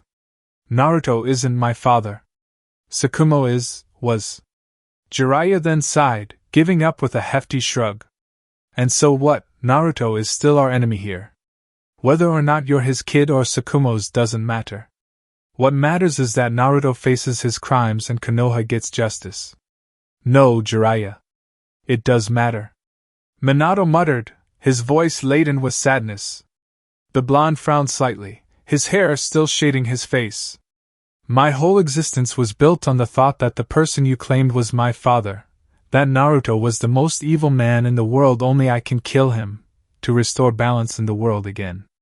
I was the person that would bring justice to Konoha, return what was taken from us, take back what is in darkness that is rightfully ours dash. and you will dash. That Konoha really is innocent," Minato said, as if he hadn't been interrupted. His head twitched again, this time more visibly and accompanied with a quick flex of his fingers. Konoha, rape darkness. Jiraiya paled at the blunt, painfully honest statement. "We raped darkness, blamed them and Naruto for fighting back, and once we lost to them, we swore that we have never done any wrong, that we deserve justice." Minato slowed to a stop and his lips screwed to the side. "Justice. Now, Minato, listen to me," Jiraiya said, motioning for his student to calm down. "Think about what you're saying, Dash. Konoha invaded a country, raided their lands, raped their women, forced people to fight a war they didn't even believe in, drained their lands, stole their resources, Konoha took from them, and we blame them for fighting back." Minato finally looked back, his eyes hauntingly wide, reflecting Jiraiya's pale, surprised face. Minato's soul had long since left his body. "Why would Konoha think it deserves everything Dark Country has, Jiraiya?" Minato asked. "Why?" Jiraiya's face, ever so slowly, twisted with anger. "Because their daimyo signed a deal with us. We own them, Minato. Their lands, their people, and their money. It is all Konoha's by right." He spat harshly, saying in a grating voice. "Then that fucking brat came along with that his pest called a student, took our right from us. Naruto, the ghost, is the reason Konoha is the way it is now, and you should know that most of all, Minato." He pointed at the stoic Namikaze again, his finger trembling with rage. "Naruto is the reason people hate you. You just so happened to be from his clan, took after his face, and inherited a good chunk of his abilities. Specifically his chakra affinities and assassination techniques. Minato had been born in Dark Country, smuggled out by Tsukumo when they were being driven out of the country and stolen from the Kamuri woman the Hatake had assaulted. You're a Konoha ninja, brat. Act like one. Why did you take me to Tsukumo? No one else was willing to protect you while I was out of the village. He didn't want to protect me." Jiraiya scoffed. "Of course not. Kirino, his wife, had just passed away and it was my chance to leave you with your father. Your real father," the older shinobi said with brutal honesty, giving up on taking it easy on the blonde before him, laying it all out as it was, unfiltered and unhindered. "Tsukumo and Kirino's marriage was never the same when she found out about you, and I never forgave Tsukumo for betraying Kirino either. She never wanted to see your face, that's why Tsukumo left you in the orphanage. Kirino Hatake died of a broken heart. She didn't even want her husband near her anymore, not even when she was dying." The Sannin shrugged. "Her death was the best chance I had to have someone capable look after you. He didn't want to look after me. Ha, no. He hated you, Minato." Minato's head twitched. "He hated you. You are his greatest sin manifested." Minato's head twitched again. "Maybe, somewhere in his head, he thought raising you would atone for his sins, for what he did to your mother, and what he did to his wife." Naruto's head twitched, his eyes flicked to the other side. Jiraiya huffed, and his shoulders lifted up and down, coming down from his rant, realizing and acknowledging that he had exposed himself, Tsukumo and Konoha to the boy that had believed that there was nothing Konoha ever do wrong. No matter the situation, Konoha was always right. Right. It was, right? Konoha is always right. The Toad Sage clarified, stepping up to Minato, a quarter of a head taller than his student, and glared down at him with dark eyes. "I nominated you for Hokage Dash." Minato's eyes widened fractionally. He was just hearing about this now. Now. Of all times. "I'm sure Sarutobi-sensei will give it to you." Instead of Orochimaru and Danzo, the other two candidates. The teacher placed his hands on Minato's shoulders and his grip tightened, still not eliciting a reaction from the silent Namikaze. "Now, get your shit together, brat, and get ready for the ceremony." Minato breathed out. "Get my shit together." Jiraiya beamed brightly. "Yeah." Minato bobbed his head slightly. "Okay." Jiraiya raised an eyebrow. "Okay?" Minato nodded. "Okay." The sage grinned, patting his shoulders once. Okay. Now get lost, I have research to do. All right. Blue light shone from under Jiraiya's eyes, briefly blinding him. Rasengan. A million burning hot knives ripped into his stomach, tearing apart his skin, shredding his muscles, rending his intestines, liver and bladder into pieces and severing his spine. The blue light illuminating from below, between him and his expressionless student, dimmed as the source entered his body, pushing outwards. Minato's arm was elbow deep in Jiraiya's gut. The blonde stared deep into his teacher's eyes as the ball of blue chakra wreaked havoc inside of him. Jiraiya coughed, blood dribbled out from his mouth and his eyes shook. What the dash dot? He whispered in horror, clawing at Minato's shoulders. He hacked. Gunk! The Rasengan expanded, cutting through his diaphragm as he made to scream for help. Air escaped his nose as the bottom of his lungs got torn into, his mouth being too clogged up with blood. Cack! Jiraiya coughed, feeling the strength in his body leave him as the blood either pooled inside of him or pulsed out from his mouth and back. Ack! Minato didn't speak, peering into his dying teacher's eyes with the gaze of a dead man. The pain, starting from the sage's gut, set all his nerve endings on fire. The chakra attack targeted his chakra coils as well, dismantling any chakra control he had with the accurate strike on his internal organs and spine. Hank! Some blood sprayed on Minato's face. Why? The man struggled to get his arms up, cupping his precious student's face. Tears streamed down his eyes and his hands trembled, unable to find purchase on the blonde's stony face. Mina, why? The attack had taken him completely by surprise, and he couldn't do anything until it was too late. His chakra coils were destroyed and his internal organs were being grinded by the spiraling sphere of chakra.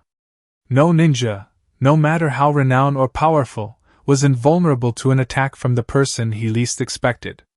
The younger shinobi didn't reply, only twisting his arm and cutting through more of Jiraiya's lungs and ripping open the diaphragm more.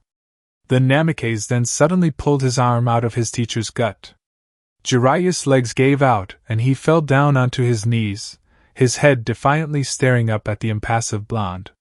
His hands went to his abdomen, vainly trying to keep the near-liquid guts in his stomach from spilling out. Why you regret dash? Shishing. Raijin no Ken lopped off the Sanin's head and in his last few seconds, he saw his headless body fall onto its side and more blood pour from the neck, soaking into the grass. The man standing over his headless body flicked the lightning sword noticeably without lightning dash, ridding it of the blood and smoothly sheathed it back, this time not covering the handle with the black material. The white-haired man's eyes remained open, his face twisted in a mixture betrayal and mortified horror. Dead. Fear the man whose belief has been put in doubt. The place he once thought was his home turned out to be a prison, the people he once learned from and trusted turned out to be his slave masters. Naruto quoted those words from Jiraiya's book to his subordinates after Konoha's failed retrieval mission, unknown to both Minato and the Toad Sannin. The ghost knew this would happen. Minato blankly looked down at the corpse, the soles of his feet drenched in his teacher's blood and part of his face spattered with the red liquid. Silent tears ran down his eyes at what he had done, and he spoke, as if talking to himself. Are you satisfied? The air shifted and Naruto, sitting on a branch with his back to the tree, gave a slight smile to the soulless murderer. Very. The yellow flash wasn't under the ghost's instruction, never was, and now the younger didn't hold any grudge towards the older ninja. Rather, he respected Naruto for making him see the light. Konoha was corrupt, through and through. A cesspool of putrid, foul humanity, and he could finally see that now. One thing had Minato curious though. What are you doing here? I came to watch the show. And that concludes the 5th part of this story. Thank you for spending your time here at Ichiraku Ramen and listening all the way to the end. Your support helps keep these stories alive and allows the shinobi world to continue through new adventures and alternate timelines. If you enjoyed Silent Night, don't forget to like the video, subscribe to the channel, and turn on notifications so you don't miss future stories. Once again, Full credit goes to Foy the Snooze Button, the original writer of this story. If you would like to read the original version, you can find the link to the story in the description below. Let me know in the comments what story you would like to hear next. Until the next time, stay safe, and I'll see you again at Ichiraku Ramen.